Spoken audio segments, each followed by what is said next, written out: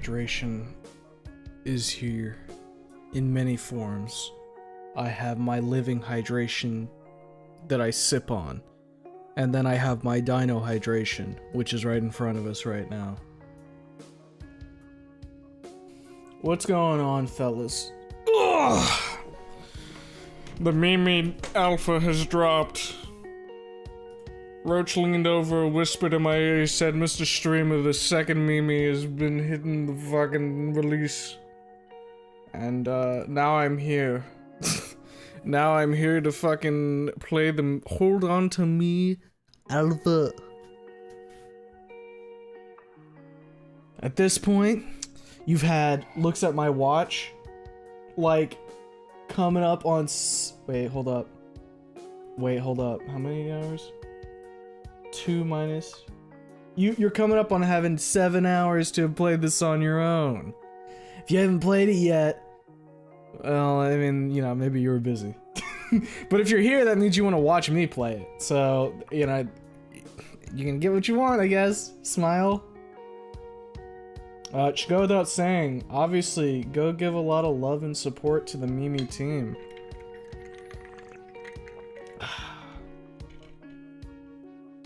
Oh yeah, look at the fucking chat. They're popping the fuck off right now.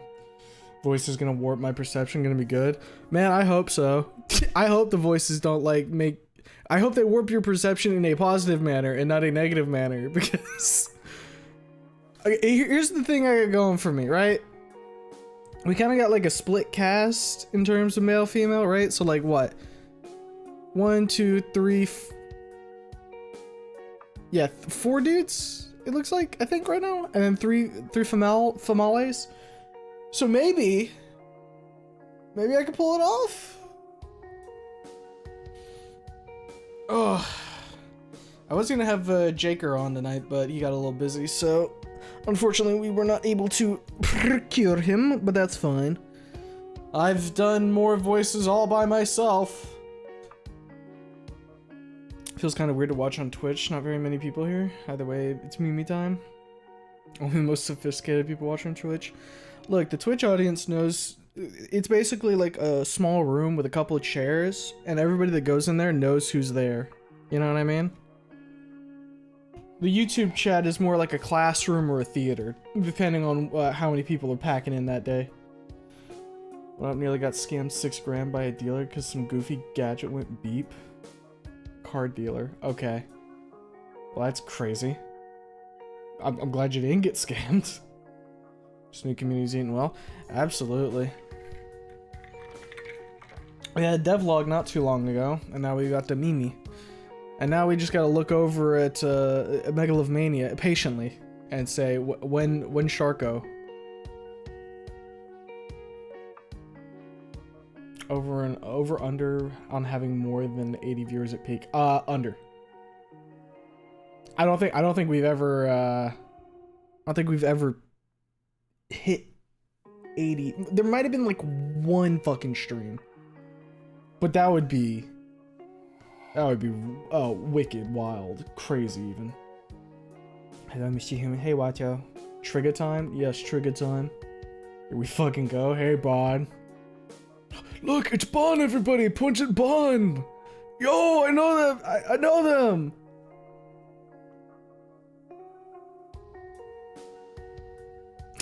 Everybody just shouting Mimi from the fucking rafters. They want they Giga Trigger, dog. I was busy getting good at Sparking Zero. Fair enough.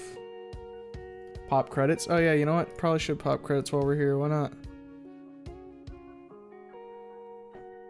So, lead dev / programmer, we got Roach. Character art, Roach. Animation / digital character art, Best Day. Looks fine. Animation storyboarding, Tuco Ludes, Chiro's creator. Background art, T Strudel. Writing, Roach Legucci. Editing / proofreading is Iron Oreo and Starman Super. Additional character concept writing, Vulpas. Music, our boy Gato! Yo, Gato! Ligren and Ciro. Special thanks to Megan Hartz and Very Tight Editor for the alpha trailer, and Richard Morn for the song contributor, Melancholy Night.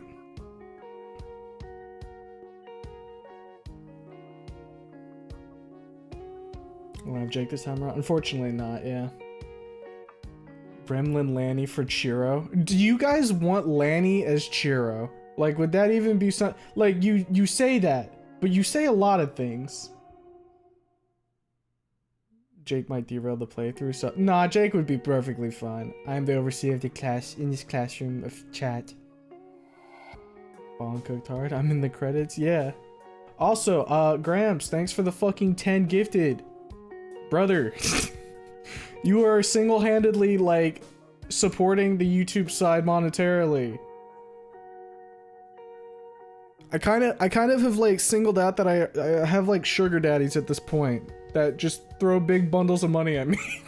And, I think you're at that list now. You're definitely on that list. Fucking love Mimi! Mimi's design is top tier, absolutely. Gato. Yep. Gato appreciation. Vro reveal. No, Mr. Do it. Might as well just make the resident Italian Chiro. Oh.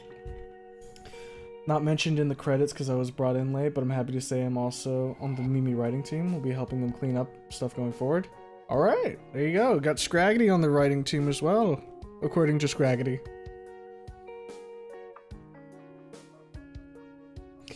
Usually I have both going, but YouTube can rewind. That is a nice feature on YouTube. Twitch really done got that, which is annoying. I'll watch this from afar with my pervert cam. Of course you would, I would've. Stares at Wolf in non-threatening way. Where mega love.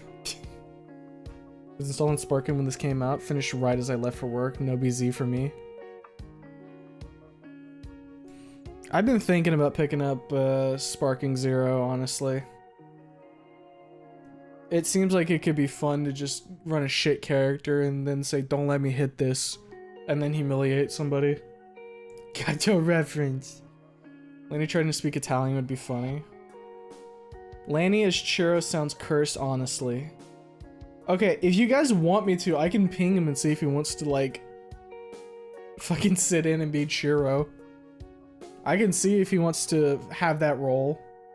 You can have your little gremlin. I mean, that'll taint Chiro for me, but that's all good, I guess. I didn't really like the goblin or anything. Grams for YouTube and Gray on Twitch. The sugar poppies, if you will. Hey, don't fucking exclude yourself there, Vise.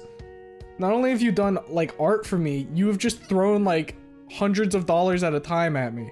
Motherfucker. Best thing I've seen so far is DBZ women just roasting the cast. Oh, yeah? Get that little guy in there. It's 3 AM in Italy. I'm not sure he would be awake by now, or would be awake now. Real. Semi-friendly neighborhood Italian. Guess Lenny trying to spill his way through Italian would be funny. As if the Chiro spam doesn't dance behind your eyelids at this point. I mean, I mean, like, you know. I mean, no, why would it? Why would it? I'm so gonna have to add Lanny being summoned for every stream in the Slander Vid 3. You really are. I mean, like, he's like our fucking little stand, you know what I mean? Our little funny stand. Like, he's a stand that isn't like an attack-oriented one. He's one that just says a bunch of little funny things and then scampers off, distracting the enemy. Is the full story in this? No, this is just the alpha. Do you think Chiro likes Minnie from Vine Sauce? Maybe.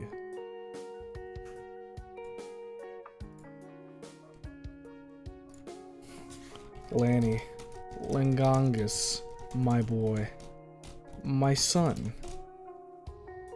The people want you to voice Chiro.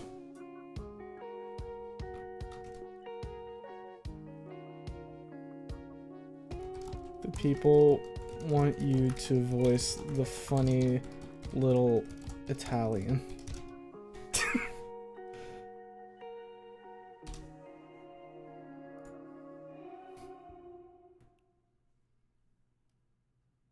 Chiro mentioned.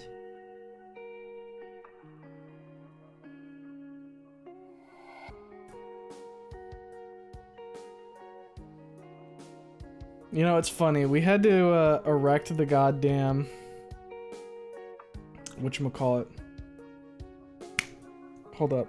We had to erect the spam room because of Chiro, and we had to tear down the room because there was too much Chiro. The Chiro supporters really do like to fly their fucking colors. Oh boy. He said I can, but I have homework to do and I'll have to pause at some point for a bit, like a 5-minute post. That's fine. You good to pull over?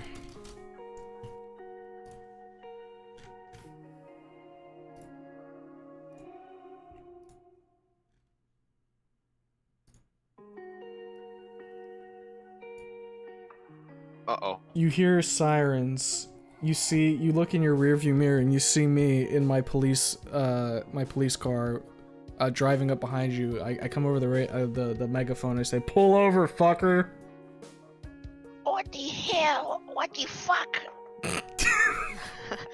Is that gonna be Chiro? I don't know what to give. I don't know what to give them. I've never heard. My only Italian I've ever heard is Mario. It's a me, Daniel. They just said Lanny is Chiro, and I was like, okay, you know what? Fuck it. Let's see if he wants it. I don't know what they want from me. Lanny, I need you to understand, I don't think they want anything in particular other than you just give a crack at it. I mean, like, dog, I'm walking into this going to voice, like, 1, 2, 3, 4, 5, like, 6 characters guaranteed, so... Okay, Markiplier, take it down a notch. Not even Markiplier does it, he just does his voice!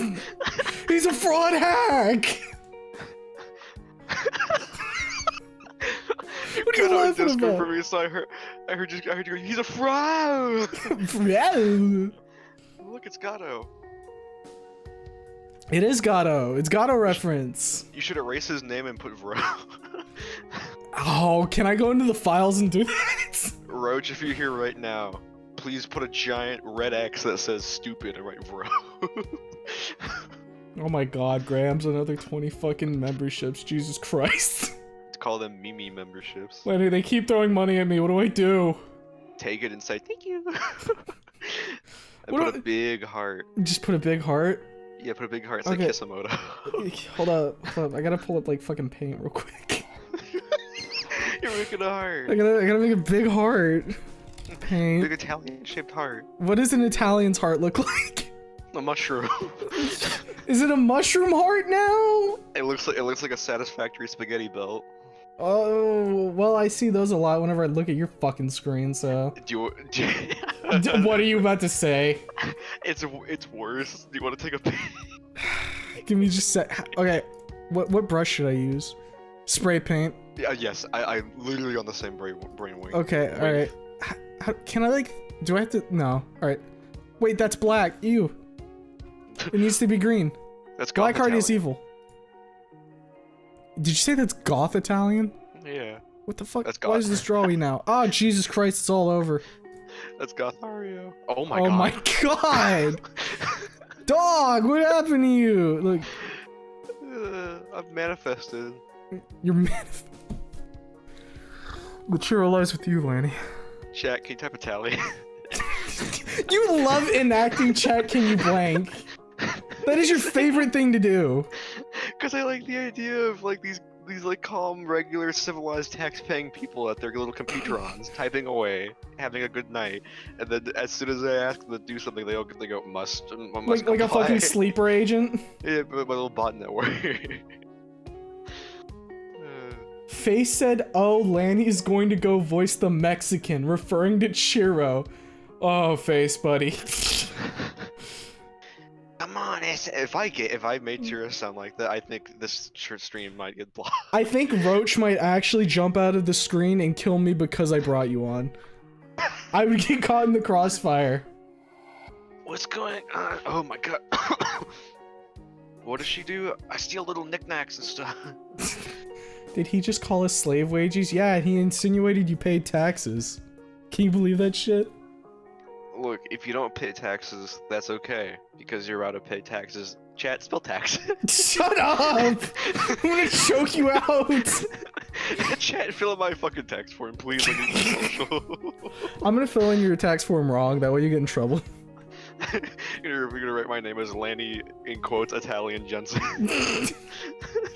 All these gift subs is doxing the lurkers. They really are.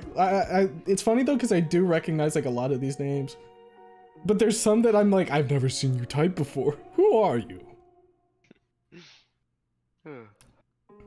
Oh, membership. Yep. The membership. That's mature voice. What if I just started doing that for Mimi the whole time? Hello.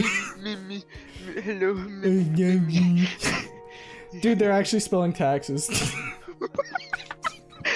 That's spelled Texas. That's a better one. What, This is where the game Texas? takes place. Yeah, because I just forget realized taxes and Texas use the same letters. They're anagrams. Holy fuck! You're my favorite person ever. We A+. have to blow up Texas. I'm gonna. You're making me really mad. Ben, where? What? That wasn't even Ben! I heard a remnant. Lanny, you're making me really mad now.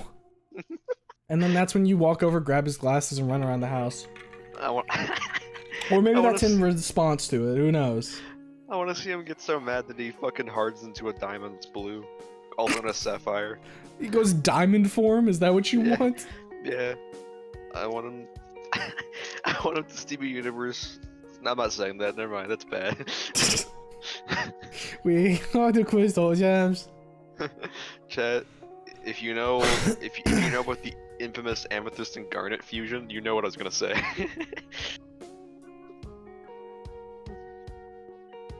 I'm trying to recall what you might have meant by that. I'm gonna DM you something. Okay, go for it, big man. Great news, I made 100 on my art history midterm today. Fuck yeah. Good job, Wolf. Wish Jake show up tonight. Imagine Hold On To Me, but everyone is voiced by Mr. Frog. Missed opportunity. Insinuating I can't do Mr. Frog for literally everybody myself. We could me and Lanny could ping pong Mr. Oh.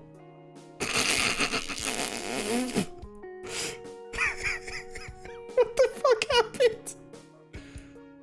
Dude, what happened? So I don't know how I did this. Yeah. But when I went to your DMs and I went to go type, I guess I hit a fucking secret combo or some shit, but it started a Discord call in your DMs, but it didn't call you, so it was just me. You missed a call from Lanny that lasted a few seconds. What the fuck did I just He do? input the secret alt button to call somebody on accident. L's in I don't know what the chat. fuck. I've been having Discord fuck up with me like that recently. Like, have you like called someone and then it like kicks you out of the call, but like still starts it? No. Maybe I'm cursed, dog. Leave it to Lanny to fuck this up. Who said that? I can't reveal my sources. I'm looking at you. I don't know who you are, mystery man, but it's Halloween, and let's just say I got a few tricks up my pumpkin-filled sleeve. Why is there pumpkins up your sleeve? I like pumpkins. Do you like pumpkins? Do you want a work story about pumpkins? Sure, big dog. A customer said, hey, I want a pumpkin, come help me lift it up outside. Very short story, by the way. I went to go lift up the pumpkin. A bunch of little bugs came out, and I said, that's scary, and I put the pumpkin back down and went back inside. That's my story. That's your story. That's not a story. That's just you saying I saw bugs. I thought they were spiders, but then I looked close, and they were little, they were like, weevils. Yeah, little weaves. Yeah. Can we chat? Spell weevil. Shut up! Oh man, I feel like Jake right now. Hello, Humo Parade. Hello. Hello. Hello. That's my cheer voice. Hello. My name's Jake. Hello. Can you imagine if that was Jake's default? I would. Oh, I would become religious. What is that? Lanny likes pumpkins. He does seem basic white girl coded. Holy shit, I've never heard a worse insult than that. You ought to just fucking end it now.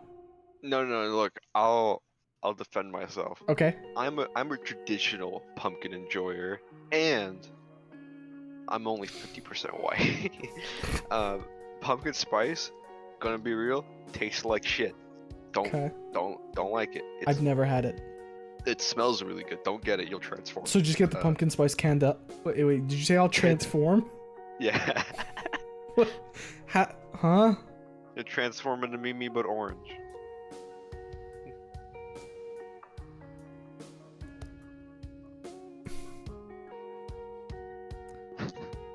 What color is Mimi?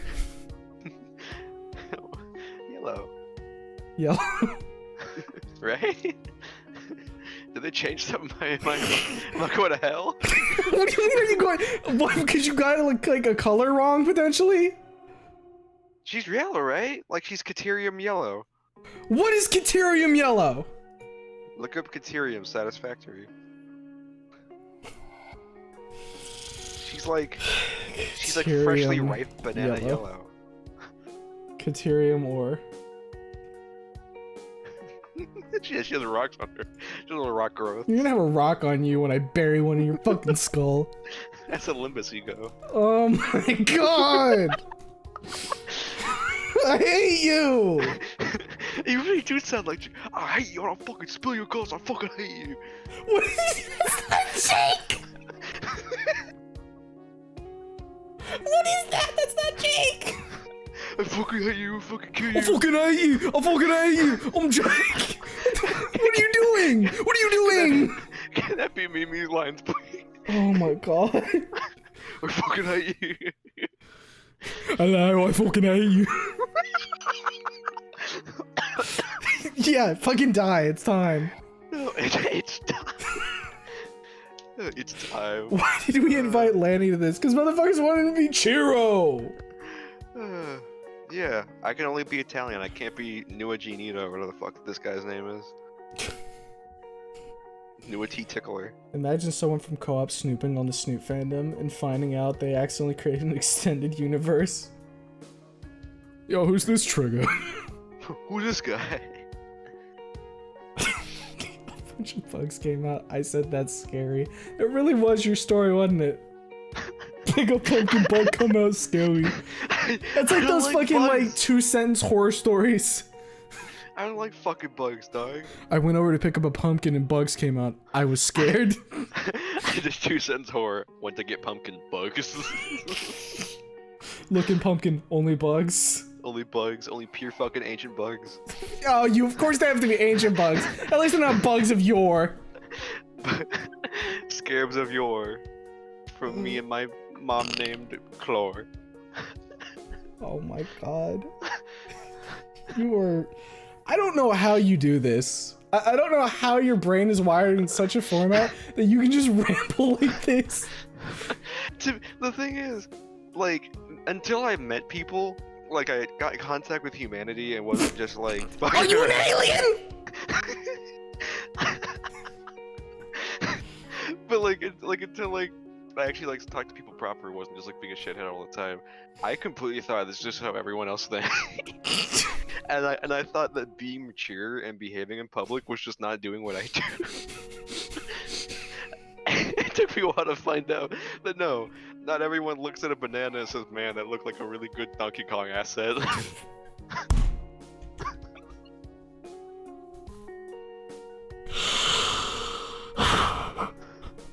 Are you crying?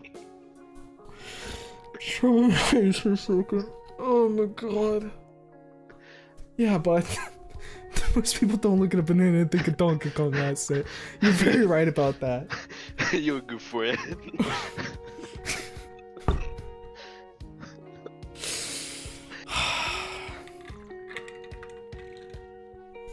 There's times where I wonder what it'd be like to be normal. Lanny, it's not fun being normal. I think your little fucking mindscape is probably way more enjoyable. Yeah, I can't think about taxes when I'm too busy thinking about fucking obscure video game references. Oh man, okay. I don't want to like. I do want to get to the game here soon, but like, all right. Have you ever? Okay, so like, all right. I'm trying to figure out how to broach this, because I messaged Jake about it. You know Callisto Protocol? I've heard game? of it. I haven't. Oh yeah. That's the really bad one, isn't it? What do you mean? I heard it was. It wasn't great. I played it on stream. It wasn't great. Gotcha. But it had like part of like its marketing was like its death animations and whatnot, right? Kind of like like Dead Space and whatnot.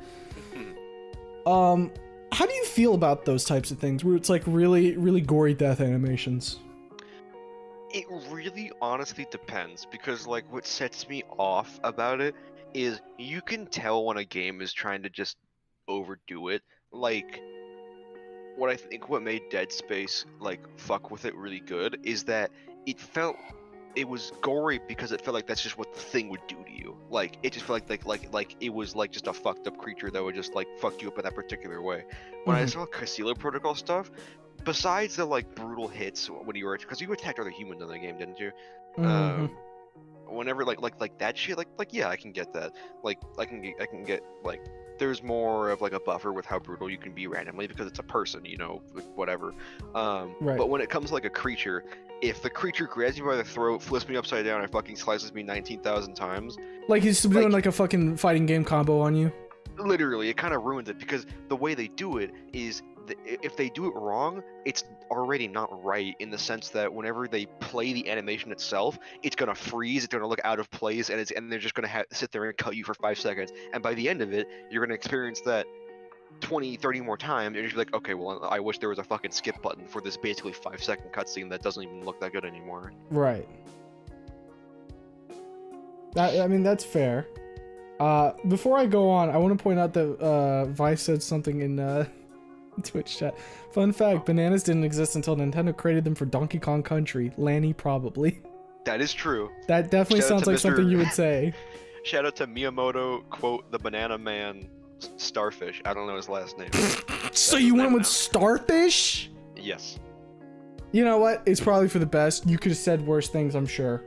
I could have. Okay, so the reason I brought that up is because for some reason on my YouTube Recs today, I got recommended like a video for something called HOV Remake. Dynamic, like, gory kill. What the fuck? So I was like, what is this? So HOV stands for House of Velez. And man, it was rough. Like the video? Well, okay, so I said that it was a remake, right? Oh, okay. It's the same studio, or like, not studio. It's like an indie. I don't know if it's a one-man team or what, but it's the same people who did the original doing like a remake, right? And it came out in like 2017 or something. And the remake one was like basically showing off like the same kill, but like different condition leading into it, making it change.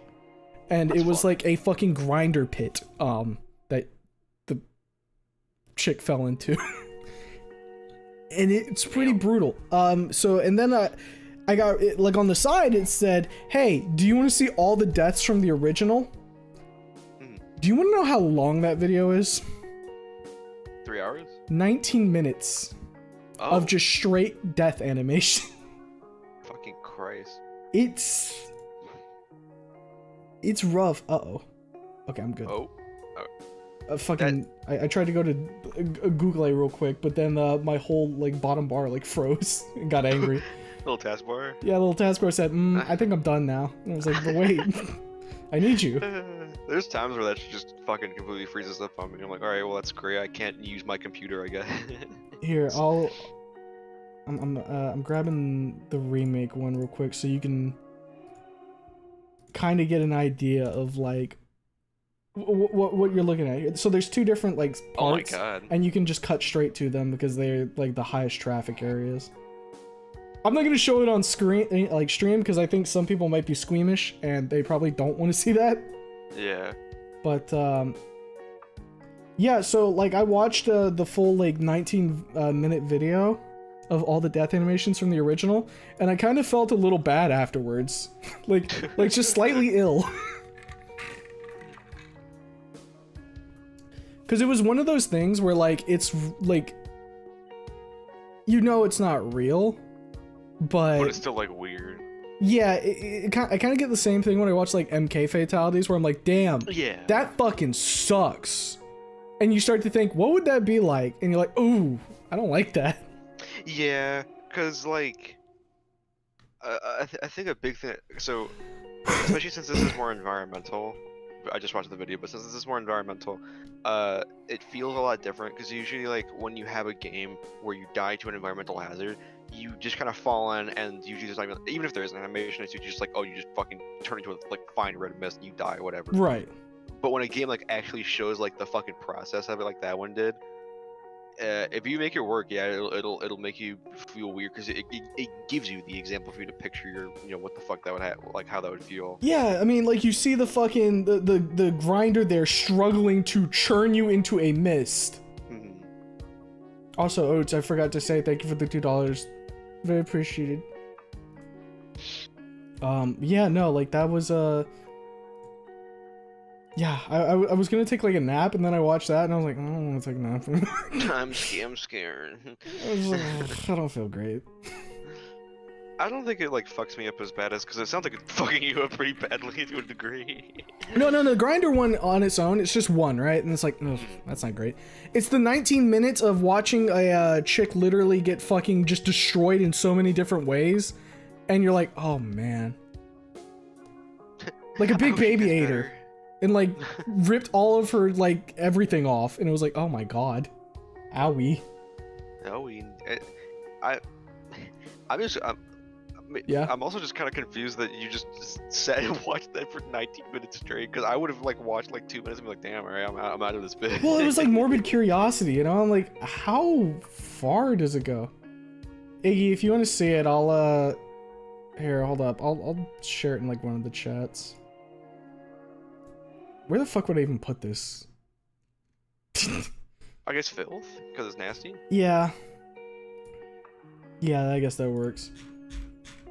Because people forget that filth isn't just for, like, you know, the Zorg, it's for anything that doesn't fit. But don't be going and posting, you know, fucking gore in there.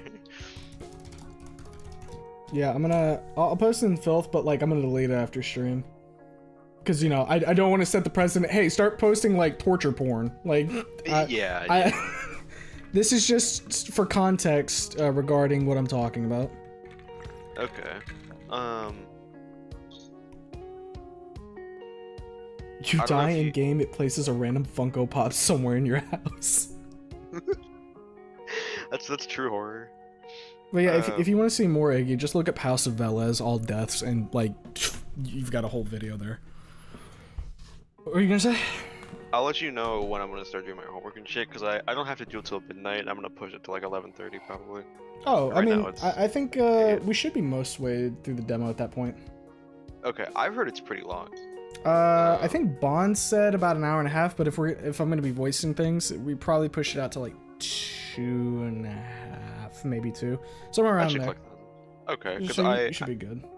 I know Iron said someone took 3 hours to play, and I was like, damn, alright. Yeah, well, you know how it is. We'll see how like long it takes to run through it. But you said you just gotta like hop out for like 5 minutes. Worst case, like even if it's a Chiro part, I'll just take over for a minute.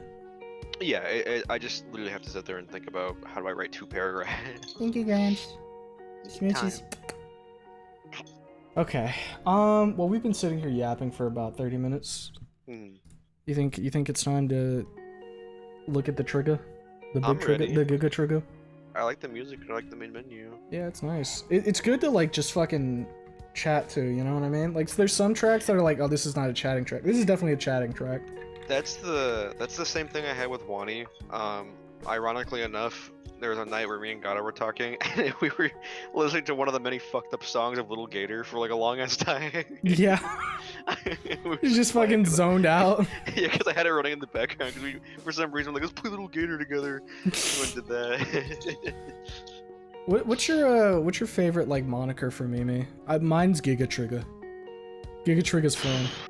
That's a good one. I'm trying to think of it because I for a long time I didn't really look at any of the stuff related to her until like as of recent. Yeah. So I'm not very acquainted. I'm trying to think. Probably the same thing. Probably Giga Trigger. Giga Trigger fun. All right. I am streaming on Discord, right? Yeah, you are. Okay, cool. Alright, let's go ahead and just fucking load into this bitch then, shall we?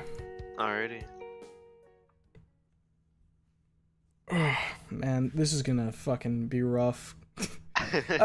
Here's the thing, right? I always hate sight reading, and I don't know why I keep doing it to myself. Sight reading? Yeah, so like, it's a term that's usually used in like rhythm games, like you read a map based off of sight because you're going through the first time. So for what I mean by that for like a VN is having to just pick a voice and stick with it until I have to like figure out how to tweak it, you know? Because I'm like, oh shit, how do I feel about like Newa's voice, you know? Like on this, how do you say his name? I thought it was Newa. I don't know if it was because I've heard many sayings of it. I wasn't sure. I think in like one of the like the little comics or whatever that was voiced, it was Newa. Nua. Okay, well there you go, Nua. Oh yeah, I'm gonna DM you something real quick. Okay. Holds my horses.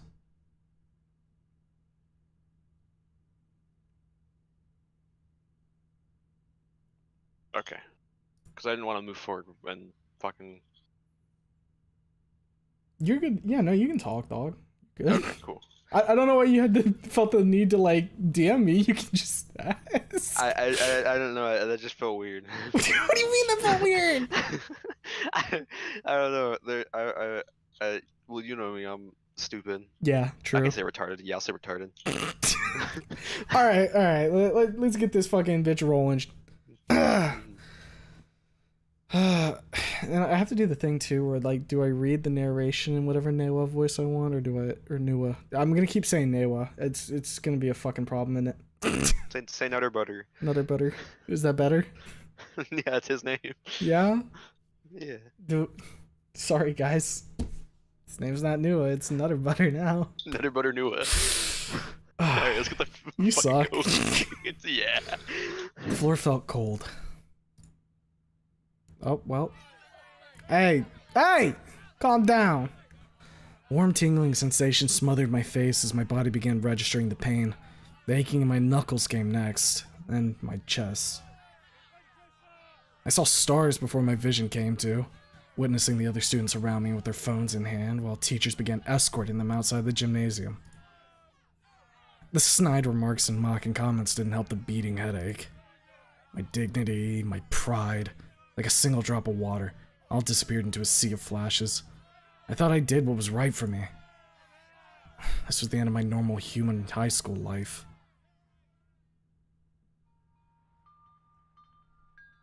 Monday. Minyanya. The worst, what did you just say? Minyanya. Minyanya? Oh yeah, this takes place in Texas, I forgot.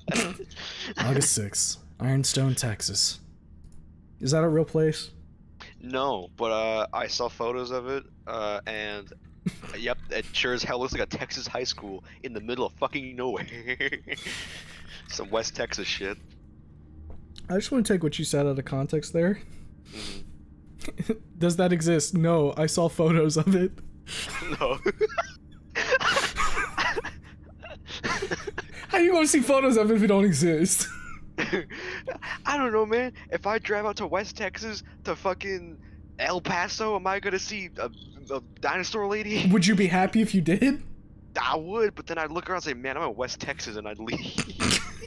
Is a dinosaur woman enough to convince you to go to West Texas? Fuck no, that's like actual... that's like trapping the Mojave, basically. It's going to West Texas. Traveling the Mojave almost makes you wish for a snoot wife. It's where my dad went to go get oil rig work. Fucking nowhere. Temperature hot as hell. I'm sitting in my dad's truck on my way to my new school. The old man was insistent that he drop me off my first day, probably to make sure I wasn't skipping. I tried my best to blank out my mind in preparation for the new school year. The truck reeks of cigarette smoke and alcohol, making it impossible to dissociate.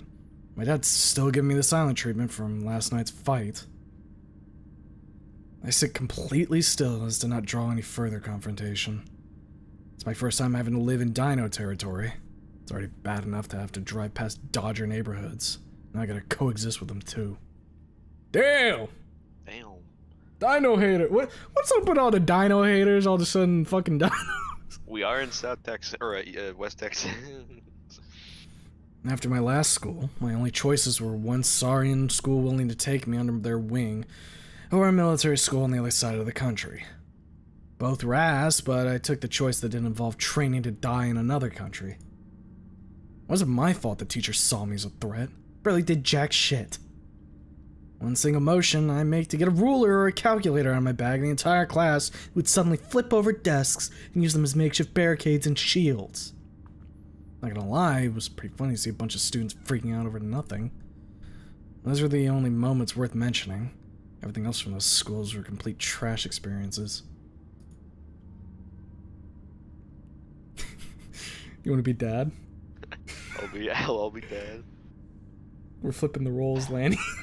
Yeah, I got. Yeah, fuck you, Dad. That was my turn. Now it's my cigarettes and my alcohol. Last chance. You know that, right? The rumble of my dad's low-toned voice makes my heart drop to my stomach. Don't fuck this up for yourself. I ain't got any more schools to put you through. Yeah, whatever. What'd you just say? Shit. Yes, sir. Dad gives me a glare before turning his attention back to the road. I can feel my throat dry up. My nerves flare up and my survival instinct tell me to be still like a stone, as to not be thrown out of a moving car. Fucking hate car rides with him. Beep boop. I pull out my phone, scrolling through the vast selection of colorful icons to browse while I wait for my stop.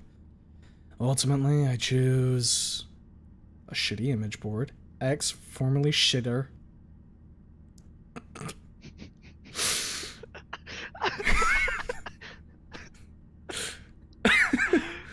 Shitter, huh? Shitter. I'm gonna go with plebit. Epic. Porn. Lead cartel video. Car wreck video, porn. And there I see it. The school fight that's still circulating. I closed the application. It's been 6 months since that incident. Should all be old news by now. But then again, of course some clout-chasing fuck is gonna dig up drama and post it to pretend it's a recent thing. I put my phone in my pocket as I gaze out the passenger window. As we near the school, I catch sight of the students streaming towards the campus like a disorganized line of ants. A colorful, oddly shaped line of ants. We pull up to the sidewalk where a traffic sign marked "Student Drop-Off" designates the area. My dad reaches over to open my door, signaling to get out and embrace the new year. I step out of the car, slinging my backpack over my shoulder. Oh no, Dad, don't... I love you.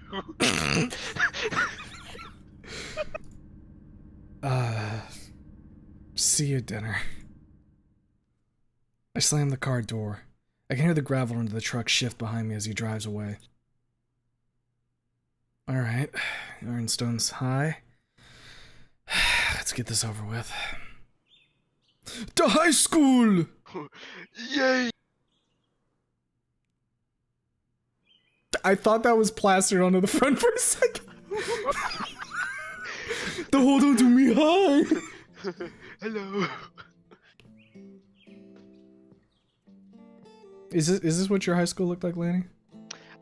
Big fucking column? Honestly, kind of. Honestly? Do you want to see what my high school looked like? Mm-hmm. Hold on. Also, this image is different, so it's not as in a desert wasteland as I thought it was, which is hooray. My two high schools, because I was one in California and one back where I am now. Both were like open, I guess is the best way to put it. Like outside and stuff? Yeah, like outside. It's like if you basically took this and enlarged it. Right. Okay, yeah, I see. Yeah, you know what? Actually not super dissimilar.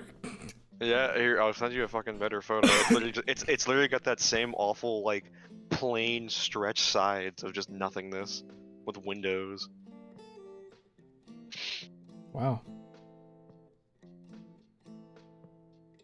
Well, all right then. There were no Also, dinosaurs there. chat, I'm not gonna put fucking Lanny's high school up on To screen. see my fucking school.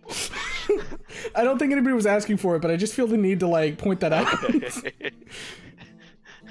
Was Mimi there? No. Not Not really. How do you know? Were you looking for her? Fuck no. I was a fucking evil kid in high school. You were an evil kid in high I school. looked at the floor. I wasn't like Noah, but I wore a Rouse shirt underneath my jacket that I wear every day. What is the? I feel like I've seen it, but like, what is it? Is it just Rouse with a blunt? It's the yeah, cause it's fucking evil and nefarious. It was the flower one.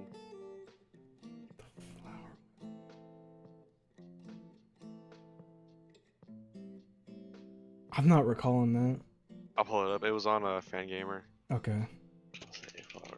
Were you awarded most likely to bang a dinosaur at your high school? No, I was not. Goodbye, Lanny High.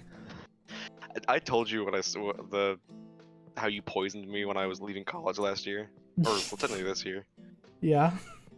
Oh, that one. Yeah. Okay, I remember now. Yeah, where I fucking because I was just getting into your streams and shit. Yeah. You fucking looked into my room the one last time I was empty, and then my mind just said goodbye volcano, and I was like, I need to fucking leave. I gotta go. I gotta go home. Alright. Walking down the sidewalk towards the buildings, my eyes are immediately assaulted by the crowd of saturated hues, colorful enough to restore vision to a blind child. Whoa. Holy shit, dude, I haven't seen you in forever! Yeah, I know, man, it's good to see you. OMG, Jacka, is that you? Naked, oh my gosh! The intrusive thought of walking the other way back to my apartment grew like an ever-present tumor. Jesus. Yo, excuse me, coming through. My thoughts halt as one of the meteor dodgers runs right into me like a freight train, nearly knocking me off balance, and completely knocking my phone out of my hand and onto the pavement. Yo, what the fuck, dude? The red dish orange dino, raptor I think, sporting a wool jacket, twists his head over to my fallen relic of a phone. Oh shit, my bad, dude. Ian, what felt like a nanosecond, picks up the phone and hands it back to me, and all without batting an eye. Alright, a Pixel 3, got it. Meet me at lunch tomorrow, gotta go and see you, bye! Hey, wait a minute, you fucking asshole! He gives me a pair of finger guns as he disappears into the crowd. My immediate reaction is to look at my phone. Sure as shit, it's been shattered. My only tie to my sanity now left is a broken mess in the palm of my hand. Damn it. Hey, ain't that the new human transfer? Loser's got a Pixel 3! Is that a skin? Look how squishy he looks.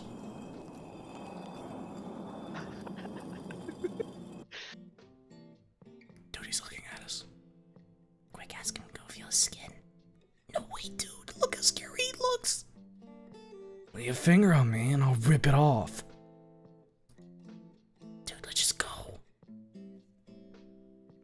I turned back and walked towards the school, now noticing the majority of students staring right at me.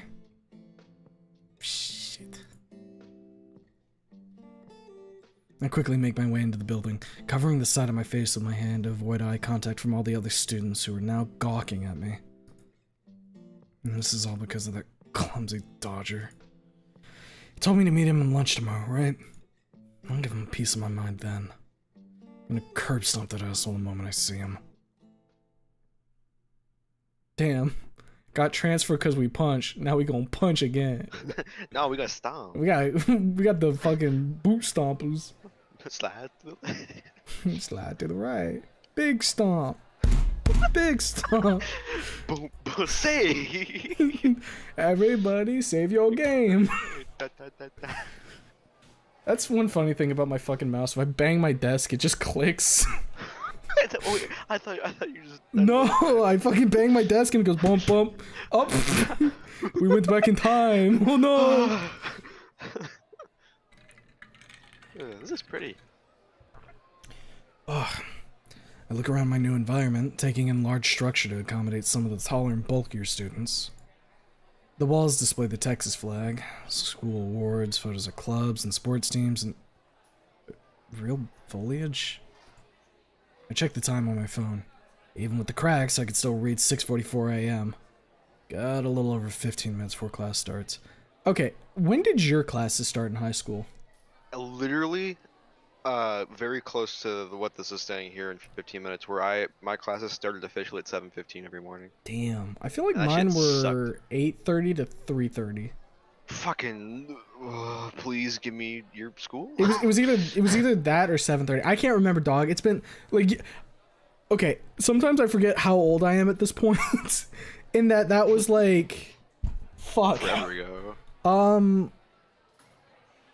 8 years ago. Fuck. Maybe. Well, here's the other thing: is classes started at 7:15. The buses got at my neighborhood at 6 in the morning, so I was up at 5 in the morning every day, regardless. That is ridiculous, by the way. Like, holy shit. It wasn't just me. They made the fucking like elementary kids do it. If anything, they would wake up 30 minutes or later because we ran. It picked up the high schoolers and the middle schoolers and dropped them off, and then like right after I go get the kindergartners, which would wake up at fucking basically 5:30 in the morning. See, here's to the go to their thing. bus stop. The last time I was waking up like that early for classes, I think was like my junior or sophomore year, because I know for a fact my senior year so this is kind of funny, right? I only had like 2 classes at the high school. Jesus Christ. Because the rest I was taking at a community college. Oh, you had one of those like Dual enrollment type deals where like this it would satisfy both places.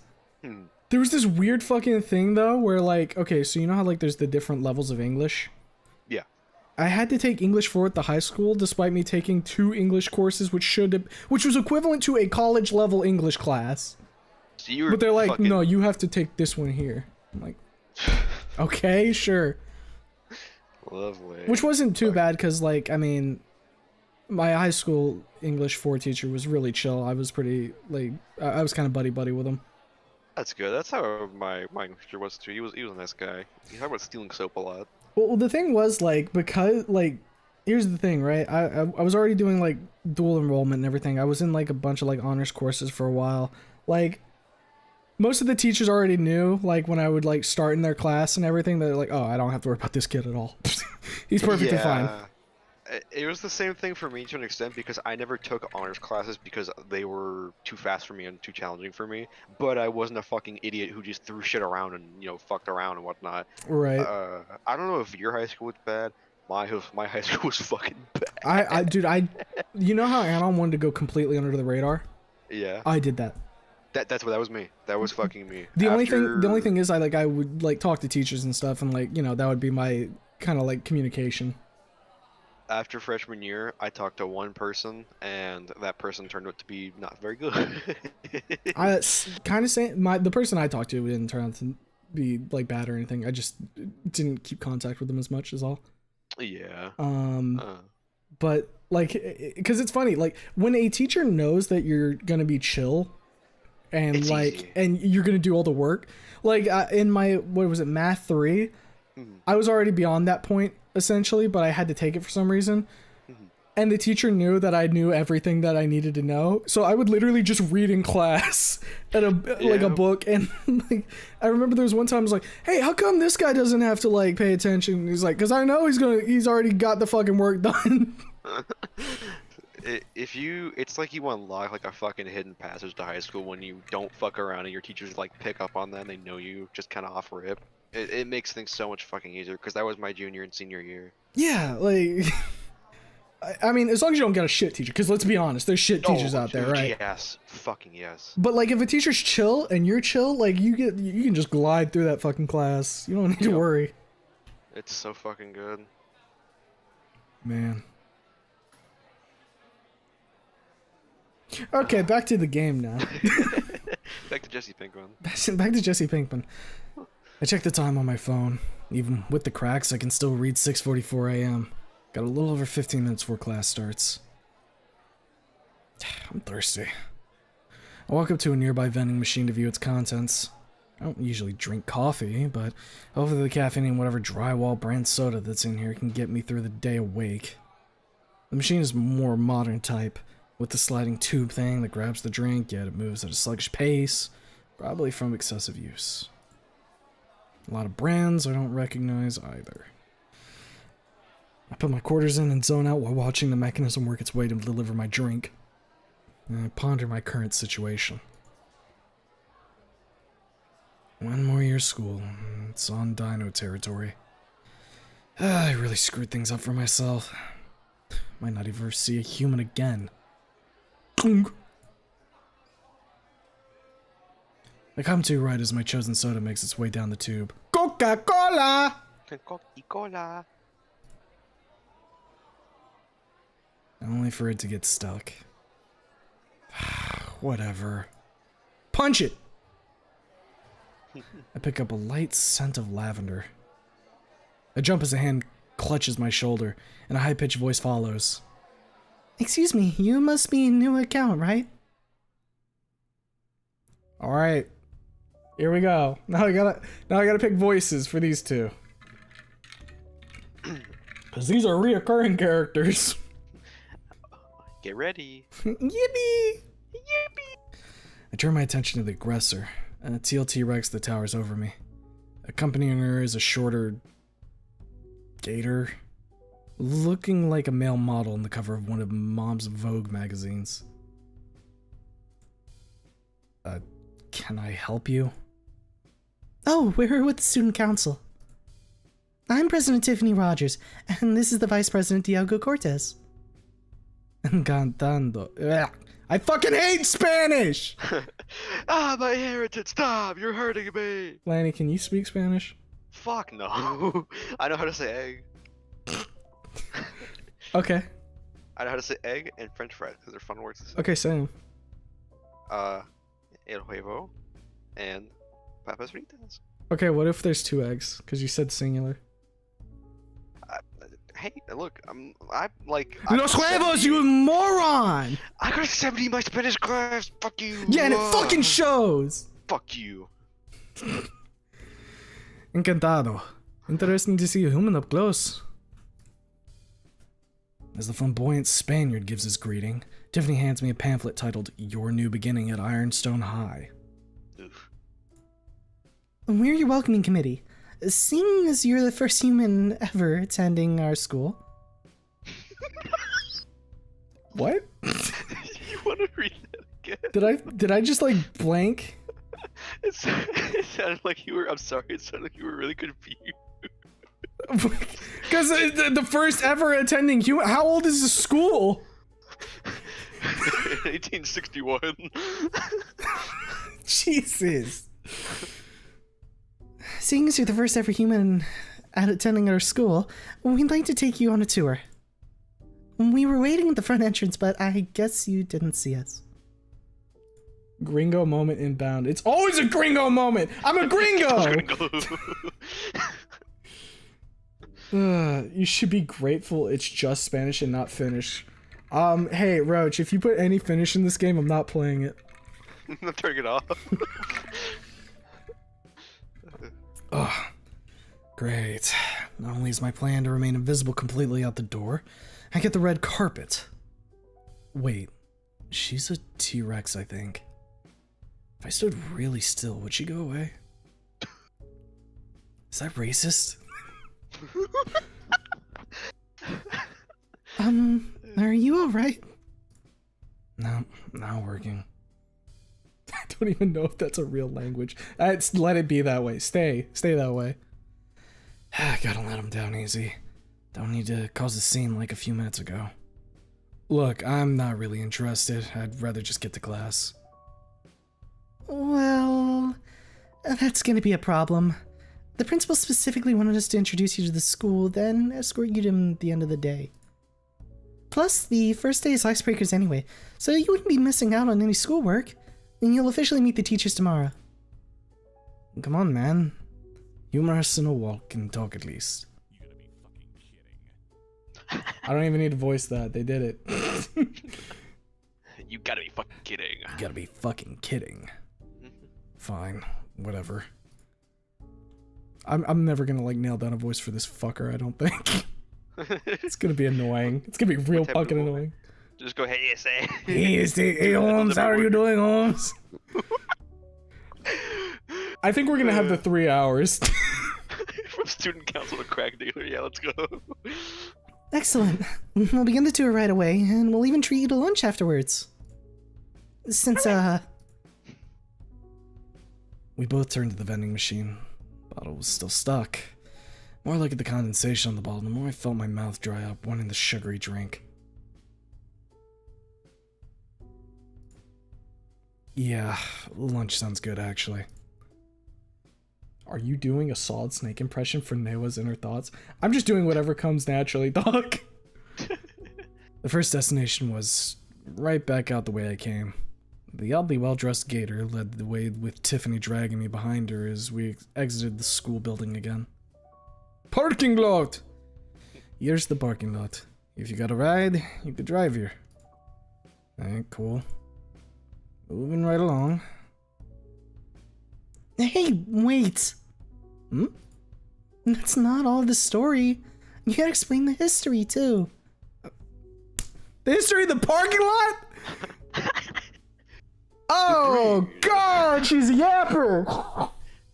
Let's learn, Humo. Come on. I don't want to learn! Let's learn about asphalt. Lanny, driving. if you went to a new school and the student council president said, I'm gonna escort you, and they went to the parking lot and you're like, okay, it's a parking lot, and they're like, but there's history, and they start talking about the history of a fucking parking lot. If I was high school me, I would have been like, this is fucking weird. If I was me right now, I would immediately giggle because I think I'm gonna get dragged out of the parking lot to be shot. But then as soon as they start explaining history, I'm gonna be like, this is funny. Oh my And I God. tell you. Oh my God. Like, I would humor them because that's just who I am. But I would be silently thinking, unless somebody died here, like, what kind of fucking history would I want to hear?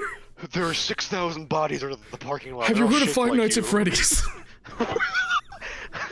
You will be watching the parking lot from They 6 put to they 12 put a.m. they put the kids in the car's engines, so they inhabit the cars that ride around here at night. The cars get a little quirky at night.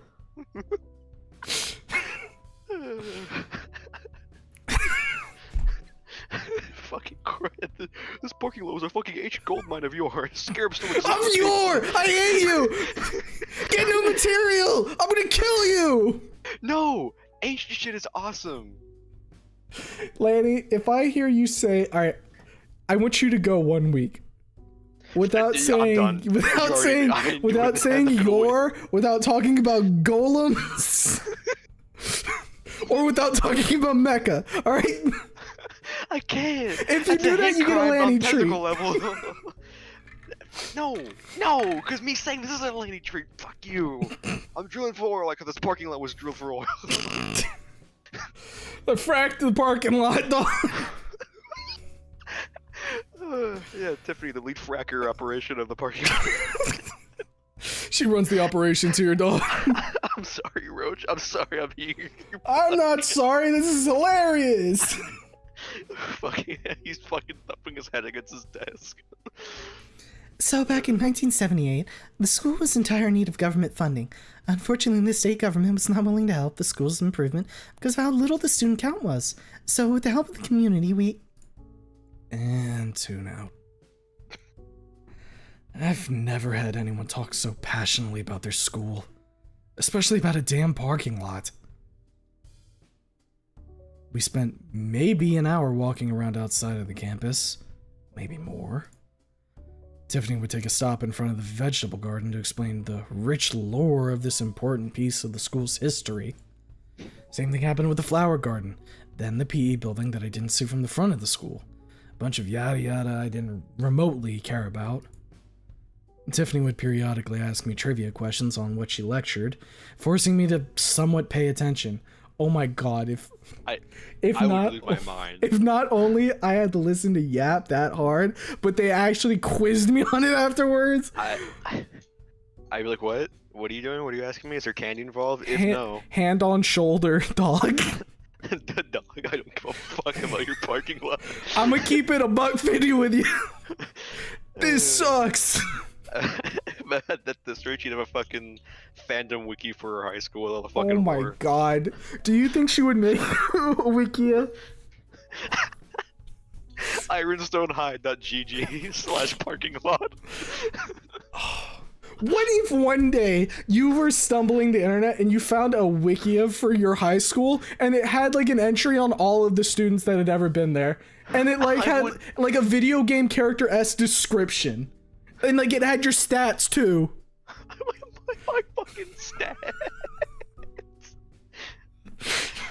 And we're not just talking like grades, we're talking like everything. Like it would be like if you were getting selected in a fighting game, like as a character in a fighting game.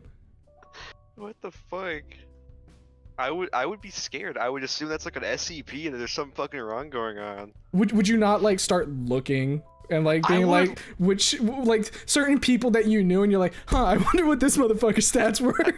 I would look at my friends, but then I would like look at other students and be like, this feels wrong. You wouldn't you wouldn't use the forbidden wikia?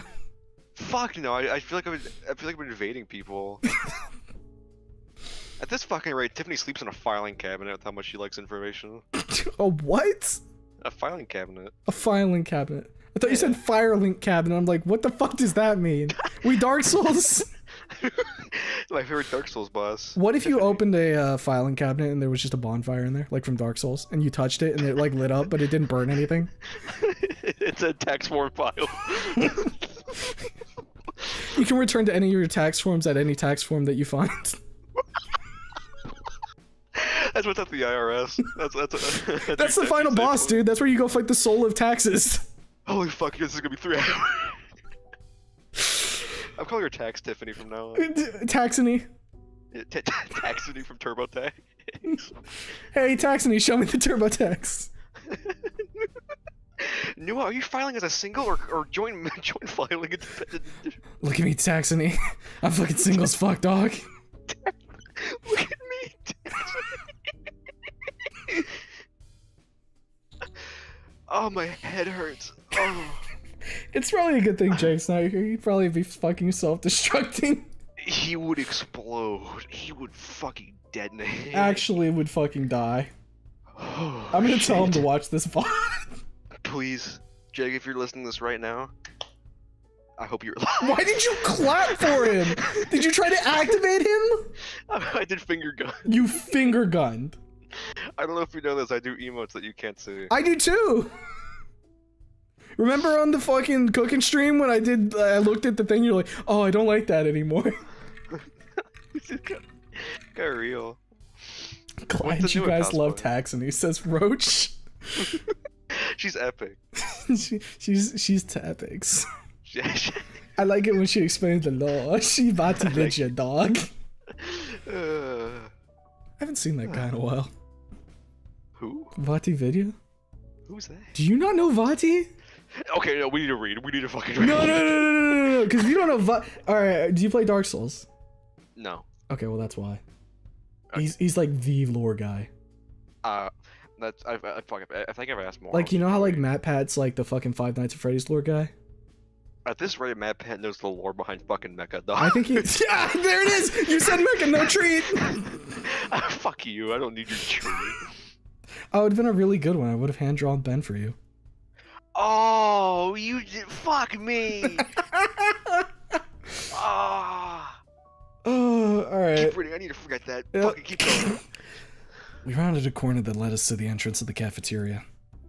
Lunchtime, finally. Carnivore, pescatarian. And here we have the cafeteria. That felt evil for a second. I like how it was like the madness combat. Yeah, it was like I'm like, am I about to die? Some more in Iron Stove. So is Mr. Streamer the snoot lore guy? Dog, I don't know half the fucking lore. Motherfuckers were saying you should do an iceberg on Snoot Game and Wani, and I'm like, brother, What? I don't know Alright, shit. Wendymoto.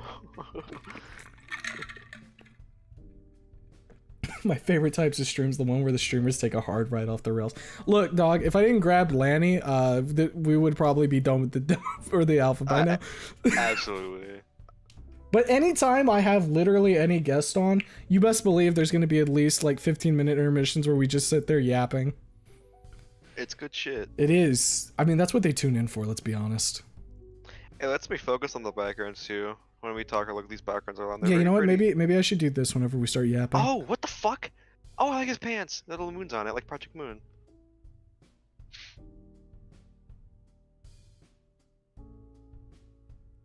I'm scared. I just want to see what would happen if I went completely silent. I felt like I did something bad. Ugh. As you can see, here we have a large selection of all kinds of dietary Oh dear. The lunchroom was filled to the brim.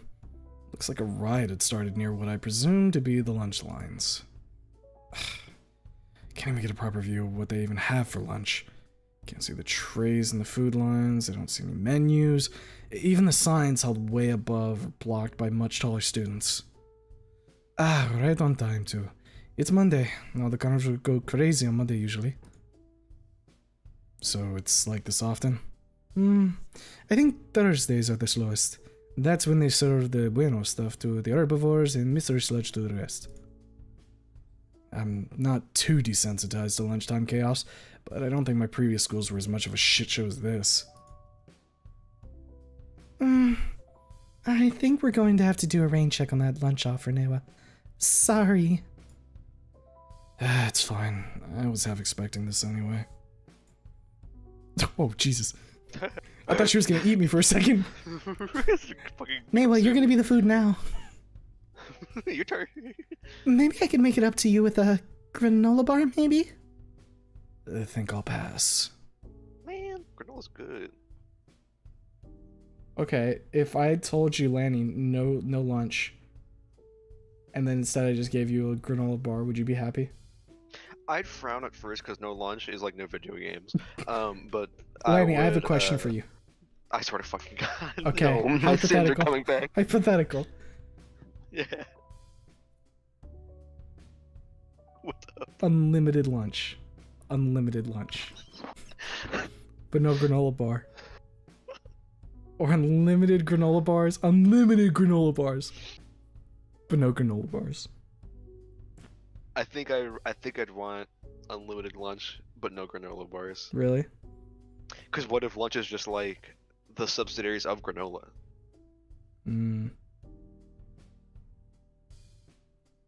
Granola.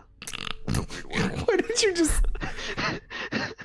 Just letting you fucking talk sometimes is the best content. Like, I don't know why the fuck you decided to enunciate granola.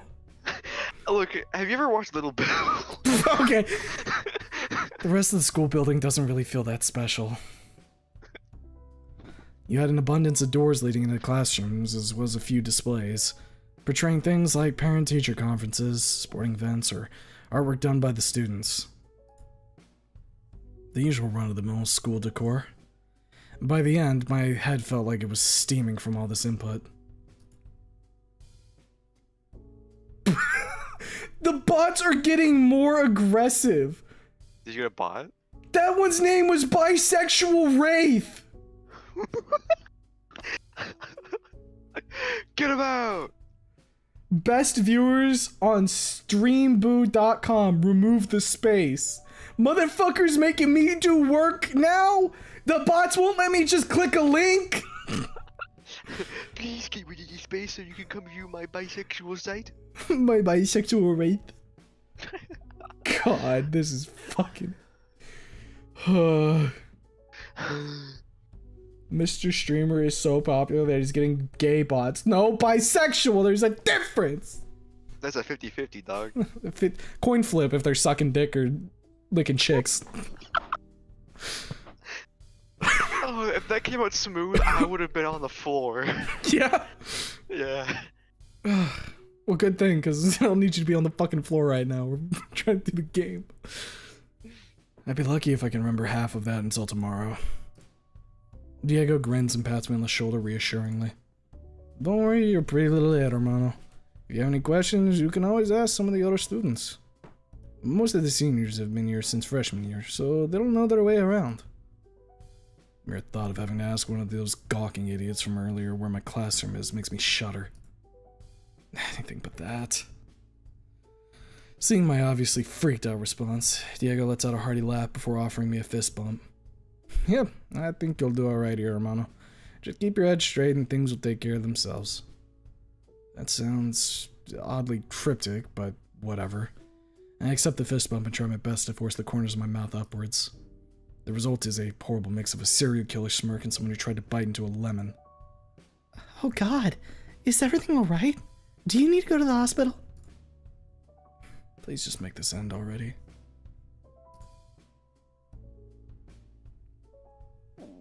Sucking dicks or licking chicks, choose your side, Western man. ¿Por qué no dos? We make our way to the conclusion of the tour, to the principal's office. Despite my best efforts to exit from the situation, they always seem to come up with some excuse that would pressure me to keep following them. Halfway down the hall, I could hear some sort of pitter-patter approach. Is that her? Is it her? It has to be her in a big dumb fucking shoes. She stole my wallet! Before I could turn around to look, a force knocked me from my feet. Blurry green and gray flashed past my eyes. God damn it! Newa!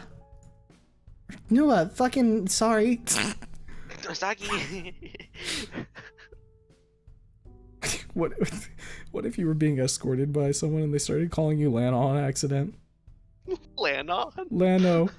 Lano. And then they go, Lano, fuck, sorry, Lanny. Sorry, I'd be like, what? Hello?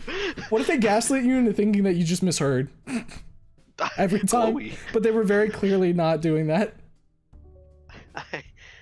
I think I'd leave. I think I'd run away.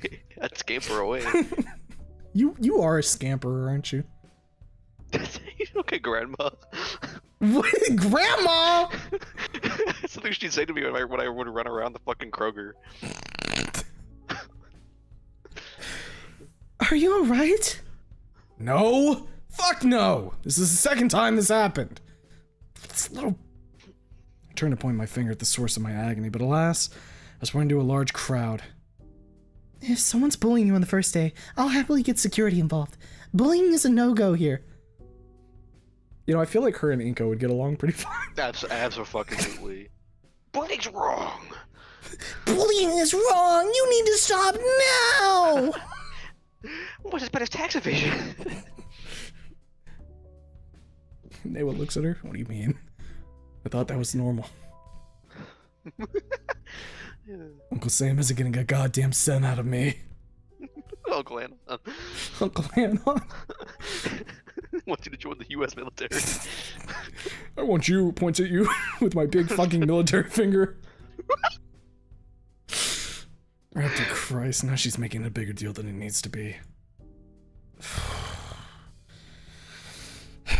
Don't worry about it. Just me bitching about nothing, it's fine. Are you sure? I really don't want your first day to be less than ideal. Don't stress about it, I'm fine. She gives me a skeptical look. A skeptical yet accepting nod. You know, you should really work on your language. It's not good for your mental health. Man. As a psych student, saying fuck is cool. Saying fuck is so awesome. Saying fuck is Lanny, pogger. I don't know if you've noticed, but like, profanity is like half of my like regular speech. Look at me, dog. When my fucking stepdad told me to quit cussing one time, I was like, what? What does that mean? Because I was like, that's just like, isn't this just what everyone does now? fuck, piss, shit, heck. Okay, I'm gonna make a wild claim here. All right. Okay. I feel like kids should be allowed to swear. I think we've talked about this. I feel like they should be allowed to swear, but like, they shouldn't like be told to like say it all the time because like talking professionally, like normally, like when I met you for the first time, I'm not just gonna like rip off with a fuck you or whatever. Like talking like a fucking human being is important.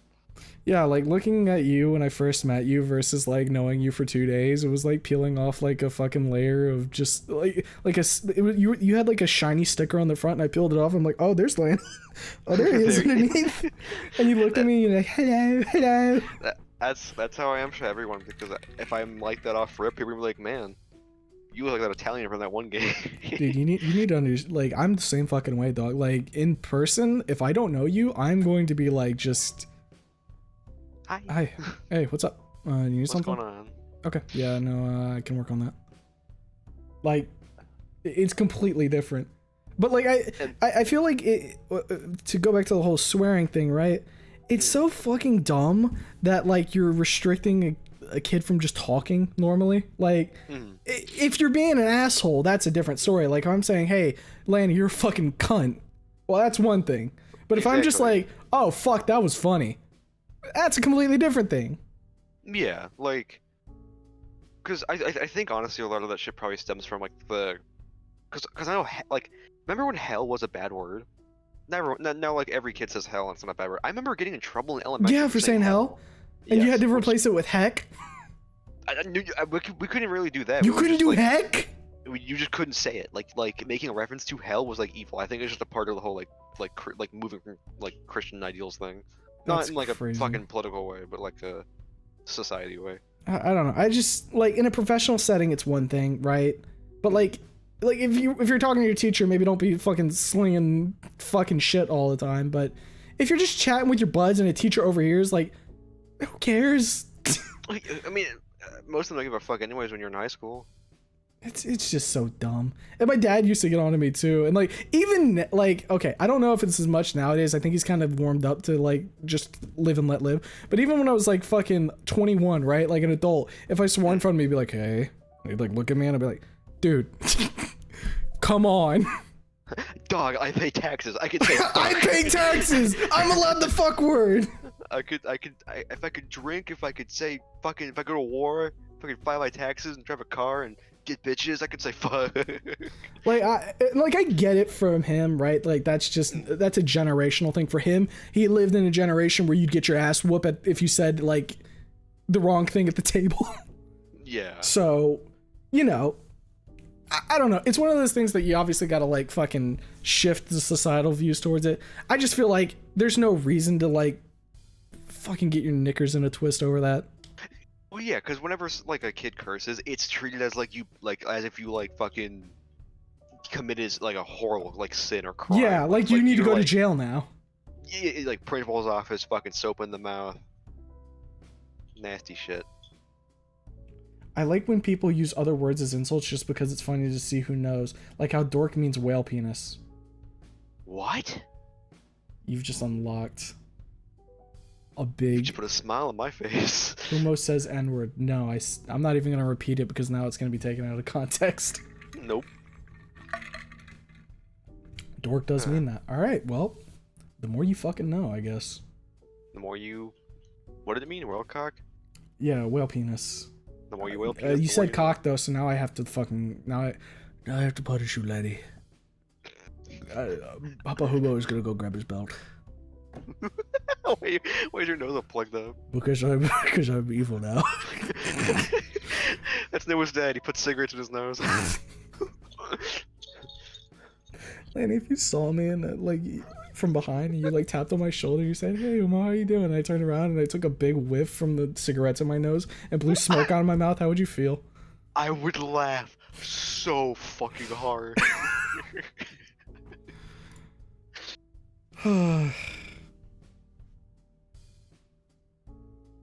Oh God, Kevin from Ed, Edd n Eddy kept saying dork.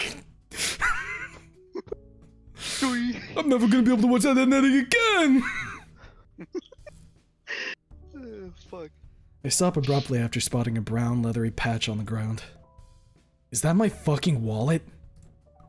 Some poor sucker must have slipped this out of the pocket by accident. I open them up the wallet to find a student ID. And it's that very same orange dino shit that bumped into me this morning. You didn't know that what dork meant? I learned it when I looked up what it meant when I heard Kevin say it on Ed and Eddie. No, believe it or not, I just thought it meant nerd. Yeah, that's what I thought. That's what they said in those fucking PSAs where it's like, don't bully. Wow, look at that nerd-ass fucking helmet. For a second, I thought you were talking about, what's his name? Diego in the picture? No, that's... Lanny. Yeah, Who is that in the picture? that's you. Lanny. Yeah. It's a fucking student ID. Oh, it has a name on it. I'm gonna be real, I thought there was... No, if that was a signature, that'd be their name. Let's keep playing. Lanny, it has the fucking name right there, Leon. It's fucking Leon, dog. No, his name's Ironstone High. Look, it says it. It's him, Mr. Ironstone! He made the parking lot. Oh man, if we'd been paying attention to Taxony, we would have known that! My fucking stomach. What do you have there? Tiffany peers over my shoulder, eyeing down at the wallet. Yeah, maybe she'll know where he is. Hey, this dude right here. You know him? Oh, that's Leon Diami's wallet. He's a really sweet guy. Sweet guy, huh? Yeah, he's known by a lot of students as being a laid-back person, and I think you would get along with him. As a matter of fact, why not give the wallet back to him? I have no clue where he is currently, but I'm sure once you find him, you two will be good friends. Alright. She heads in the other direction towards the principal's office. Sweet guy. Yeah, right. God, I should have every right to just take the money and buy myself a new phone.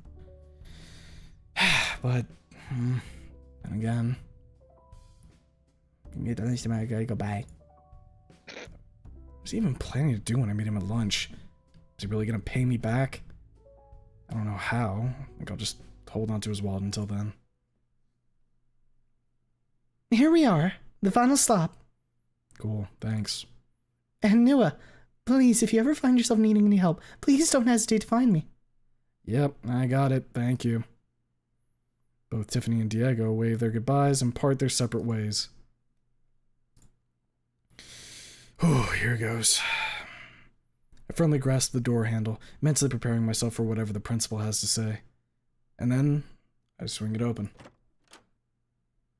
Whoa. This is like, I feel like I'm about to be hunted. This is a Black Souls fight. What do you mean this is a Black Souls fight?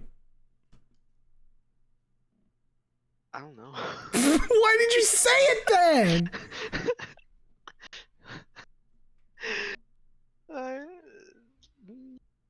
Is that your explanation?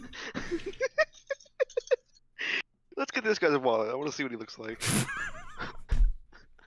What if Black Souls was the same except when you killed somebody you just took their wallet? I'm gonna be real. When Tiffany looked over his shoulder, I was half expecting her just to fucking shriek and go thief and fucking Eat me? yell at it. Just kill me? Yeah. Hit me with an MK fatality? My attention immediately draws to how ornate the office looked. It was like a rich, suave cabin in the woods. The contrast between the school and this room alone made me wonder if I'm even in the same building. There's even vines that run along the walls of the room and... Wait, the vines are moving. My eyes move towards the middle of the scenery. A thin dinosaur with an elongated neck that is dwarfed by the novelty surrounding the room. Oh boy. Give him like a car salesman voice. Hey bud, give me a second, will ya? I'm grabbing something. Where even is your head? Right here. Shit! Oh shoot, sorry about that, bud. I finally got a good look at the principal. In his mouth was a binder. Wait, do I need to put something in my mouth? Oh, not anymore. Alright, sorry about that, Mr. Count. Come in and kick back for a minute. Kick back? How fucking old is this guy? I walk up slowly like I'm approaching a tiger. The enormous cushion almost devours me as I sink into it. There's a brief pause before the principal speaks up. So, how do you like the school so far? It's alright, I guess. Sorry, I didn't quite catch that. Is there something wrong? Why do you even care? I'm just making sure you're comfortable in this new environment. It's just as much of a change for us as it might be for you. Handling a human in a school meant for dinosaurs is quite the task to undertake. Anyway, I also want to discuss your classes, your expectations, and some key things about the school. First, I want to get the awkward stuff out of the way. He hands me another similar-looking pamphlet that Tiffany handed me, this time about estrus season safety. When are they gonna fuck me? Don't. It's okay. Do you know, that would actually be, absolutely terrifying. That would be fucking scary. Like, imagine you go to a, all dino school, right? And these fuckers are stronger than you innately. Like, they have a stronger starting strength stat, you know what I mean? Mm-hmm. And then you find out they just have, a time where they're just insanely horny. And they gotta fuck. They gotta fuck to survive. Hey, Noah, today's fuck day. You know what that means? Oh god, no. Baby's gonna hit me with the femur breaker. Got a container. Put her in a big box. How would you feel if I put you in a big box? I'd be scared. What if I poked holes in it so you could breathe? I'd be scared. I'd be alone. What if I put a little, you know that little fucking, oh, what the fuck is the little buddy guy? You know, the one you throw grenades at? Oh, kick the buddy. Holy fuck, you just unlocked a memory in my head. What if I dropped him in there with you?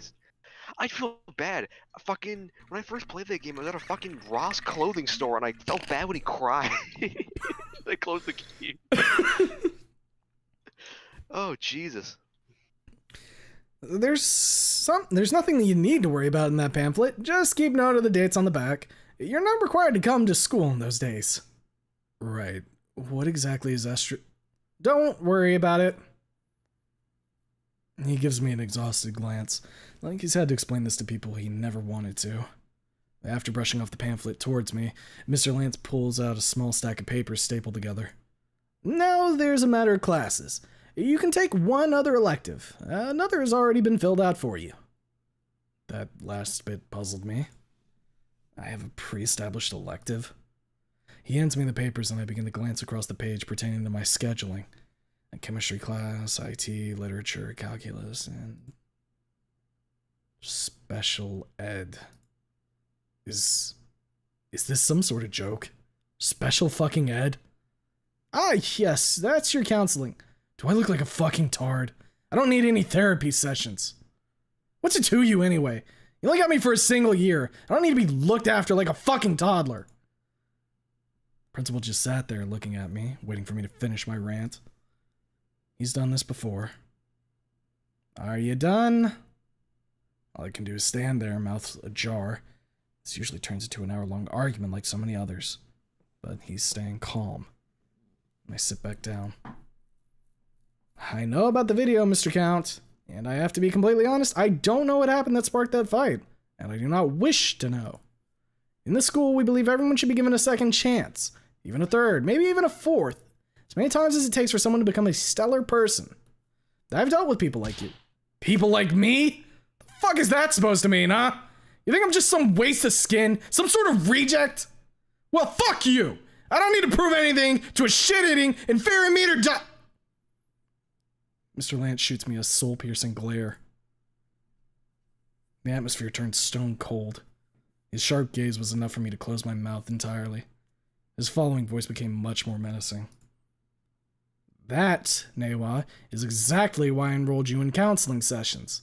Behavior like that will not be tolerated. Do I make myself clear? I barely manage a nod. As I was saying, I know people like you. People who are complicated, trying to deal with their own issues. I've had my share of tough days as well, especially at the same age as you. No one is after your blood, Nua. There's a reason why we were happy to enroll you in our school. You'd be surprised about how many of your fellow students are suffering through their own problems, and they're taking their second chance at life. You're not alone. I nod again. You're free to leave. Go home and prepare yourself for classes tomorrow. I rise from my seat, staring at my shoes as I walk back to the door. And Nua, make your year worth it. I believe in you.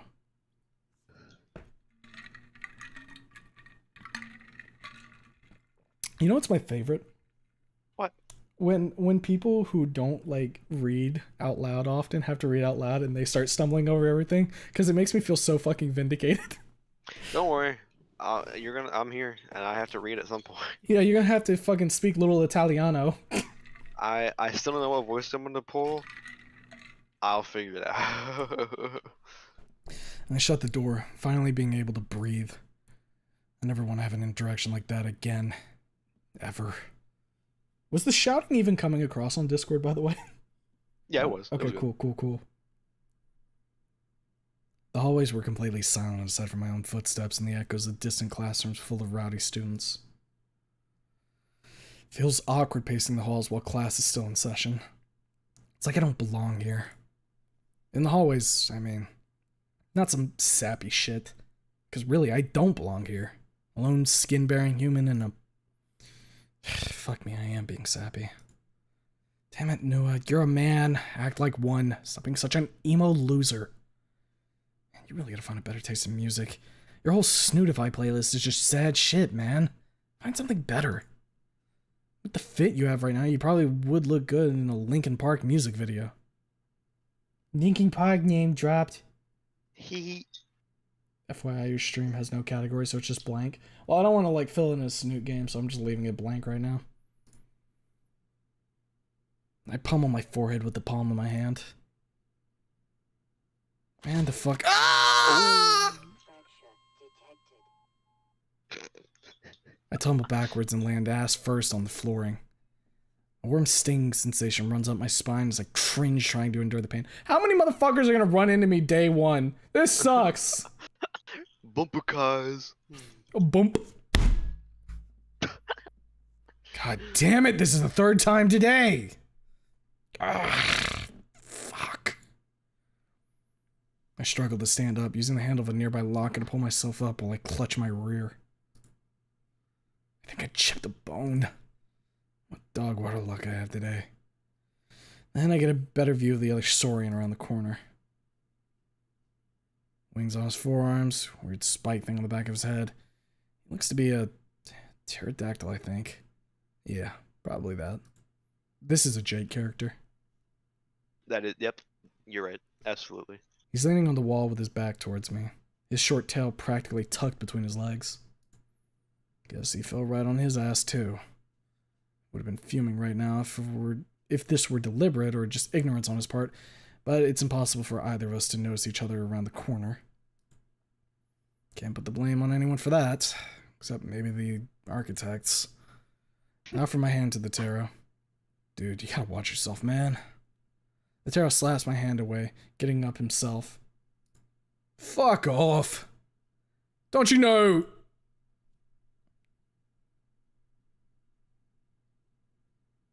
Never seen a human before? Yeah. Don't fuck with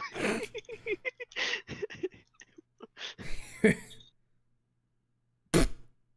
Okay, fuck you then. If somebody looked at me like that, just went, heh, and then walked away, I'd be like, I'm gonna throw a brick at you. I'd assume they have a fucking fedora in their closet, dog. What? They just head at you. IRL. What are you saying to me? Fucking sip your little drink and play the game. Cars want you to look at Radioactive Mean Zone. Okay. Why did I call it Radioactive Mean Zone? I was gonna say, for a second I thought you just told me to lick a radio, but let me take a peek in there. Maybe it'll taste like static. Is that my... Is that me? That doesn't look like me. Why is my nose all red? What photo of that is it? It looks like my dad. What is this? Fuck you, play the game. What are you saying fuck you to me for? No, you're fine. Keep going. Back in my dad's truck yet again. We take a path less taken to our apartment to avoid the god-awful traffic this city is known for. The constant creaking of the massive hunk of junk still leaves me slightly fearful of the imminent danger of the car collapsing on top of us. I'm only feeling a bit more at ease, thanks to Dad appearing more relaxed than he was this morning. Ironstone and you. I stare down at the cover of the pamphlet that Tiffany handed me this morning.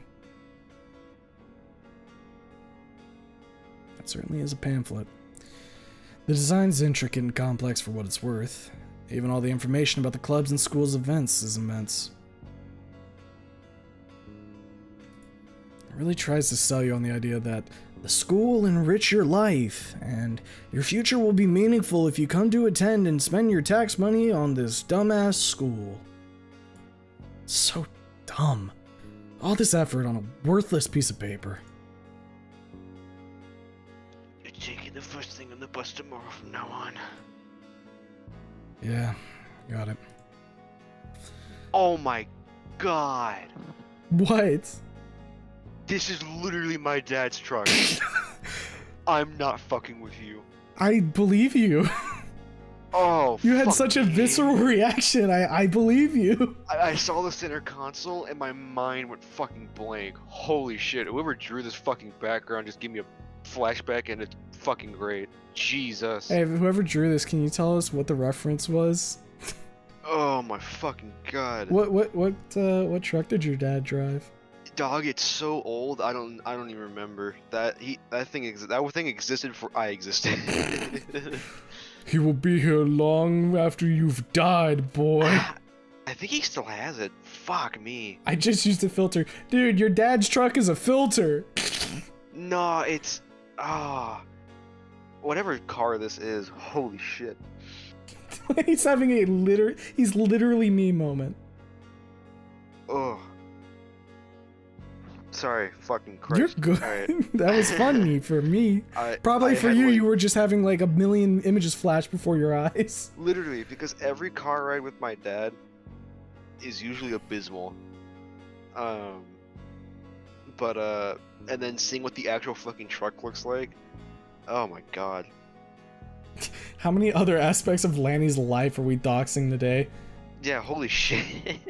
Lanny, you're looking at an alternate you. This could have been you. or I could have had cool dinos and hit 3 people in the head. But you would have been a smacked dino them. racist, though. You gotta remember that. I played CSGO. You That's all did. the context I'm gonna say for that. When I was younger, I played CSGO. If you know, you know. If you know, you know. You would be slinging Meteor Dodger left and right.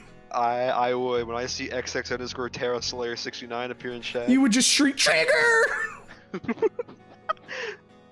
Oh, fuck. I crumble up with the pamphlet and shove it into the cup holder, which Dad gives a brief glance before turning his attention back to the road. I got a good feeling about this school. I don't give a shit. It's just another school. Language. I know that you aren't a kid who's been making it, who's keen on making it big, but at least try for me. I know you can do everything you set your mind to. I've seen it countless times. You're sabotaging your own future by getting into these fights. I just want you to at least try this time. Yeah, right. Try yet again. For the X time. Can't even count how many times we had this near exact conversation. Not even mentioning that I'd be fricked out of my barely established circle of friends yet again. It was always the same charade. We would move somewhere where I knew fucking nobody. My dad would make all of these wild promises about how it's gonna get better this time. I know you're expecting a rough time. With all these dino folks, I got some hope that you'll fit in better. Maybe you'll finally start getting some friends you can bring home. Fit in better? With people that aren't even the same species as me? What a fucking joke. Hey, check out that view. Damn! Papa got muscles! Papa Duck got muscles. Hope he doesn't send me to Terraria. Fuck you! Dad points outside with his well-toned, slightly scarred arm. I'm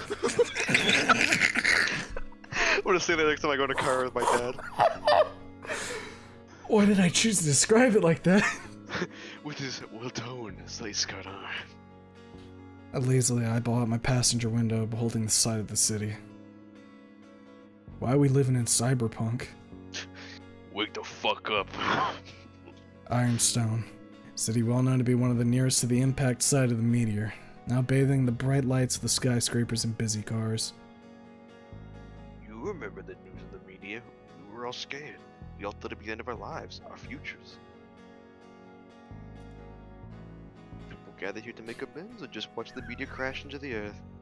If I said that, those some you about to play some 4K Terraria arms.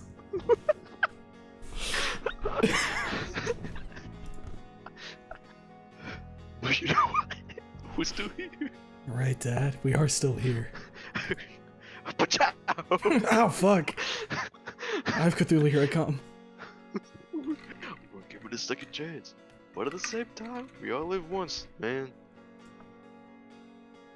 Just promise me you'll make your last year count. I'm gonna get E1, Dad. New account.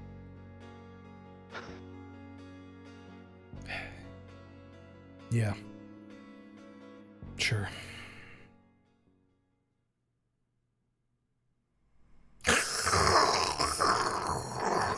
Oh god, this is so fucking good. The rest of the day flew by in a flash. Before I could tell, it was already well past 7 p.m. Dad's already fast asleep on the couch, ready to get back and work at the ass crack at dawn. I'm settled in my comfy clothes, a cup of spicy noodles in hand, while watching adult cartoons on my computer, sitting in the dark in the corner of my barely slightly lived-in bedroom. While these alt-left themed shows are god-awful, it brings me some sort of enjoyment, picking them apart and trying to get into the mind of the creator. I get through about halfway through the video until I'm bored and start clicking through my recommendations section. Clip after clip I sift through, only giving each one about 30 seconds of my time. I believe they call this doom scrolling. But then I see that this fucking school fight had made it deeper into the algorithm. I click it. Video unavailable. Thank God. Video got blocked by regional locking. I breathe a sigh of relief knowing that none of the other Dodgers beside the principal knows about my past. But still, I wonder. Through a few clicks, I activate my VPN. The shitty free version of the VPN slowly refreshes the page. As long as it works, I'm good. Video loads back up. Autoplays and I can see myself hitting the ground hard after being punched squarely in the face. School bully gets his ass handed by victim. I scroll down to the comments section. Maybe someone can question the context of the video.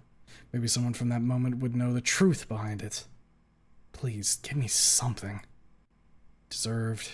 What a shithead. Lol karma. Whatever. They don't know. They don't know anything. They don't know what happened. They don't care either. I just want to be on the side that's winning. On the side that's oh so helpless victim standing up for themselves while the other ship sinks. Fuck them. Fuck them all. Tuesday. We did it. Lanny, we're almost at 2 hours. Holy fuck, we are? Yeah. To be fair, we've been playing for about an hour and a half because I think we started at like 30 minutes. Yeah. Tumo reading his YouTube comments be like, nah, YouTube love me. Evil streamer beats up smiling yellow bully. Dawn gets pushed into hole live reaction. The familiar yet annoying scream of my alarm sets off. My fingers struggle to find the snooze button on my phone while my eyes adjust to the dim light inside of my room. Day 2, and I'm already sick of this shit. Rubbing my eyes, I attempt to pry myself from the comfort of my worn bed. Looking around my minimalist room still leaves me uneasy. The furniture I was supposed to unpack yesterday was sitting in a corner of my room, still very much wrapped in the plastic it arrived in. Only my mattress, my PC, and whatever bags of my clothes are laying around. Honestly, I never minded my room being messy. There was something about the disorder that made it easier to live in. Finally, after what felt like an eternity, my legs stopped feeling like they were filled with lead, and I could roll off my bed. Stumbling past the small pile of t-shirts, socks, and underwear that I dumped on the floor haphazardly, I grabbed a fresh pair of socks and a new t-shirt. Well, new would be an odd term to use, since it was a carbon copy of the shirt that I was wearing right now. Whenever I see people wear a new shirt every day, I'm just baffled. Why go through all that work when you can just buy one shirt you like 30 times and be set every day? And we're debating on what to wear. It takes too much time and thinking. Ultimately, I gave up on trying to find an answer to this question. Instead, just focused on getting ready for yet another day of hell. Mom and Dad were already gone by that time. By the time I went outside my room to eat breakfast. By this point, I wasn't surprised anymore. I can count on one hand how many times we had an actual shared breakfast, like a normal family would. But it would be absurd to claim that we were a normal family, so it didn't bother me that much. Still, the slight sting in my chest every time I would wake up and find a completely empty house just fucking sucked. A note was attached to the fridge. Made you breakfast and lunch to take in case the food at your school isn't great. Love you, Mom. Well, that was something at least. So used to skipping breakfast by this point, I honestly didn't feel very hungry. But I decided a few bites of the eggs and bacon sandwich my mom made wouldn't kill me. That way I'd have at least something in my stomach. Maybe it would make the day a bit more bearable. After searching through my bag one last time to make sure that I had everything I'd need for today's subjects, I pocketed the house key left in the small tray next to the door. Something catches my attention as I'm about to leave. The small brown black leather wallet that the Dodger from yesterday dropped. I hesitate before stuffing it into one of my many pockets of my jacket. Today at lunch, huh? Let's see how things turn out. Lucky for me, the bus station was only 2 minutes of walking away from my home, making the journey there tolerable. I finally disembarked the stuffy bus and onto the sidewalk of the school for the second time. Still the same sight as before, plenty of hues all colliding in no rhyme or reason, clumsily tumbling through the front doors of the school, yet still no sign of an orange one. Surveying the building, I've secured a more discreet entrance, the side doors, to penetrate the school's strongest defenses. Those being the other students colliding into each other, forming an impenetrable wall in the front of the school.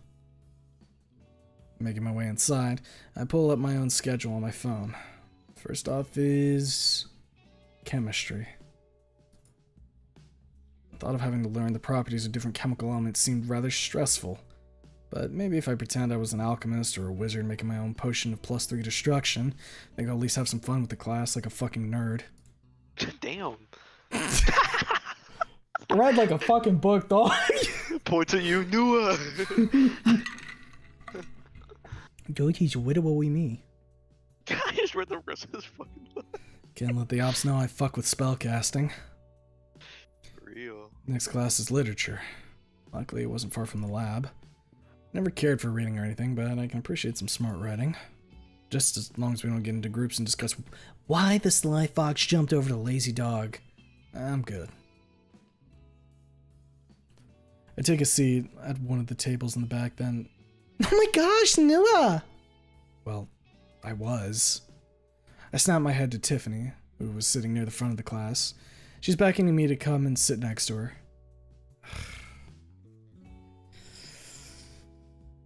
Rapture Jesus, why? What a surprise! I didn't know we were sharing the same class. Yeah, what a surprise. Something wrong, Noah? I'm really tired, so I'm trying to avoid listening to too many lectures. Oh, don't worry about me talking your ear off. I'm just Tiffany today, not student council Tiffany. She gives me a nervous laugh. Shit, did I accidentally call her out? I was referring to the teacher's lectures. Oh, I wasn't referring to you. You're not that annoying. I mean, you're tolerable. Damn. Oh, well, thank you, I guess. Noah, you are truly fucking retarded. Sorry. For what? Nothing. If you want to sit somewhere else, I understand. No, it's just... God damn it, I'm really just making myself look like an ass. I don't like getting mushy, but I feel like she's honestly pouring her heart out to be acquainted with me.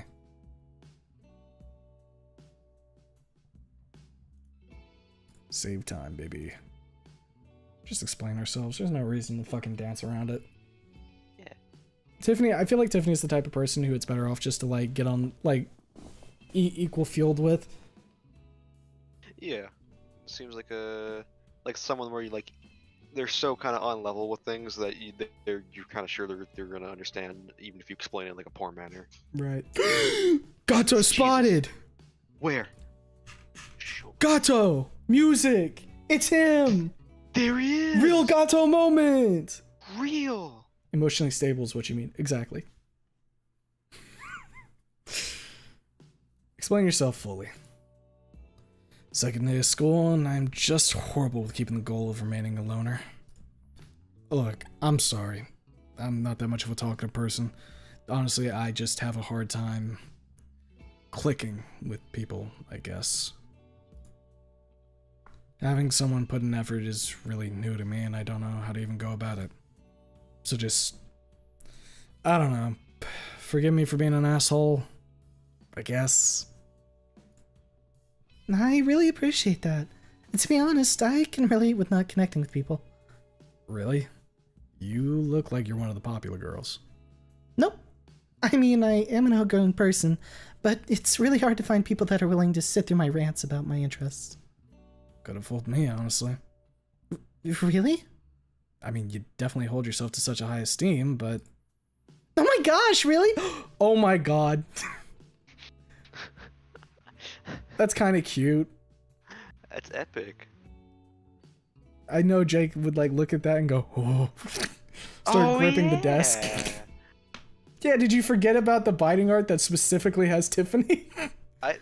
Oh my, man, I'm not old. Are you old? What do you mean? I'm forgetting, dog. Who are you? Who's this blue lady? If you're old, I am your. If you're old, I'm your. That's in my marriage vows now. Do you old take your to be your lawfully wedded lord? Yes. Looks at Bond tweaking in the corner because the fucking bite image was mentioned. Sorry. Sorry. Should be pinned up in the background. I'm not gonna do that. That would be cruel. I just realized I've had fucking Shiro dancing at the top right. I forgot to take him off the screen. No, it's me. Keep it there. Yeah, you know what? Fair enough. That's me right now. Jake all the time. howling somewhere. I'm gonna hold up a sec. Hold up a sec. Uh-oh. I got a snipping tool. Gotta send Jake a treat.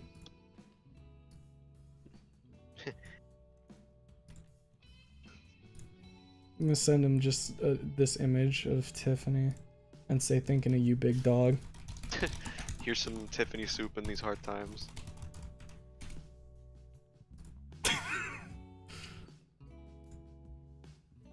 Jake should have been here. He was busy, unfortunately. Otherwise, I would have had him here. Ah. All right. Whoa. Oh. What? Huh? Sorry, the screen flashed for a second. Well, it's because when I click, so like if I click off and then I click back on, it does like a little flash. Oh, okay. I'm so glad I'm pulling it off. Well, those are some gnarly ass teeth. I guess I've never seen her open her mouth like that. Suddenly she snaps her jaw shut again, taking me out of a trance. Oh, darn. I'm sorry. I'm really sorry. She starts covering her mouth with both hands. Her face shows a look of embarrassment. You know, when we were first talking with Tiffany, I was like, I don't see the vision. I think I see the vision now. Are you being fucking swooned like this early? It's cute, dog! It is cute. But if I put my hand over my mouth and I did it for you, say ee. But it's like a T-Rex, you know what I mean? And like they're shy because they're like, oh man, I just showed off my big old chompers. Oh no. I guess I didn't think It's kind of like it's like a nerdy girl like doing like a snorting laugh for a second and then being like really like, oh man. But you got naughty teeth. No, I guess I can see it. I didn't think about that. I just kind of thought about like a regular sized person doing. No, like if you laughed and you just like bared your teeth at me, Lanny, I would probably be like, you're a monkey, man. You scare me. Get out of here, Stinky. Do you know if a monkey smiles at you with teeth that you're in danger? What? Yeah, that's a threat. That's not. Is that real? Are you fucking with me? Or like, this feels like code. Smiling with teeth, monkey. Roach, I'd like to let you know that you're another propagator of someone's search history involving my monkey teeth smile. Showing a teeth is a sign of aggression for a lot of animals, including monkeys. But you said smiling in particular. If a fucking I was a Markiplier, if a monkey snarls at me with big teeth, I know that I'm gonna get my. Well, try and like bury your teeth right now.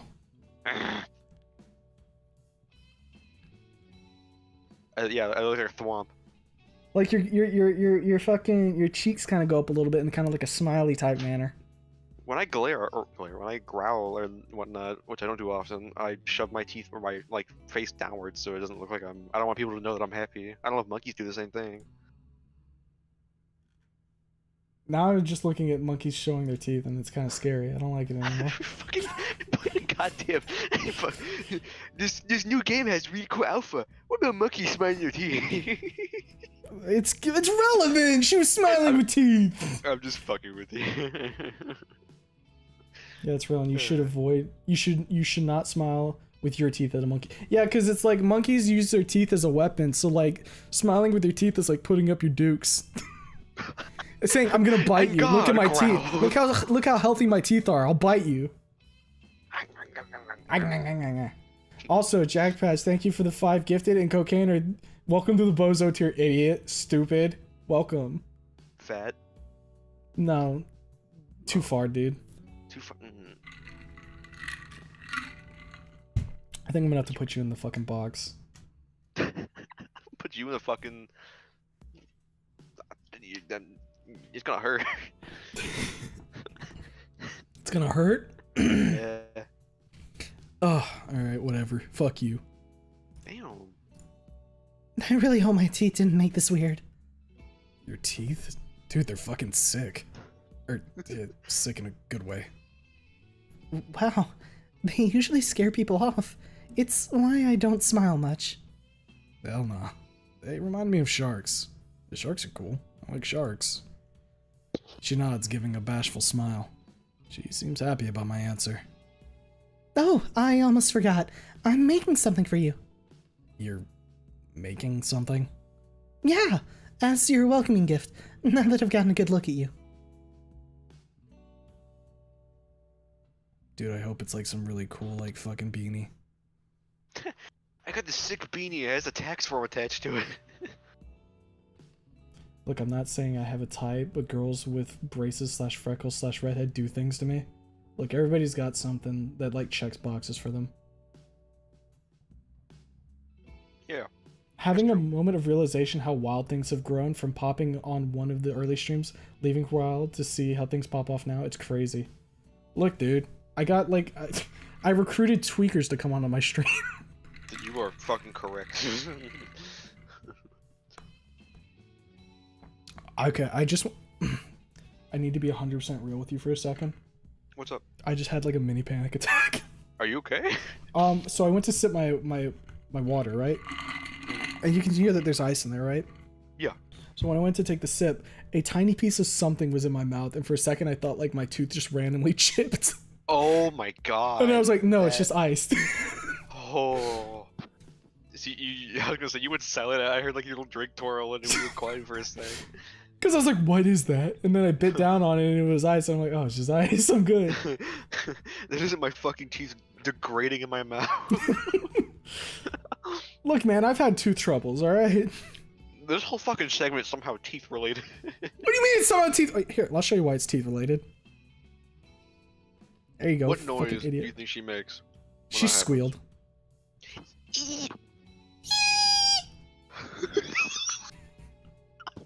Why is that so funny? Because I thought about a dinosaur making that noise. I said they wouldn't do that. Well, how do you know? How do you know? Because they're fucking. I went to the Museum of Science and they said they don't do that. Yeah, well, guess what? Science doesn't know shit. Remember when That they is thought true. that dinosaurs weren't, or like T-Rexes weren't feathered? Are they not? Apparently they are feathered. Shit. And apparently they're ambush predators. What the fuck? How the hell? Do I need to go look up like T-Rex lore? It is relatable, so yes. Okay. Were T-Rexes Can we ambush? get art of Tiffany trying to fucking hide an ambush predator? Like behind like a really big, like a small plotted plant. Like she's very obviously visible. Well, like like a fucking small little plant. Ugh. Analysis of running speed tell us that T-Rex was probably an ambush predator rather than a pursuit predator because it was agile but slow. Once it caught its prey, one powerful bite is all it would need to subdue it and begin the feast. I also remember hearing that like like the T-Rex roar? Yeah. You wouldn't really hear that. I remember hearing about that because don't they not? Wasn't it the thing where like they lack? Or no, isn't it the same thing with lions where lions don't roar because they don't have the same like vocal capabilities to do so? I'm not sure, but I remember it was like a thing where like you wouldn't hear it, but you would feel it because of the rumbling. Like it basically they just fucking growl, right? And that would permeate through the earth. Man, maybe dinosaurs. Maybe it's good that they're in our cars now and not fucking causing me to vibrate. That's one of my favorite things, thinking about the souls of dinos powering my car. So you do a fucking I-95 while you're driving I fucking go and I imagine that's a big old dino running my engine. All that T-Rex growling powered your fucking sweet little Camaro. I don't have a Camaro. You do now. No. Thanks to dinosaurs. Oh man, that reminds me of the whole conversation Jake and I had. Uh-oh. That's a whole one though. It was Dino Girl Alchemy. What the fuck? Okay, now I'm interested. We had like I can't even. I think it was on the fucking devlog stream where we were talking about like what if like you could equivalent exchange like biomass to make a Dino Girl. Like how many people would you have to sacrifice to get one because of like musculature and like like equivalent exchange. That happened in Limbo's company. Of course it fucking did. That doesn't surprise me. It's fucking Project Moon we're talking about. I forgot that you're aware of that. I'm like vaguely aware of things that happen in there, but I don't know everything. TFW will never experience your T-Rex GF's happy vibrations as she cuddles you. Why even fucking live? True as fuck, dog. True. Bonfire, what is the person to Tiffany ratio? So if I ever become a cool scientist, I can have a math equation on the ready. I feel like Tiffany's gonna require like 3 dudes. At least 3 guys. At least 3 dudes. If you want to substitute for like women and children, I think children, it kind of depends like the genetics. But like if we assume like the average child, like we're gonna say like a 12-year-old, I think you need like 10 of them. I don't condone. We here at Humanoto Studios do not condone killing 12-year-olds for your dino wives. Don't Speak do for that. yourself. What? Huh? You want to continue with the game? Did you just say I'm Batman? You are genuinely fucking. You're something. You're something. I'm Lenny. Hello. Do I have to animate Nua getting snuggled by the dino gals? Yes. puts hand on your shoulder, Bon? Do you even have to ask? Like, I just want to put like I just want to put Chiro in my lap and just stare at her. Just have like a What if she staring bites contest. See who... If Chiro just bites me. Yeah.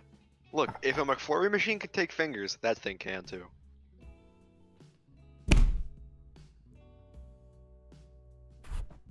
What did you just say? Oh shit.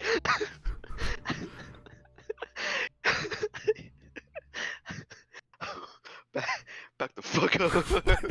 What did you just say, Lanny? If a McFlurry machine can take fingers, then she can too. Now, That this. now, Lanny, I want you to Yes. understand how that can be taken out of context. I'm an innocent boy. I'm not a man of God, but I'm an innocent boy.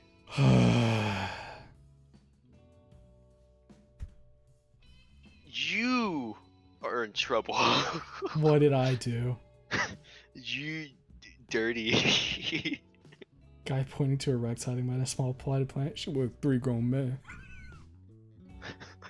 You zip up your jacket and she just slides into it like you carry a cat in a coat. Oh man. Pocket friend is very cool. Imagine if you were like really big and you could tuck her in like your like shirt pocket, you know what I mean? Like You're big. like Finn did with Jake that one time. What if she was elastic like Jake? You could probably throw her at the wall and she'd go splat and then like reform back into Chiro. I want a churro sticky hand thing so I can slap it on my window. No. No.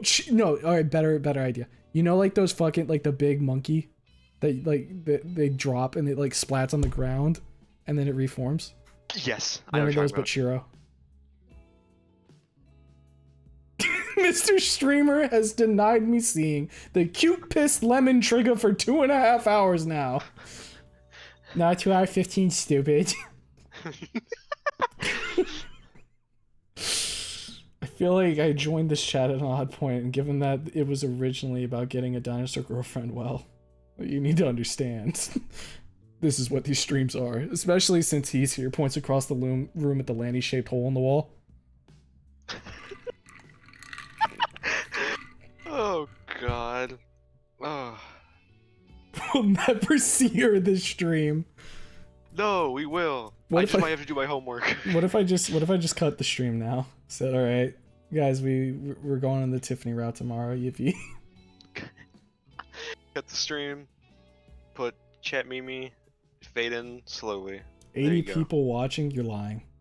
Oh my god, there's 78 people here. Holy! I'm scared. Don't let me talk. What, are you getting fucking camera shy now, little guy? There's like 30. That's 78 is at least another 20.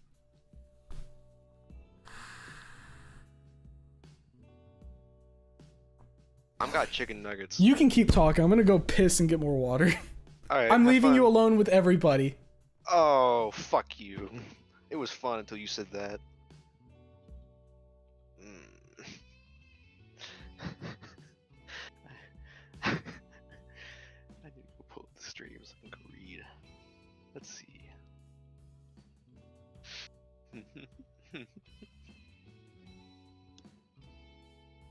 Mute that so I don't hear myself. How, do I math? I don't like math, but yes, I math.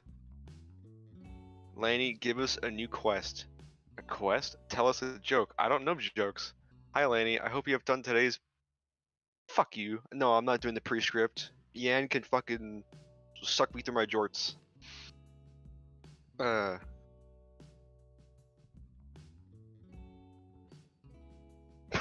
is that guy is in front of everyone on a stage? You innocent my ass. I'm pretty sure a few people on CSGO it's been in forehead that would debate that one. Don't forget to go convert your nodes. The Lanny incident of October. I'm not making my notes because I'm here and because I forgot already. So I'm still gonna forget and feel good about it. I don't know a joke. In CS:GO, that was a different time.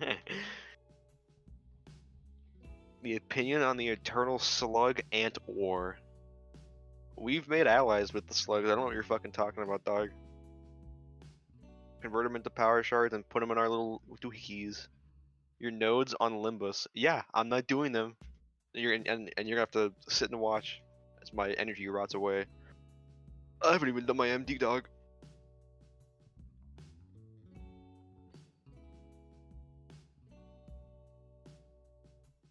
Okay, I'm back.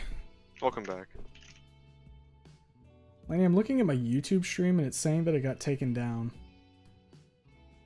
What did you do? I have the stream up, so I know you're lying.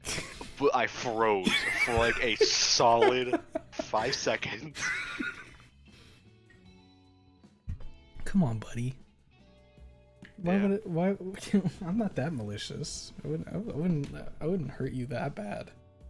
You've given me stage fright and made me think I said a dirty thing Well, did in you? a span of. I didn't mean to.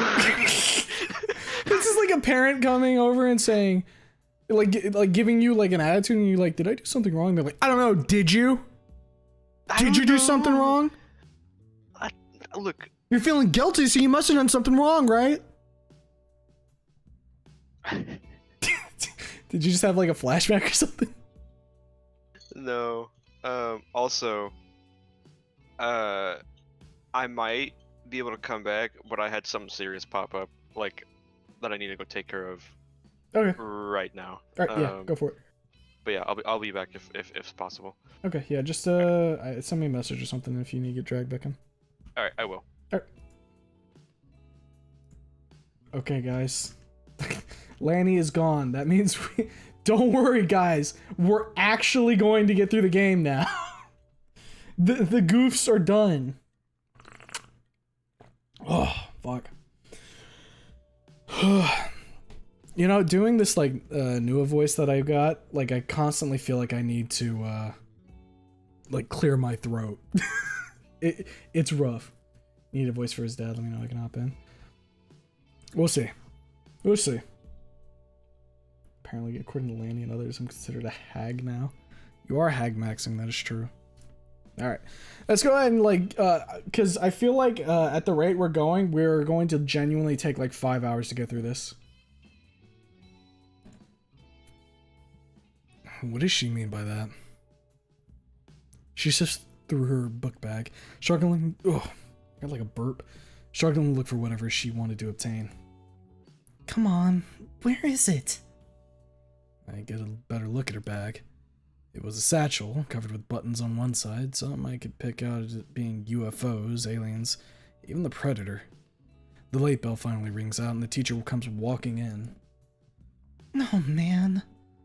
I'll show you later, okay? The door slams shut with a surprising amount of force. Mr. Misha. Welcome to English lecture. I am Mr. Misha. Remember it well. The rest of the day was uneventful up until lunch. Maybe the guy is still here. I clench his wallet in my pocket, making sure I've still brought it. I make my way to the back of the line. Sure enough, I see him a few feet down the line, looking at his phone. He looks much more angry, sad, more upset than when I first saw him. Didn't sit right with me. Didn't feel natural. I think if I want to approach this.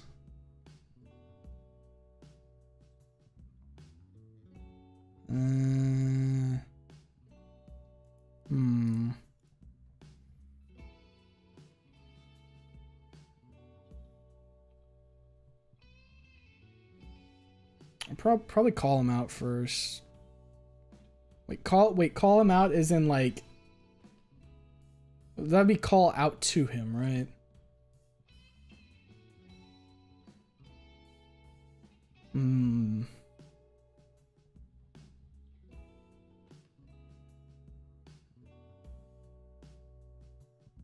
For breaking phone. Yeah, I'll just hand him his wallet. Yeah, the wallet's probably what's causing him to look so down. Probably felt the immediate karma after breaking my phone, even though it was most likely an accident. I don't want to start the year off with enemies as well.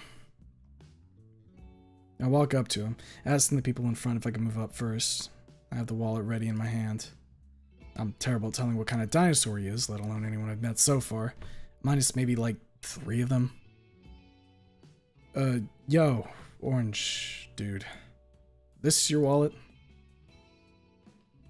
The Dodger's eyes light up as they lock onto his wallet, then immediately snatches it back from my hand. Dude! Holy shit! Thank you so much, man! He opens it up, making sure everything is where it's supposed to be, still not batting an eye at me. After Jesus, does he even notice I'm still here? You're welcome. He finally moves his head upward, and his eyes finally meet mine. Hey, Oh, damn! No way! You're the new human transfer! Sick! I've never talked to a human before. Shit, I don't think I've ever met one in my life. About my phone yesterday? Oh! His eyes bulge out in an oh shit moment. You're the one I ran into. Damn! I'm sorry, boss. Hey, I got something for you. He swings his backpack around and plops it on the floor and unzips the smaller compartment.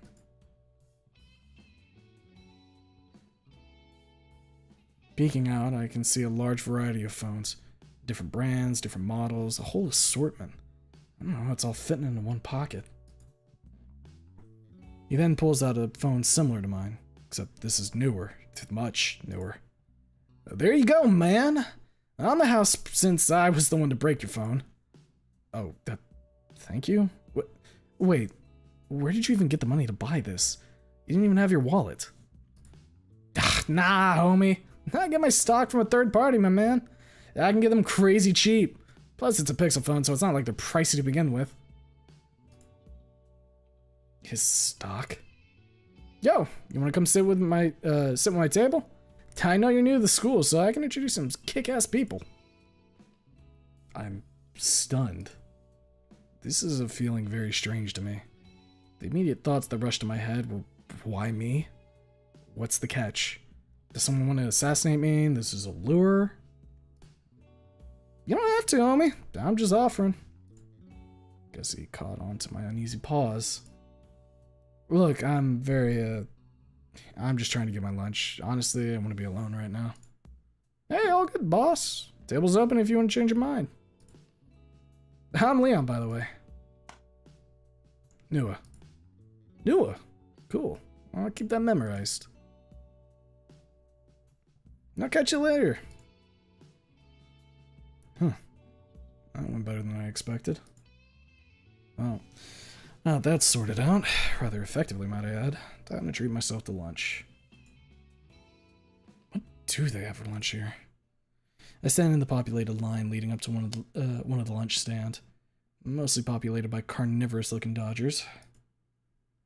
The sign connected to the wall that obscured the lunch stand was labeled simply as carnivore. Wondering what they could be serving today as I shuffle my feet a few inches forward as the line moves. Yeah, that dap was pretty fucking crisp. Let's get that one more time here. Hell yeah. I can't scroll forward again. Alright, let's see. My skinny ass could use some chicken nuggets. Fang moment! He's a literally fang! But as the line in front of me became shorter and shorter, I start to realize what they were serving. Looking down at the first tray, I see... my fears were confirmed. It's literally just a whole leg of lamb. On every tray. Raw. How the fuck am I supposed to eat this? I cut my losses and headed to the line moving towards the herbivore section. The trays were just tree branches. Okay, one more stand. The pescatarian section. For after Jesus' sake, please let them have something that's edible. Maybe they have fish sticks or something. It's an aquarium of live fish. I'm fucking done for. I'm gonna starve here. They're gonna kill me. It's over. I'm not gonna make it out of lunch. Not to the end of the day. How am I gonna have the power to face the lectures that are coming my way? Also, why are the voices in my head telling me that I want to fuck the lunch lady right now? That's crazy.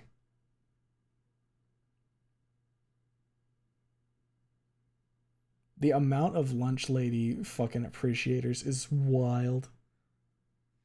Oh shit. No, not you too. Fuck. I didn't say anything. I'm just reading the chat. The principal did say that I was the only human in the school. Most likely wouldn't bother with spending the school budget to accommodate one human. Guess I'll go hungry. Then it hit me. Mom, you're a lifesaver. The lunch my mom made for me this morning. Thank God. Opening the bag, I realized that my oh-so-beloved mom decided to make me a BLT for lunch, prepping it in a plastic wrapper. By this point, it didn't surprise me anymore that my mom insisted on making me things with tomatoes in them, even though I've told her countless times that just the feeling of them in my mouth almost makes me want to throw up. But whatever, I'll just pick them off. Desperate times call for desperate measures, I suppose. Now, there's the matter of seating. Room was packed, no seat left unattended, at least from what I could see. Several of the students vary in size, weight, color, making it impossible to find an empty seat.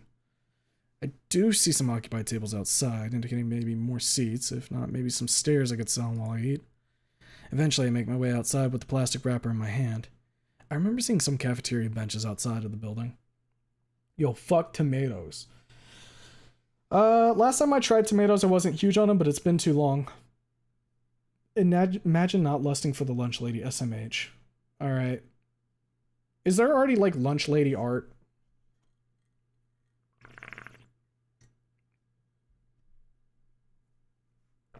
Yeah? Alright. Then unsurprising. Ugh. So here's the thing. I mentioned it before. I have to keep, like, the phlegm in the back of my throat a little bit to do the fucking Awa voice. Maybe I'll be lucky if one of those seats is still open.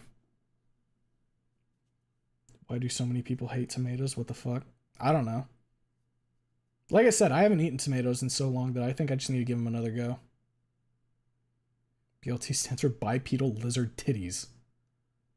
Does it? Does that is what it stand for? Lunch lady lore gets worse later on? Oh my god. Art speedrunners making lunch lady art. The second I step outside, my ears are almost caving at the hellish noise that's coming from the basketball court. The sound of a whistle.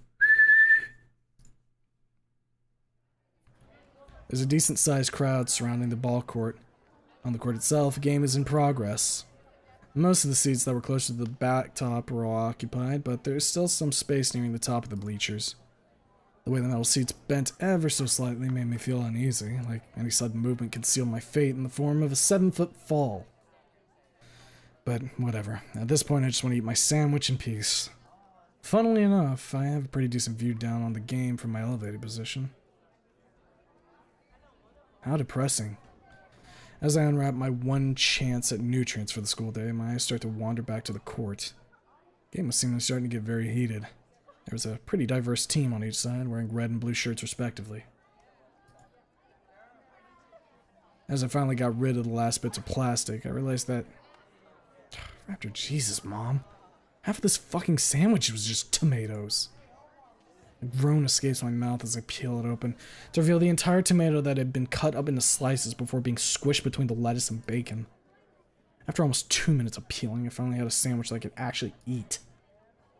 Taking a first bite, despite the still lingering taste of that accursed vegetable, still pretty good. I start wandering back to watch the ball game as it goes on.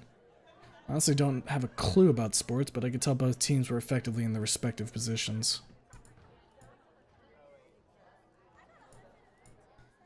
As I struggle to keep track of the ball while every team member passes the ball swiftly, a larger yellow triceratops takes the pass and swiftly weaves past the others trying to block her goal. At least, I think she's a triceratops. She leaps backward, going for the shot. And then suddenly, our eyes meet. For some reason, it feels like the whole world just stopped as I studied her face for the brief moment I had. The way her wide eyes sparkled as they stared at me. What about that look felt so different?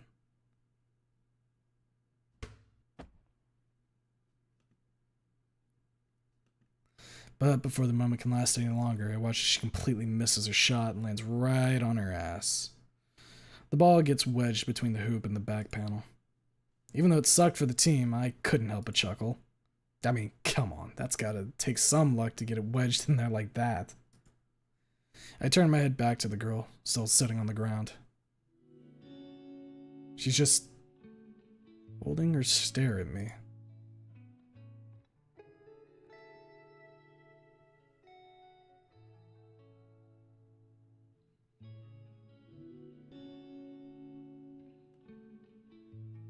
That stare. I shouldn't be bothered by it, but for some reason it's off-putting. I began to ponder as I studied her expression more. Then it hit me why this felt off. Everyone I've met looked at me in a negative way. It's always either pity, disgust, or content. But this was different. I've only ever seen this kind of expression in movies.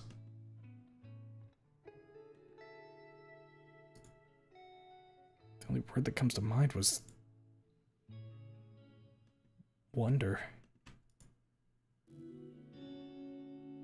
Even after the whistle that causes the team to retreat back to the bleachers, those blue eyes still lock onto me as she clumsily walks back to her seat. This feels strange. I see you've taken a liking to our women's basketball team. Jeez, how are these dinos so quiet? Yeah, just watching them practice. You know, this team has won many awards for our school. It's one of the best high school basketball teams in the state. Uh-huh. I turned back to look and see if that girl's still looking at me. Sure enough, she still is. Just watching them play, you can really appreciate the art of the sport. Diego strides in front of me, making extravagant poses as he gestures to the team down below. Hey! Their passion, their vigor, their form. Truly a battle of strategy and endurance. What the hell is he talking about? I'm having to lean side to side to try and get another glance at the team, but I'm blocked by Diego's massive motions. God damn it, move! What, is your seat uncomfortable? Why are you moving like that, Romano? Damn it, I can't see, dude! Oh, how arrogant of me. Who am I to distract you from the fine performance to be on display? Can you just shut up for like a second? I look around the courtyard. Deem had already dispersed and was heading back inside.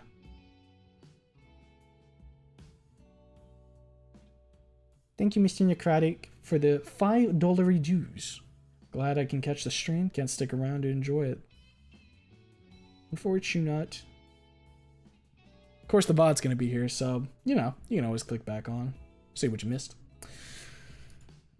No sight of the Triceratops. Is there an issue? What troubles you? Nothing, just saw someone. Ooh, do tell. Tell what? Already the second day and you've met love at first sight. That's retarded as shit. Nonsense! I've witnessed it so many times before, hermano. Can you stop calling me that? Every bud must blossom into a beautiful relationship in this tree called life. Like the legends of as old as time, two lovers destined to meet eye to eye. But alas, the starstruck lovers must overcome the obstacles before them to finally be together truly. Much like the heroine tales of the lovers of Tuverel, or the tragic legend of Romeo and Juliet, there comes... Walks away. God, I love my triggers except Trish. Move, I need to see that cute dino. Art's awesome? Of course it is. It's real as fuck. Victor tabbed me up. Fuck Diego, he distracted us from Mimi. Is this male Rosa? Nua? Okay, bye. Real casually explaining the plot. I can still hear him ramble on from a distance, and I can also see a small gathering of students around him, intrigued in whatever he's babbling about as I'm walking back inside. Fuck Melrose, I never thought of that. Did Diego spoil E4 and E1? I'm still thinking about that weird staring trigger. Trigger? Is that a word? Oh, whatever, I'm using it. Nua is inventing racism. Was she even a triceratops? They're supposed to have a crest on the back of their head, right? I get she was wearing a beanie, but shouldn't it be big as hell? More noticeable? I never really paid attention to any dinosaur species. I could be mixing her up with something else entirely. Yo, he invented racism. Diego pulls out a Spanish guitar to riz the ladies that just plays Wonderwall. Just a word to her face, instantly get E1. No, but what if she likes it? No, but what if she likes it?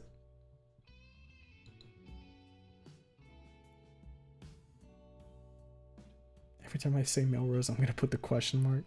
New racism tech unlocked. We spec'd into the racism tree, boys. Just wait till we get some funnier ones. Never really paid any attention to dinosaur species. Oh yeah, I read that. Still, just the thought that stare causes the small hairs on my arm to stand up. I don't know how to feel about it. What was her deal? Math class comes around. By far the bane of my very existence. The teacher's already inside, writing some equations and formulas on the board. I take a seat at the second row from the back of the class. A good rule of thumb is to never sit too close or too far from the front. Good way to get called out for a random problem that you have no idea how to solve, therefore making you look like a retard in front of the whole class. I see 3 other students gather at one desk. The one occupying the desk looks familiar. Wait, isn't that the orange dude? He's handing one of them something while the teacher isn't looking. A small red rectangular object. I like the fan art of Nemo tucking in the gun range, telling him to use the trigger discipline, and she just gives him a look and has to clarify. Yeah, that's a good one. I like a lot of the fucking meme art. Alright, class, get your seats. And 3 other students quickly get back to their seats as if nothing ever happened. Now I'm curious. I quickly swap my current seat to the empty seat in front of me so I can be behind Leon. Be sure you're comfortable with your seating, because that'll be your seat for the rest of the year. Now hold tight while I grab some water. Now's my chance. I lean in to tap Leon's shoulder. Oh shit, what's up, my guy? You a plug? Hmm? You just gave him some fin, didn't you? What? Fuck no, I don't touch that shit. Stuff's for losers.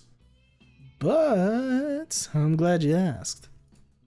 Leon opens up his backpack. Opens up his backpack and the inside of his jacket simultaneously, revealing a plentiful amount of goods like electronics and candies. Fuck. I'm gonna kill myself. Don't worry, Roach. It happens to everybody. You should have seen Jake when we had window. That was a good one. I like that one.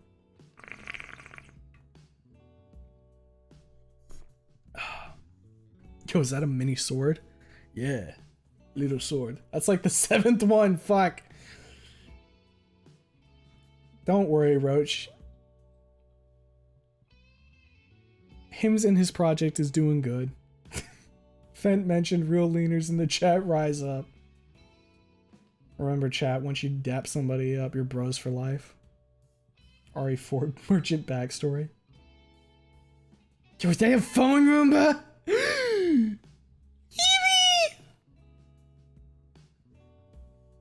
I took too much Fent typing this out, man. No, I had a kid in my school like this. Well, I feel like there's usually one somewhere. What are you buying? What's all this stuff? My goods! Refurbished phones, some snacks from my hometown, and the crowd favorite, Bin Bendo 3BCs. Want anything? Not gonna hook you up? Nah, I'm good. Need art of him being the vendor from RA4 now. If there isn't, I'm kind of surprised if there isn't already. How much yippee is what gets me through the day. Do you want one more on the house, Iggy? You want a little bit of a yippee? Fair enough, bro. Hey, I'm still wanting you to come and hang out with us tomorrow. Come and hang with us. Tomorrow I'm bringing something for everyone. Maybe. That was me, Snacks and Sigs back in high school. The third dimension. The teacher steps in and shuts the door, placing his mug of water on his desk. Alright, let's get started. While the teacher writes some simple formulas down on the board, Leon leans in towards me for a whisper. Psst, give me your arm. I'll test something. I do so reluctantly, wondering what intentions he has. Leon then grabs my wrist and wraps a bracelet on. See that tag? Pull it. Notice a very tiny tag peeking out below the bracelet. Pulling on it unveils a small slip of paper with some pre-written formulas. Dude, this class hasn't even started. How are you making stuff like this? Gotta prepare ahead of time. Make sure my methods work. Yeah, but how'd you even get these answers? Google? Hey, no talking in class. Yeah. When the game comes out in full, which ending are you going for first? The best one, and I'll probably end up on E3. Do you know your way? The rest of the day went by in a flash. I need to spell the game. And I went home with that girl on my mind. Until the next day comes around. Wednesday. Brother, where were you when I needed that shit? I believe Mr. Sherman will get E2. Young man, kill yourself! I will not be getting E1 first. Here's how I'm going to play the games. And this goes for all the games. I'm going to be going with what feels right. Best I can for my first playthrough. Working on it. Not you. Day of the pep rally. Just as usual, you never know that there was a pep rally until the teachers start ushering you to the gym. What if you realize you were in a beta build of your life? I would say that they're doing pretty good. Tree has to stick with the title of Mr. Wonko. Nope. Wrong. At the very least, I'm getting used to the morning routine. I've mastered the route enough for me to get in a few minutes of sleep before school actually began. The gymnasium was huge, and the AC was kicked to the max, which bypasses my favorite thin jacket. I should just die and hope I can get into 1.0 version. Mr. Wonko, you have to get E1 first try. Let's go finish those chores. Photos filter, give me glaucoma. Getting E1 first playthrough? Motherfucker, I didn't get that luxury in Wani. We're just gonna make it so that the game reads Mr. Streamer's IP address and locks his ass into E1 for shits and giggles. If Roach put in the fucking effort to do that, I would just applaud him. I take my seat somewhere in the back end, close to the window and away from the crowd.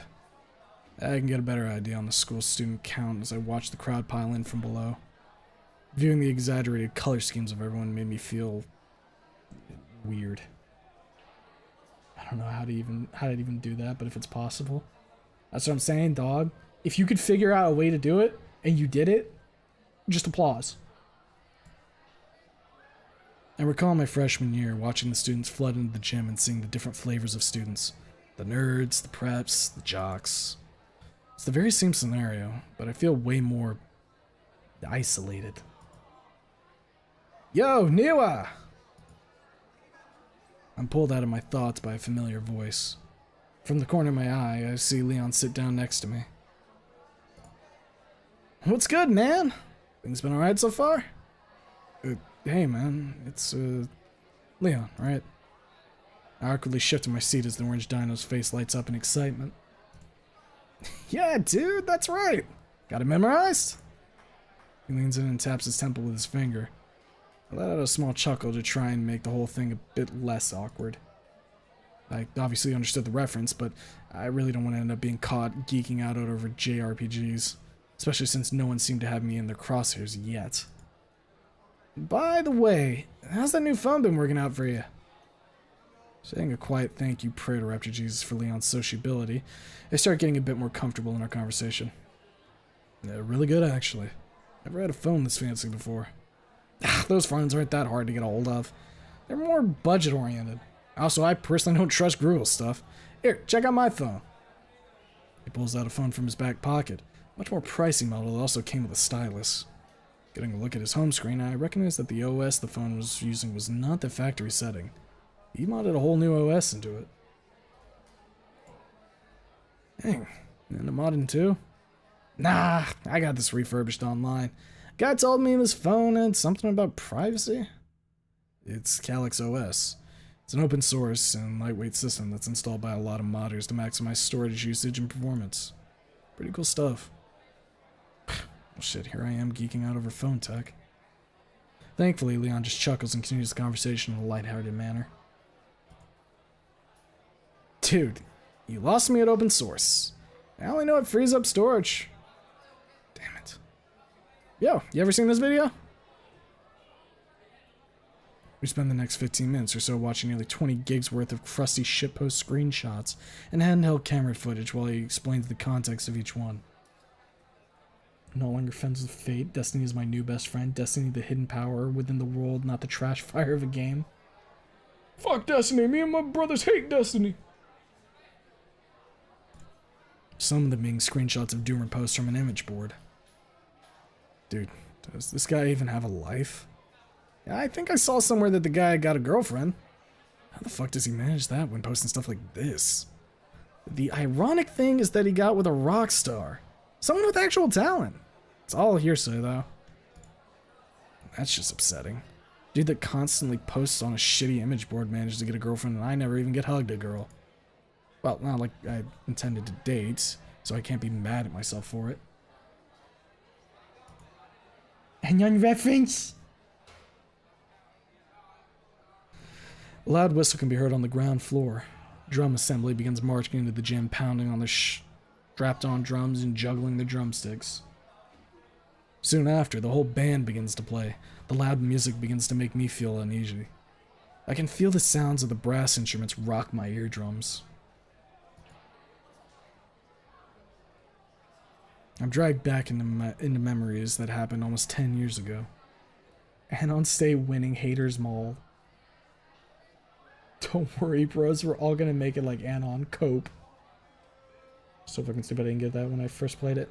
Look, I miss a lot of things. If I didn't have chat yelling, "Look, reference!" I probably wouldn't catch things like this too. Back then, I was only a measly 8-year-old. My father decided he should take me to a small concert venue that belonged to one of his old friends. I was glad that Leon was too busy still staring down at his phone to realize that my hands were clenched into fists. But before I could overthink it anymore, the music abruptly stopped. Leon looked up from his phone to look down at the band, who had now formed a straight line. Ah, check it out! They're about to hold their speech. They do this whole thing every year. You'll get used to it eventually. Actually, I won't. I'm only here for this year, remember? Leon's enthusiasm died down as he realized the error. Having lost the wind from his sails, the moment suddenly became uncomfortable again. Oh shit, here comes Maddie's squad! Maddie? I looked down at the ball court. Sure enough, the team that I recognized to be the basketball team from yesterday were running out onto the court, each one dribbling their own ball. The percussion players roll their drums to the upbeat rhythm of the swift team members, shooting for the hoop at impossible ranges and angles. Some used a trampoline to score a backward shot, some doing backflips. And there I see their last player, the yellow Triceratops. She must be the final act.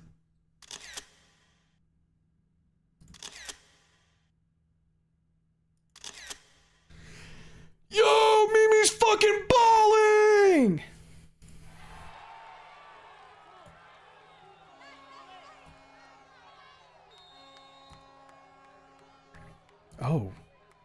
Oh, wow. Glass dust scatters across the floor. The larger shards shine and reflect the gymnasium lights. Woo! Let's go, Maddie! Damn, Leon's interest perked up. Guess they're either close friends or she's a really popular girl. So that's Maddie, huh? I look back to the yellow triceratops on the ground floor. She looks like she's looking for someone in the crowd.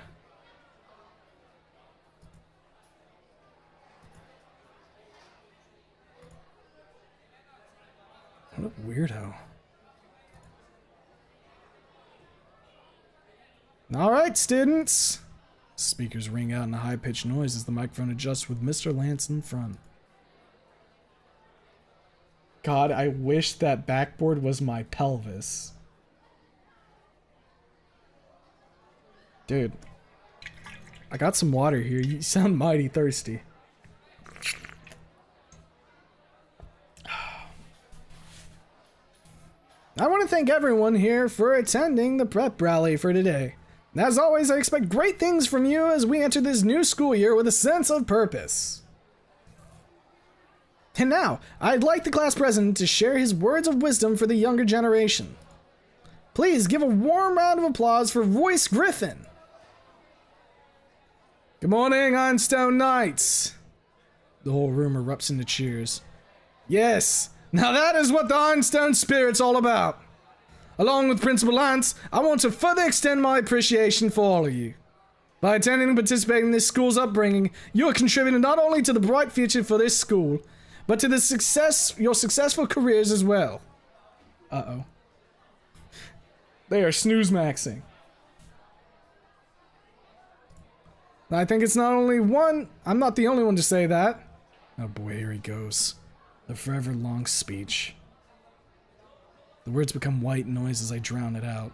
My eyes become heavy, and I rest my head on my hand, propped on my leg. I look back at Leon to see if he's engaged at all. Nope, he went back to looking at memes.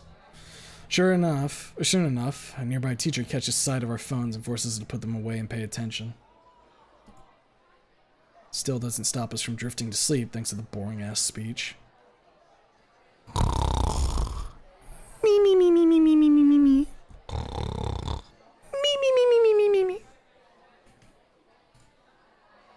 I lean on something softer as my eyeballs begin to close.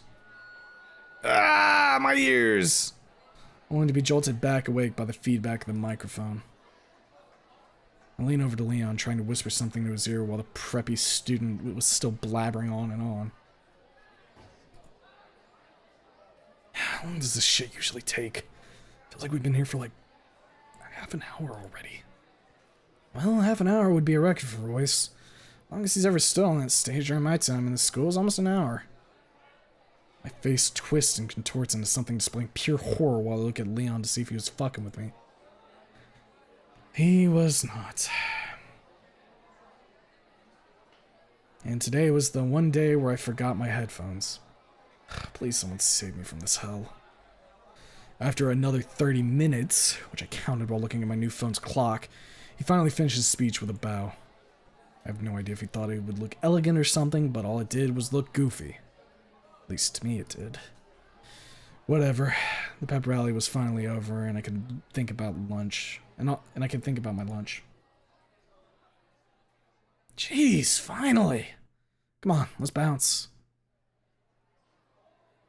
Way off to the side, I could see Royce talking with Maddie next to the door. Conversation seemed pleasant as I watched them walking outside.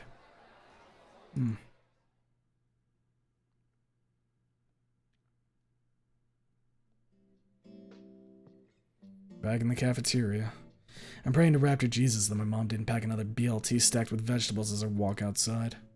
Well, I was going to walk outside until I see a hand obstruct my path. It was Leon. Yo, dude! Skipped our table! He points towards a nearby table, its occupants being a much smaller green dino. Oh, shit, that's where you sit. Where we always sat since freshman year, my man. Like I said yesterday, though, you don't have to sit with us if you don't want to. Well, I did like my seat outside, but...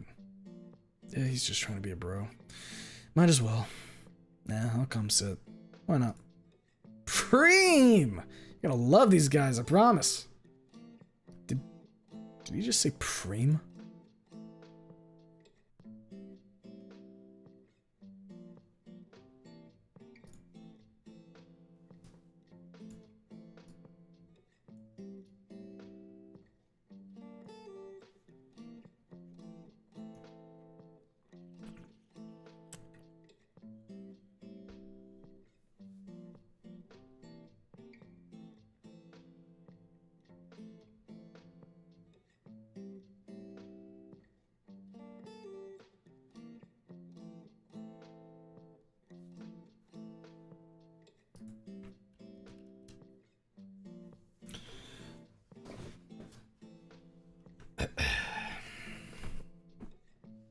At the round table, I sit down next to the green dino.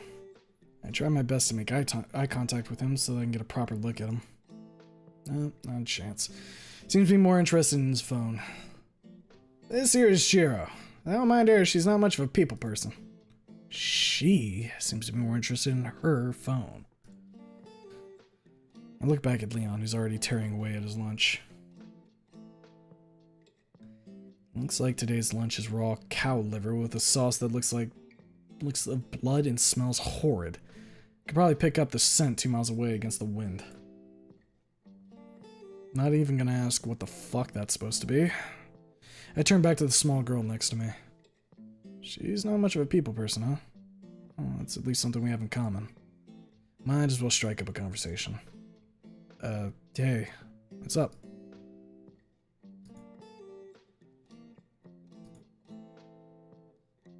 Piacere.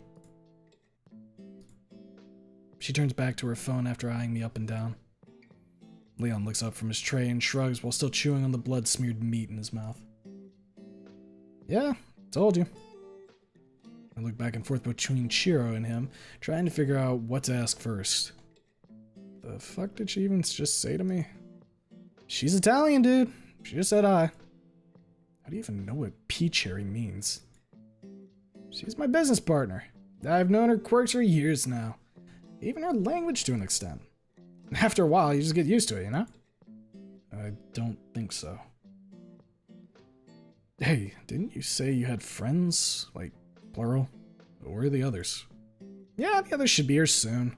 One's still coming back from the pep rally. You've already seen her, I think. And then I got another coming soon. I nod as I fish around inside my backpack for my lunch. Probably didn't. I haven't met a lot of people in the school yet. Did she sit with us somewhere on the other side of the gym? Nah, dude, she was like one of the performers. As if on cue, he swallows the rest of the food in his mouth. Oh shit, there she is. Huh? Where? Behind you. He points his claw towards my 6.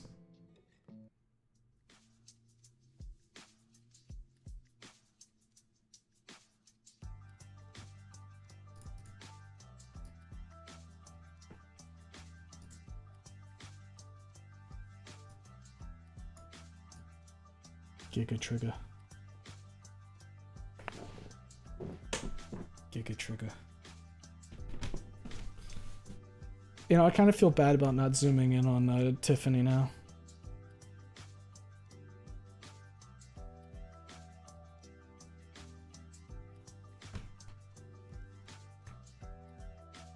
There we go. Oops. Get the wheelchair back up. Ant-sized Chiro. Man, we fucking feast tonight. Thank you, Roach and the Mimi team. Oh boy. I turn around, now noticing a hulking figure that towers over me, forcing my eyes to climb the skyscraper of a student. I could see some sweatpants, a jersey with a military jacket over it, and my eyes meet with the blue marbles of a familiar yellow triceratops. It's her.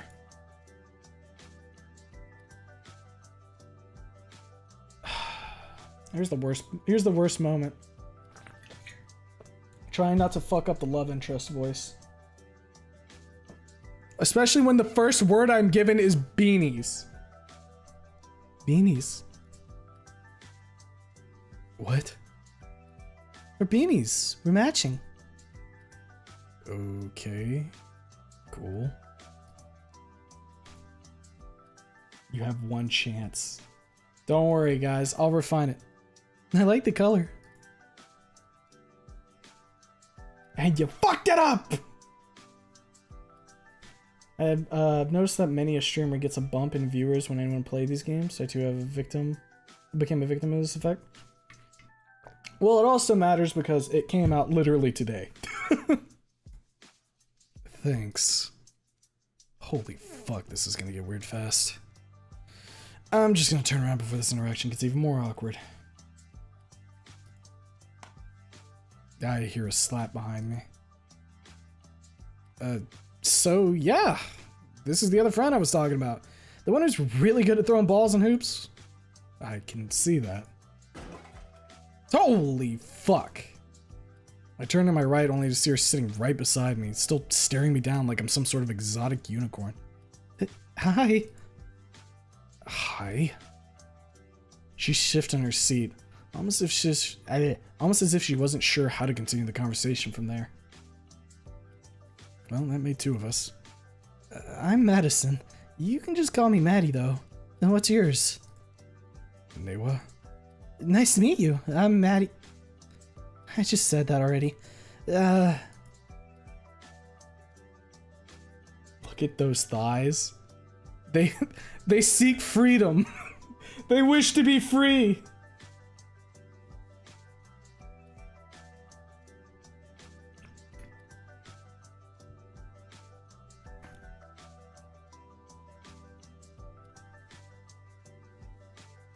I'll just give you guys like half a minute here to like get it out of your system.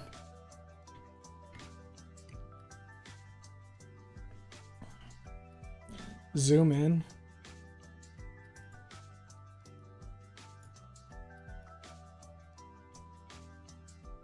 I lost it.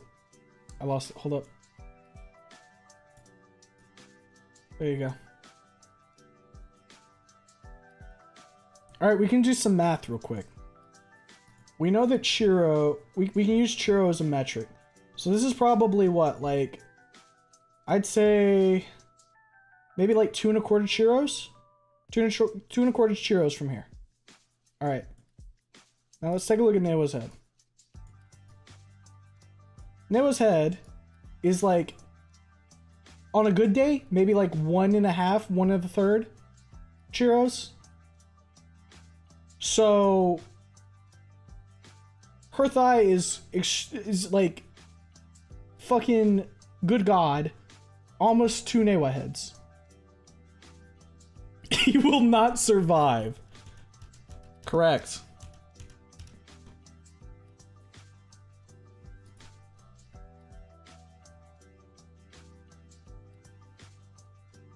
Gonna pop him like a watermelon. Both his legs can fit in one Mimi leg. You must pilot the Mimi Gundam, Newa. Even Churro's looking at the thighs. Oh, she's looking at the whole ass right now. I don't care how big they are. All I know is where I'm dying. Some of you need the fucking comic right now where it's estrus season and Mimi fucking crushes the watermelon with your thighs, don't you? That's what you need right now.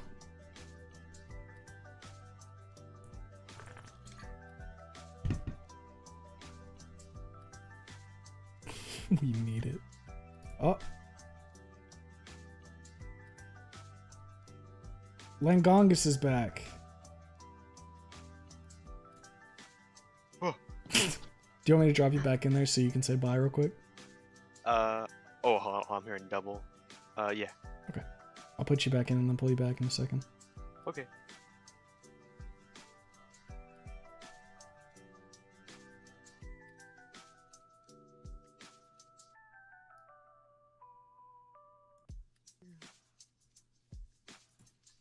Thank you, that was a good experience. I think I got my goodbyes out. It was What a did I, good experience. What did I miss? Mims. Who's this yellow thing? What is this? What is this screen tear on my screen? Damn. They were just talking about how they want to be fucking suffocated. She's got big thighs. They made me move the text box. There's times where I think that, you know, my friends are normal. My friends are good. Chat's normal. Chat's good. Those thighs are fucking thick. I was gonna insult them, but I'm looking at them now. Can I post the link? You can post the link. Or you can send it to me and I'll just pull it up on screen real quick. I was doing some fucking Churro math, right?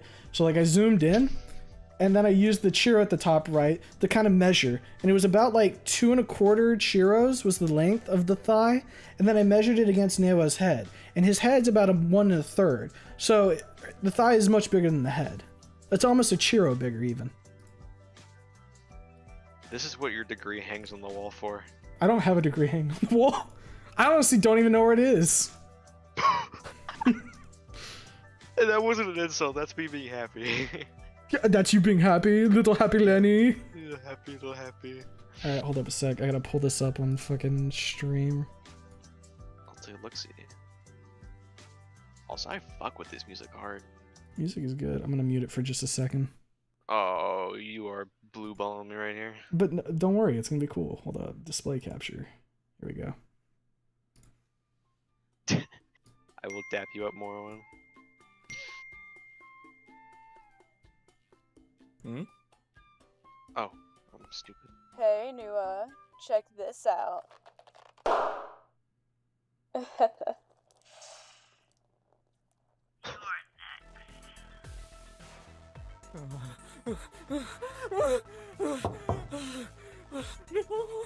Nua, open up. Nua, it's me, Dad. Open up, I forgot the keys. Nua, are you in there? Open up for God's sake. Nua! Spear Chucker Heritage. That's his Spear Chucker ID. Spear Chucker ID. You know what's wild? What's up?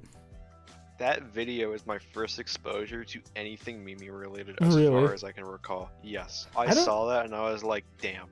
I don't remember what my first exposure to Mimi was. I still know what my favorite one is. And I'll bring it up just about any time. And it's Mimi crushing Mia's skull. That was a... Oh! I thought you said Nua for a second. No. But no, I know what you're talking about. She just goes, I don't like your vibes. I like... There's that. And there's the other one I like. I think Ridge made this one. It's where... You know the video where the dog's at the Ring doorbell and he's like fucking tilting his head to the music? Uh-huh. Fucking someone took a still image of that and fucking drew over and it's a really good image. I don't have it on me, but I'm sure someone has it. Oh. Yeah, so you missed day 2 essentially, and we just fucking we saw Mims, she saw us, and now she's like love at first sight, and we're confused. We don't know how to feel. I had some of the stream pull up. I just had my headphones off because I was on a big old phone call. I gotcha. But I should have put things together. Yeah, and then when Shiro popped up, I kind of like gave a moment of silence and just zoomed in on the little creature. She looks like if Rouse like fucking stole items from gas stations. Yeah, I could see it. What if like her hat made her like all in shadow, and then later on she took the hat off, and then we saw her? Takes the hat off. She's albino. Oh, This you're is the white. green hat. Ew. wait, what did you just say? You heard me, motherfucker. No, I did fucking rewind. Be kind. Dekind? Yeah, be kind. Oh. Chat, spell No! name. Chat, spell basketball. They already did spell Chiro when she showed up. They were literally spelling her. Yay! Yay! I'm so proud. Yeah, I bet you are, you little fucker. Fucking eager. Alright, continuing on. Oh, hey, Nua. Or Nua? Fuck. Dude, I'm getting my fucking wires crossed. I have to do like 15 voices. This is like being schizophrenic, but for content.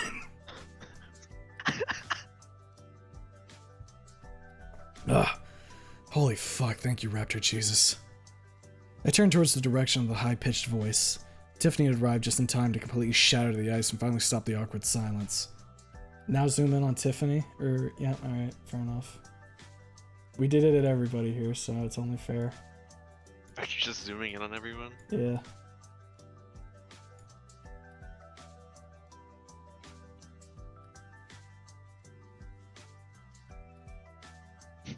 No sounds.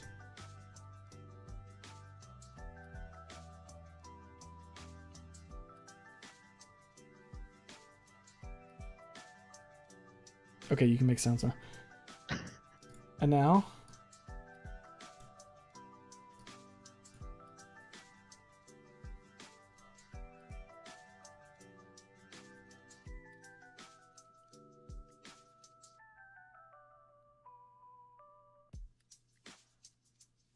Okay, and one more.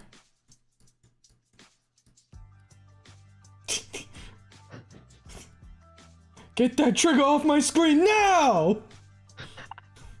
There we go.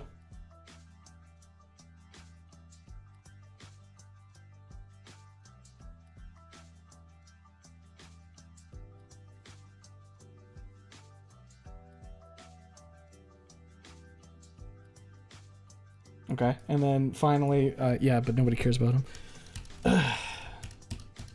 Control Z back to normal. Oh boy. So this is our main cast here, dog. I'm loving it, though. Admittedly, when you started zooming in on everyone, do you remember when we were back at the parking lot? Yeah. I had a side here. I was like, "What's going on?" Alright, I got a fucking Crayola box in my screen, and I'm all for it. Which, if you needed to draw a picture, which Crayola are you picking up? Do you remember that jumbo crayon I had that I used to scribble on? You used to chew on it and eat it. I used the green one. And guess who's green? Chiro. Do you think she would get mad if you said, "What's the shape of Italy?" What's the shape of what? What's the shape of Italy? And then you kicked her from the car. No, and then you kicked her and she flew. You kick her and she flies like she got hit in a video game. She drops all of the wallets she's carrying. She lags out, drops wallets. Oh boy. Alright.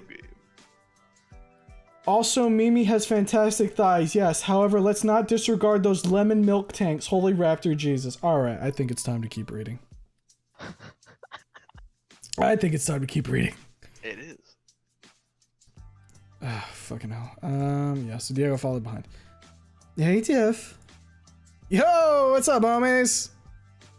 Leon and Maddie get up and the group proceeds to exchange hugs. Notably, Leon and Diego exchange one of those firm "you son of a bitch" handshakes with a pat on the shoulder. Everyone gathers and sits back down at the table. So, Noah, I see you're getting along with your new friends. I'm so happy to see that you're starting to settle in properly.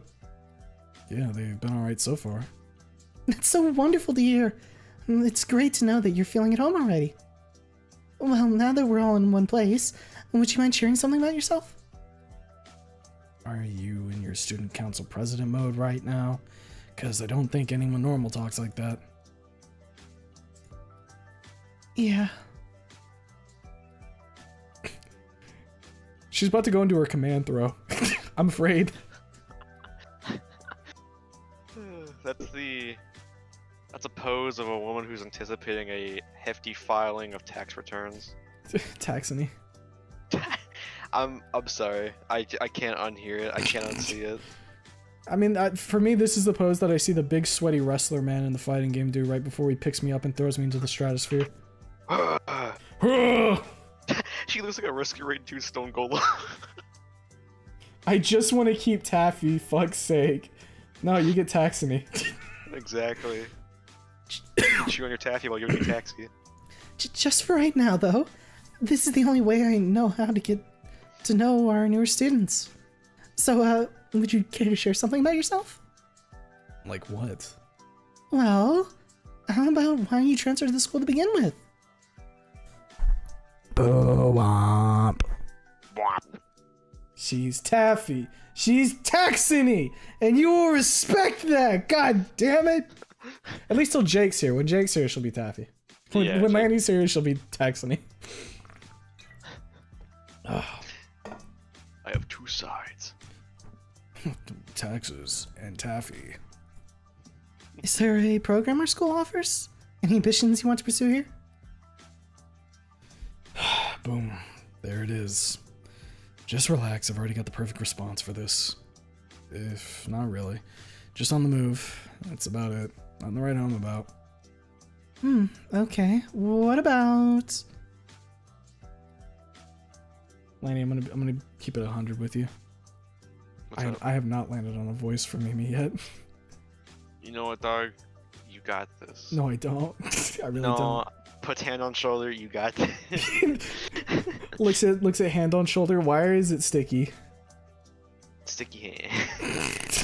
What if you had a big, long, sticky hand? And you slapped it on walls? I slap Mimi. I say get over here, like Scorpion or whoever says that, and I chuck her over. That's Sub-Zero. So, guess I know who the nerd is in here.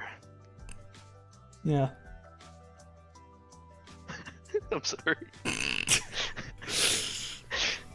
No, it's just it was a huge lie, that's all. Fuck you. Fuck. Read your goddamn line. You know what? You don't got this. Takes hand off shoulder. Read your fucking line. Drop kicks you. Give me your best tomboy talk. I believe it or not, guys, I haven't practiced a tomboy voice. I haven't had to.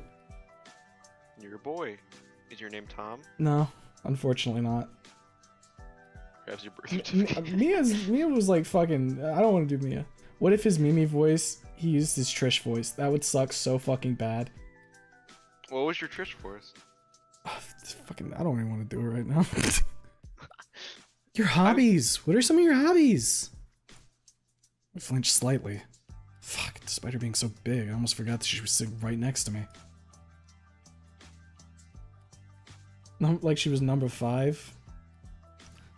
Oh, well, I just like to watch cartoons and game a bit. This awkward silence that I so dread returns as the others look at me, probably expecting me to say anything even remotely interesting. Anything else, or... Yeah, is there anything else? Come on, I know there's more to you than that.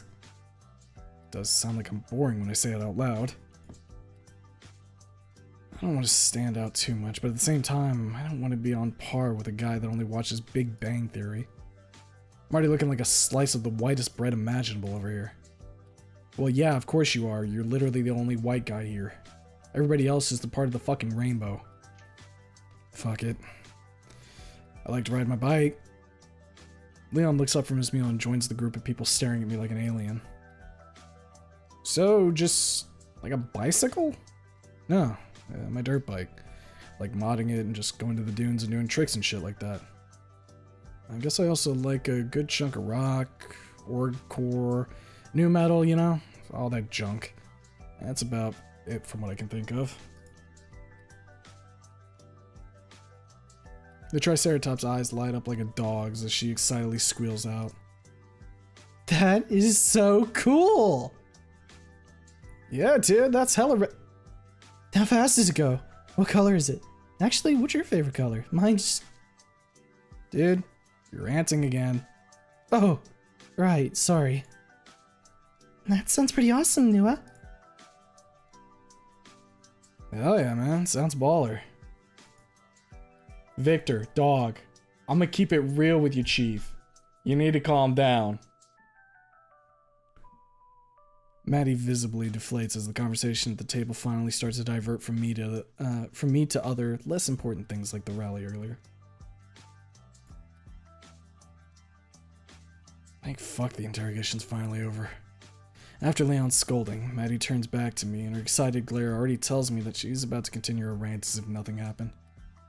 So, your bike? What's it like? I let out a sigh.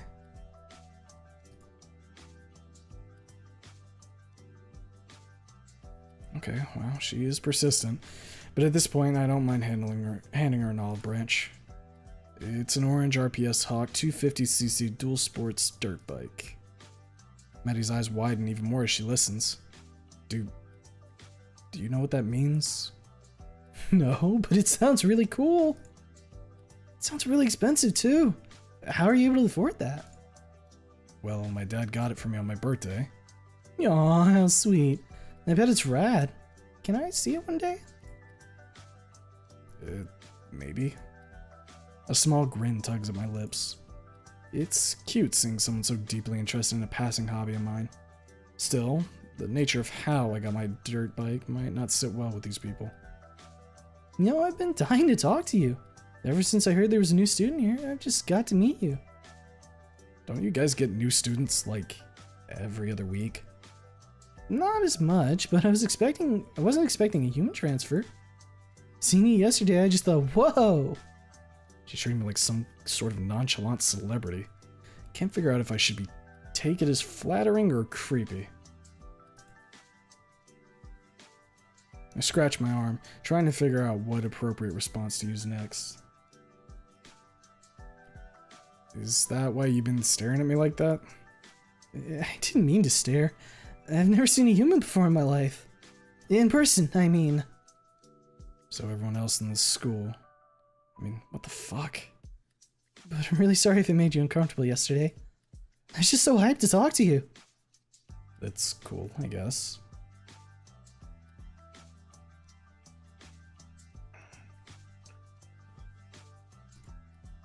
I mean, you landing on your ass was pretty funny.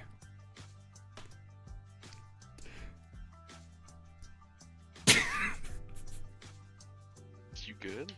Yeah, the moment we went from this frame to the next, I kind of like leaned forward a bit and looked over my glasses like, what? Huh? Fuck.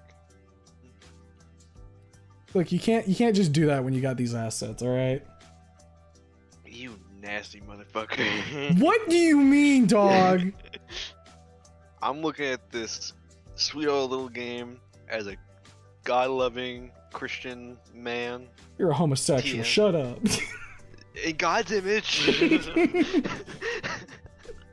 Homosexual in God's image. Yeah. Yeah.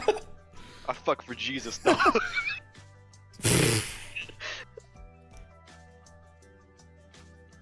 Suck one for the Lord, baby. Oh, fuck.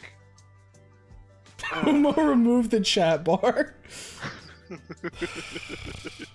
You guys are cretins. We all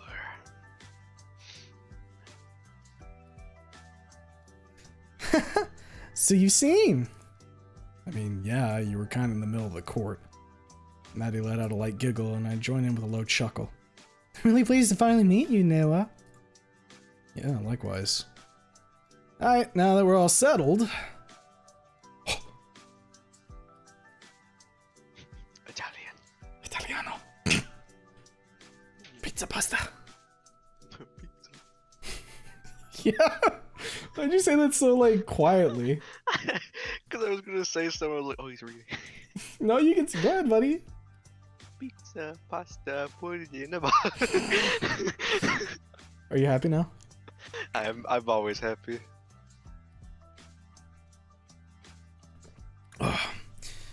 Leon pulls out a small briefcase from underneath the table.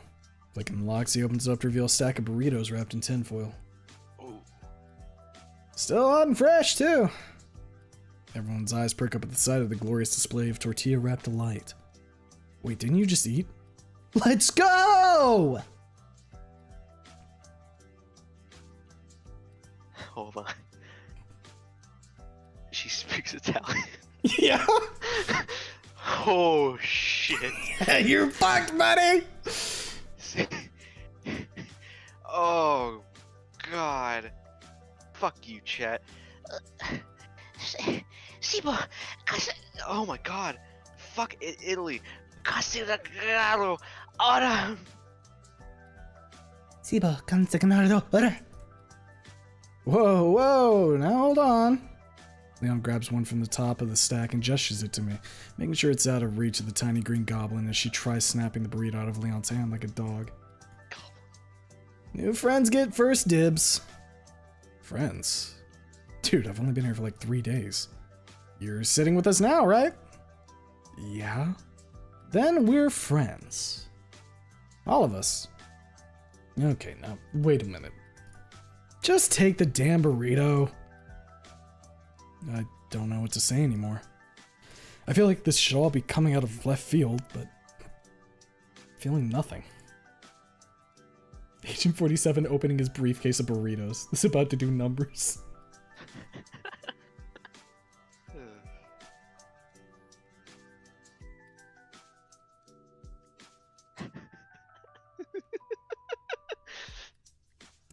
For the first time since transferring here, I can tell that the shock moment doesn't last as long as before. Am I seriously starting to get used to this bullshit? Whatever. I take the burrito. It's free food, so why not? Just bean and cheese, right? For sure! The classic. While unraveling the tinfoil, I get a look of everyone at the table as they begin devouring their burritos. Leon, who already had a fat as fuck leg of ham, or lamb. I don't know why you want to keep saying ham. Ate 2 burritos in one go. Now on top of that, he's using video game slang. Chira hasn't bothered to wipe her mouth with the bean and cheese. Doesn't even speak English. Diego unraveled his burrito and started eating the contents with a fork. Victor, dog, calm down. What the fuck? Literally, you just need to stop typing for a minute. Tiffany's eating a small salad despite her being a carnivore.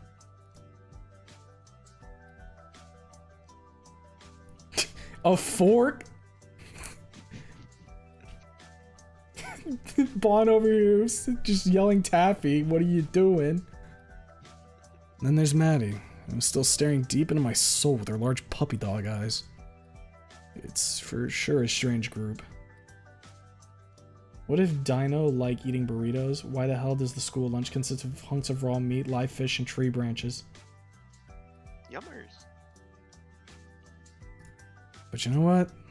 This is nice, actually. Even though I've failed to fade away into the school background, I've managed to talk to a few dinos and haven't sparked a fight yet. Still don't know why these guys are around me. I mean, come on. I look like a fucking future meth cook with a fashion taste I have. Might even call me Jesse Pinkman if they knew. Whatever. Just be their friend, they'll forget about me, and I'll still be able to fade away. I'm the only human, but at the end of the day, I'm just another Joe Schmo. They'll forget me easily, and I'll keep my original plan. Bada bing, bada boom. Ooh, hold on. Could you imagine if that was your school bell? Hey, I don't know if that's on my end or if that's on your end, but I got some like mad audio pops for a second. Was it when I did the ring? There was like a couple on. There was like one there and like a couple of front. I need to go check Okay, the VOD. you need a second? Discord. Yeah, sorry. Alright, yeah, you're good. Hey, if there's an audio issue, I need to know, right? Bro went from Carno to Carney. Carnival joke. Gotta cook some burritos. Dynamo reference.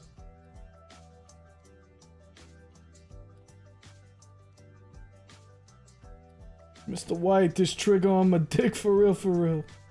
Not yet. YouTube sounding a bit crazy over there. Nothing like us high society Twitch connoisseurs. True enough.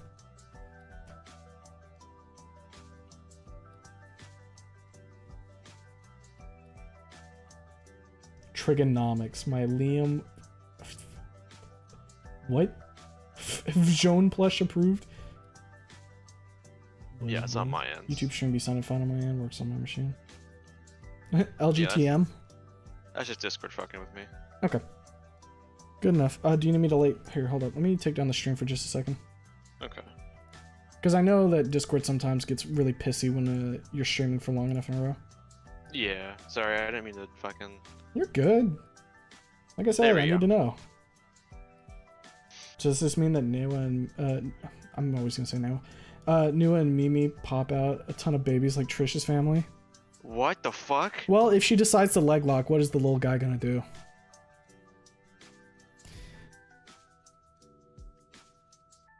The artificial bell rings out, causing my eardrums to rumble uncomfortably in my head.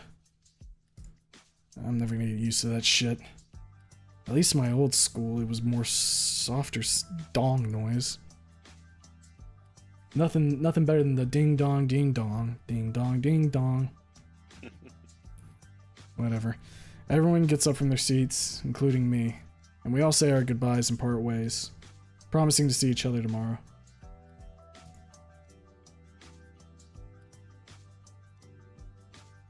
All except Maddie, who's still tailing behind me.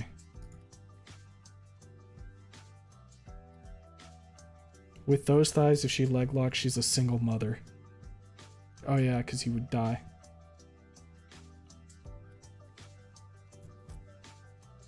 Seriously, this is getting weird.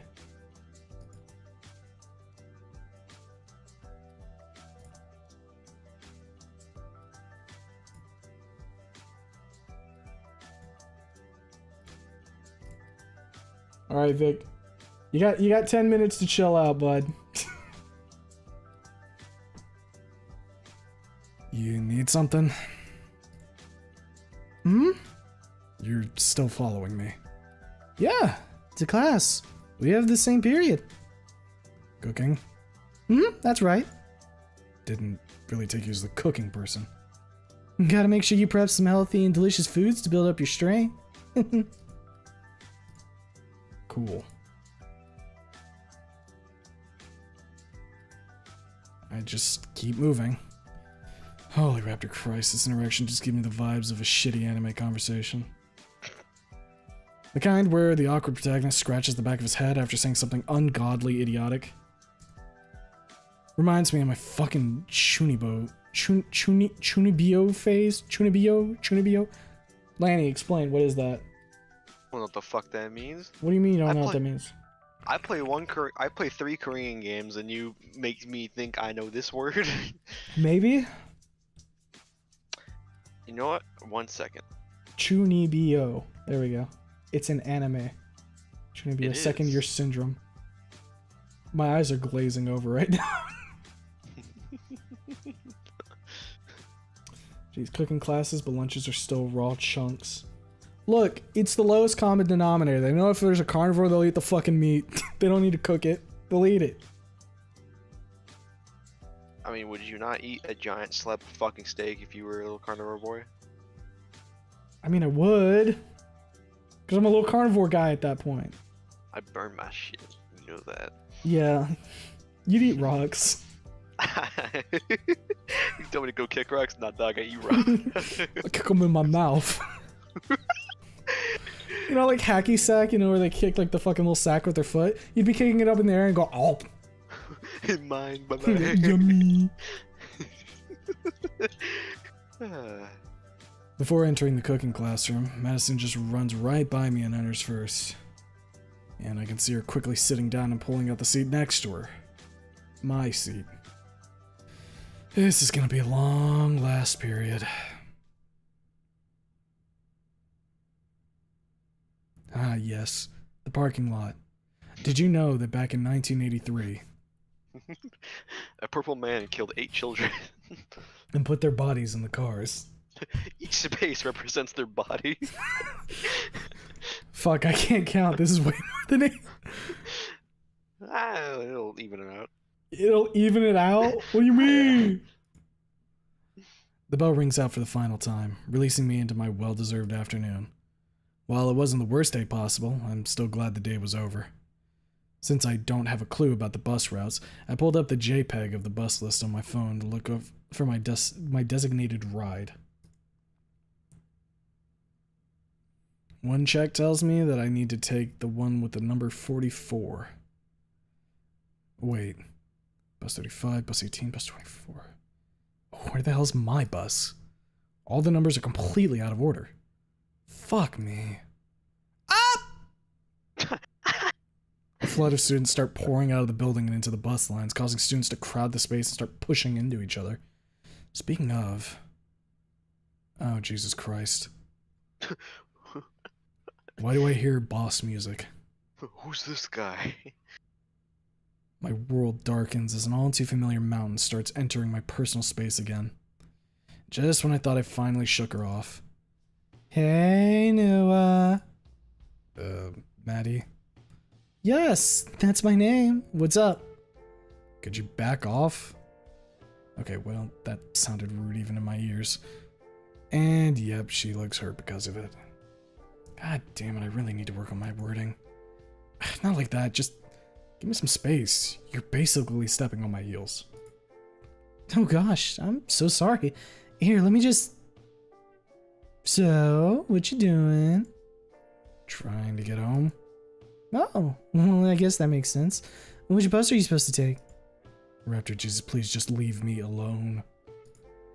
Trying to find that out. No idea where that one is supposed to be, though. Her tail starts wagging. Maybe I can help find it for you. I know my way around these buses. No, it's fine. I'll find it myself. She knows her way around buses? What the fuck is that even supposed to mean? No, but it wouldn't be too much of an inconvenience for me. No, seriously, it's fine. She shrugs before shouldering her bag again that's been sitting at her feet. Well, if you insist.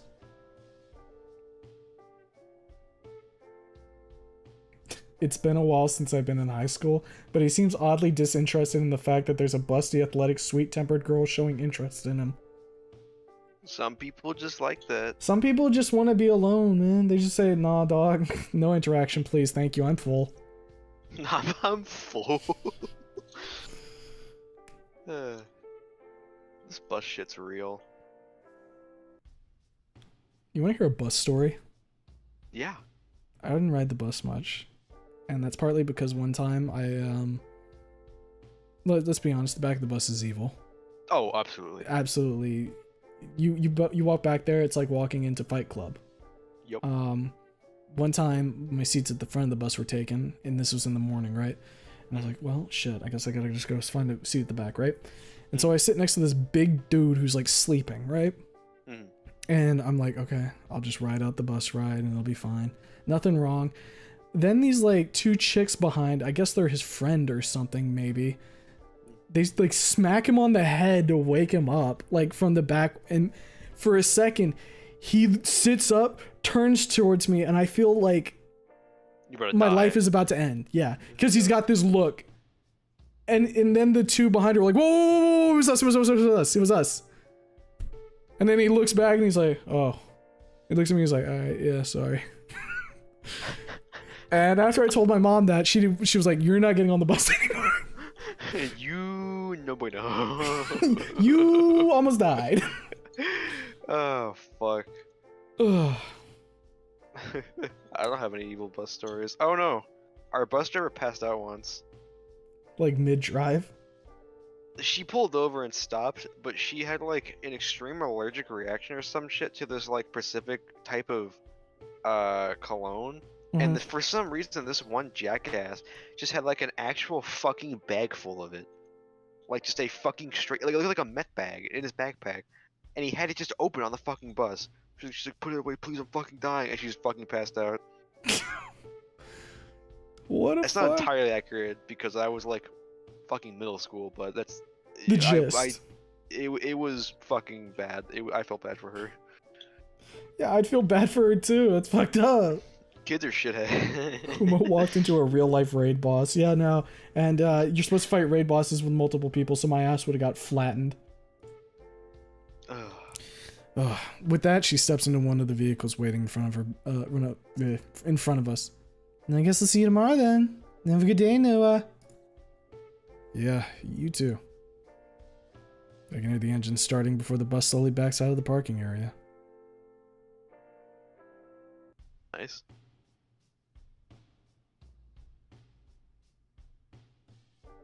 I don't know why I'm staring at this arm and the angle's making me angry. Oh, I can kind of see it. It looks like she's like two left arms. Yeah, a little bit. I was looking at the one on the bottom with Noah's hand, and for a second I was like, oh, it's fucking pinky's just cut off. They done took his goddamn pinky! Oh no! Brother got a stub.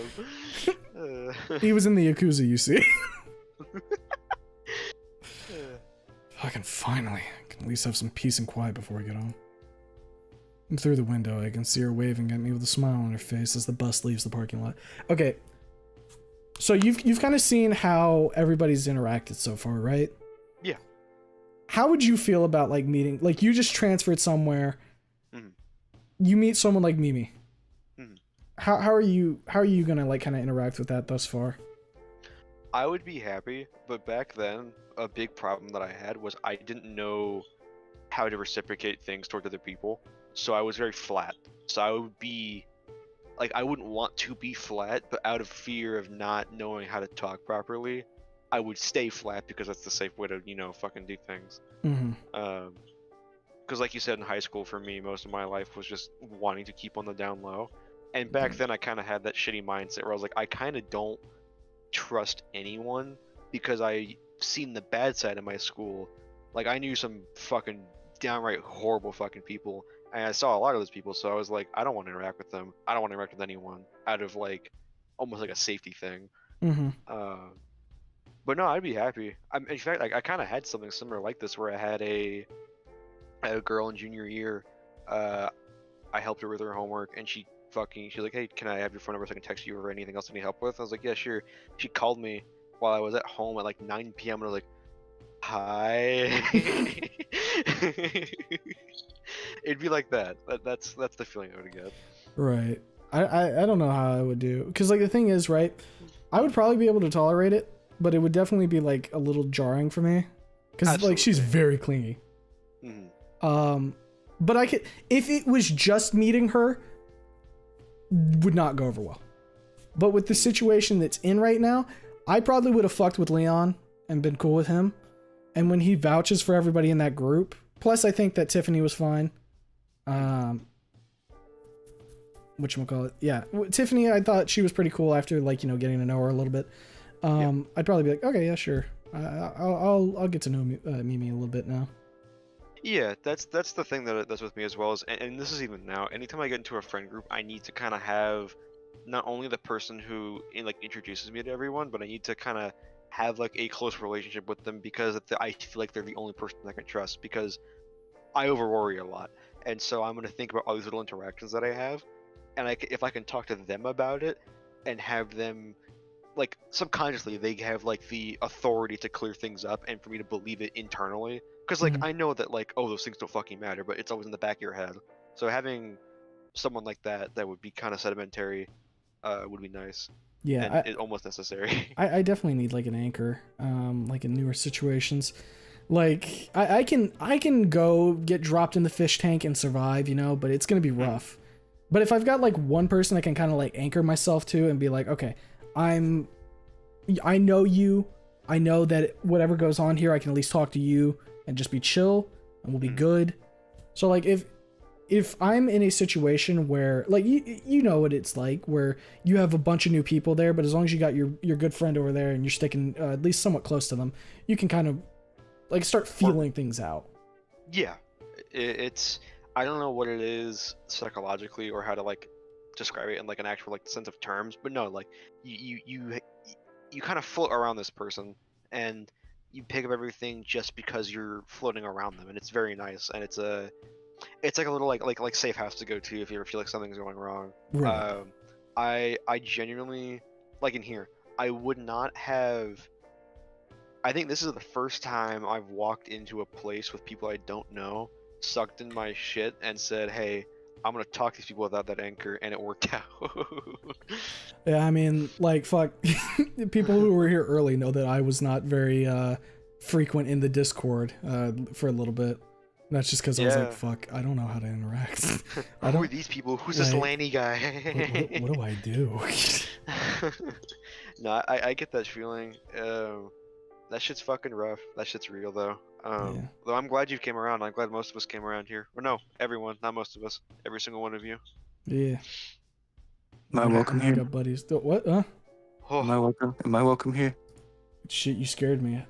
I'm sorry. I forget that you have the fucking guest pass. Yeah, I'm sorry. Oh yeah, you can sit on this. No It's big Bianca. deal. Yeah, we're just what? No, this isn't Bonker. No, This is me. it's not Bonker. I don't know why. I just felt like I needed to agree with you, and then I realized I should not agree with you. Make Mimi blind. There we go. Fixed. Poke her in the eyes. I saw that Jake was in here, and I was like, oh, I wonder if he would like. Yeah. Huh? Jake's not here. Yeah, so that's what I meant. Jake wasn't here. Oh, okay. Oh, it sounded like you said Jake was in here, and it was like, what? No. Jakey's not here, so I was wondering if you'd like some I don't know, some load off the voices. Nah, I'm doing good. But you can sit here and yap with us. Do you speak I like Italian? yapping. I think Laney's had one line. And even then, I also said line. Fucking, we were just talking about like social situations and whatnot. I'm assuming based around what New was going through. Yeah, essentially, kind of like how we would Yeah. react in a situation with fucking Mimi being on our ass. Hmm.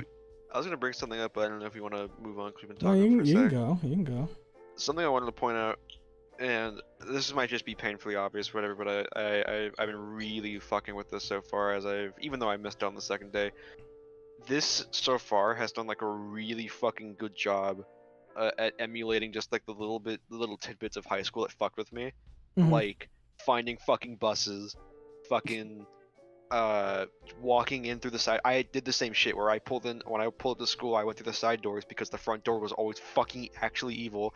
I went to the front door the one time there wasn't anyone there, and I almost went face first with this fucking massive spider web that was like fucking on the sidewalk. Shit was actually evil. Fuck the front of the school. I've But never no, had that issue in my life. point is, I just find that like I've been resonating a lot with the way they've been describing like high school and shit. It brings me back to think about this little shit that I had to deal with that I thought was so fucking big and so important, and now I'm fucking paying taxes and fucking chugging Chick-fil-A sauce. Yummies. I didn't include the last bit there. Yeah, I mean, like I had already said, my whole fucking high school experience, because I did move, I just kind of like didn't care to socialize. I made like one friend, and I didn't really fuck too much with like her friends or anything, but I hung out with her every now and again. But for the most part, it was just kind of like nose to the grindstone, do my work, go home, chill with my homies from back across the ocean, or not across the ocean, across the continent. Mhm. Just kind of feeling shit out again. Yeah, I get that. I had that move only in middle school, and I think I was kind of lucky to be able to sediment myself or become more sediment in high school early on at freshman year, and not having a situation like this where I'm fucking thrust in 1 year left. I would actually panic. I'd lose my fucking mind. Mm-hmm. I think I'm in the same boat as Lanny. Like I moved once, like really big, like literally like halfway across the state, during my middle school years.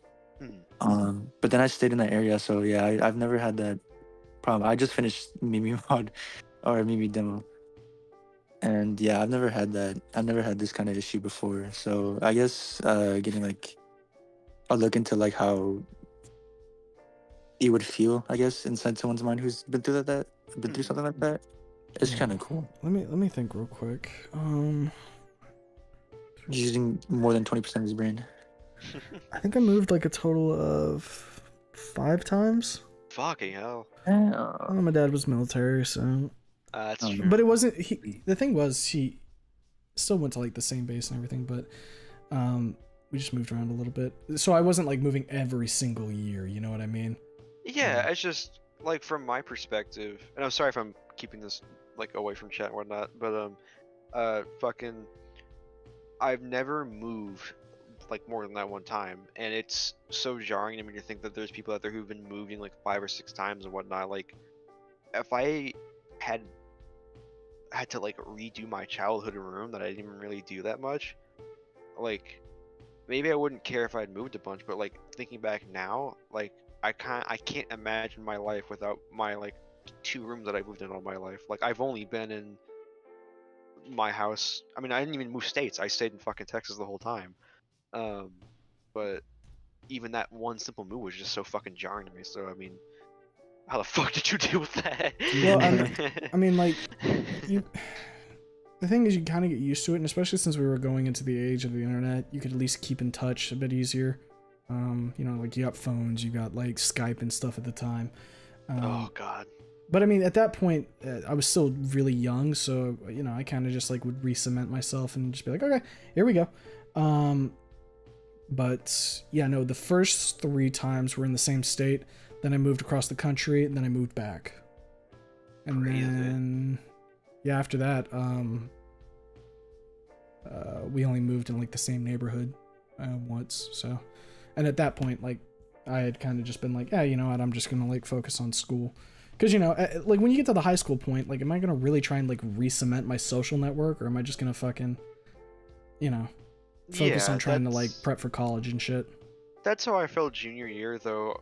If I sat here for 4 hours and fucking talked about my entire life and the way I was feeling, there's a lot of other reasons why I fucking put my notes to the grindstone only in junior year. But no, I get that. Where you're just kind of like, I'm growing up and I know I'm not going to be here for long.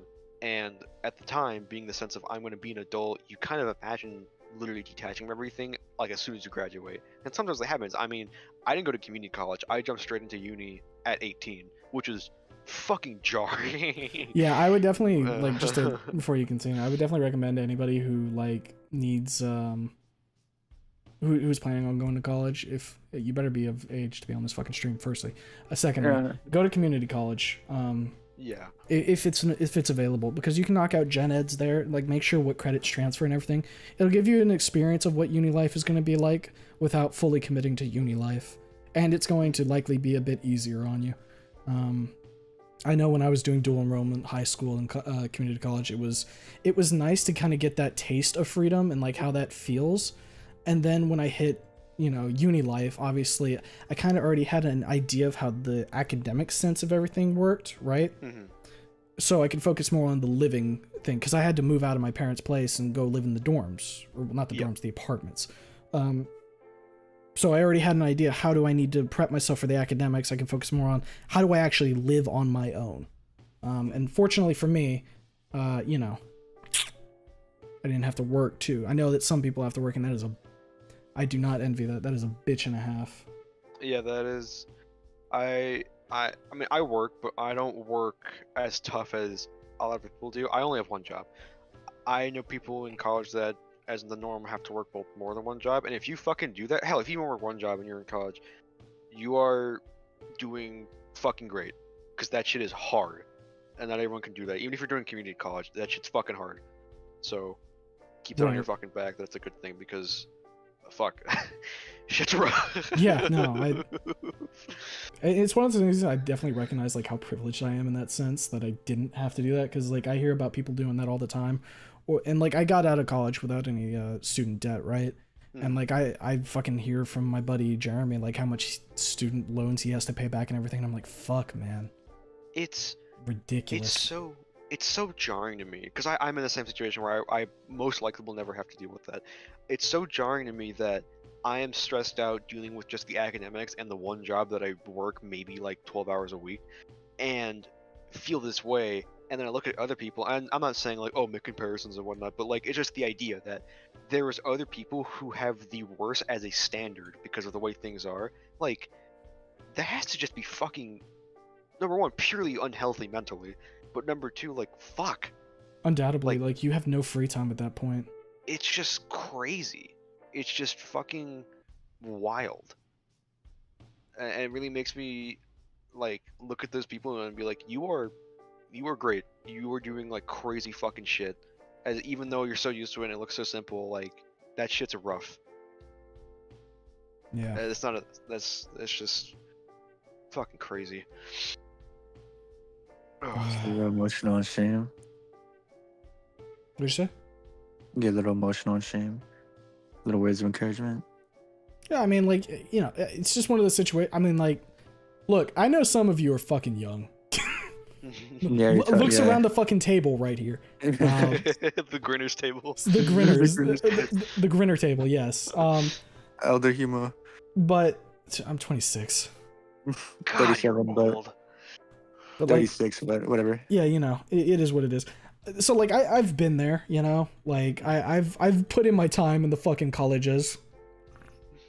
So like, I kind of, God, I'm sounding like a fucking old ass man. Yeah, you just talking about like, oh, I'm 26, but Hey, I know my ways around college.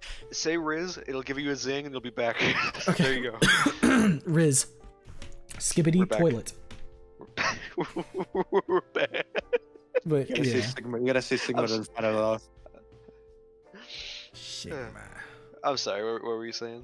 Just that's the only advice I can give, man. Just try and like the thing is too, you don't even like, unless something you're trying to do requires you to go to college, you don't have to go to college to succeed. Like, As I know some someone- people feel funneled into that. Mhm. as someone who was funneled into that, that is absolutely fucking true. You do not need to go to college to be a good person, to have a good life, to do what you want to do. Yeah. Unfortunately, I need my sheets of paper to say that, hey, I can do the thing I want to do. Yeah. Yeah, I also need my sheets of Uh, paper to say that I can do what I want to do. But Yeah. I was always given the impression that you're gonna be like dead on the road, fucking homeless if you don't go to college, which is why Right. I jumped into uni immediately, and that's just unnecessary stress and bullshit. Not saying you're bogged down if you did do that. If you did do that, doing good. But Talking do to what talking to works one. for you. yeah, do it. Literally, do what works for you. It's your life, not your parents. You find what works for you. Going to college is a thing that's idolized in high schools. It's made to be a thing that'll make you successful immediately, and it won't. There's people who It come won't. out of college and they're just fucking shit out of luck. It entirely depends on what you're doing in college, and two, like what extracurricular stuff you did. I'm lucky to end up in the job where I am. I honestly sometimes sit there and think, how the fuck did I even get here? Because I don't feel like I should have ended up where I am. I got it really good, and I don't feel like I put in the work. But then again, Honestly- somebody would point out like, oh, well, you got like A's in all your classes. I'm like, well, yeah, but What does that mean? for me that means for Right. me that's just like what was expected, you know? Like Mhm. I don't know. It's weird, and I think one thing that needs to like I definitely want to hammer this home, especially if nothing else. It's okay to make mistakes. It's okay to realize that you did something that maybe wasn't quite the right choice, and then just give it another crack. You know, do something else that works, right?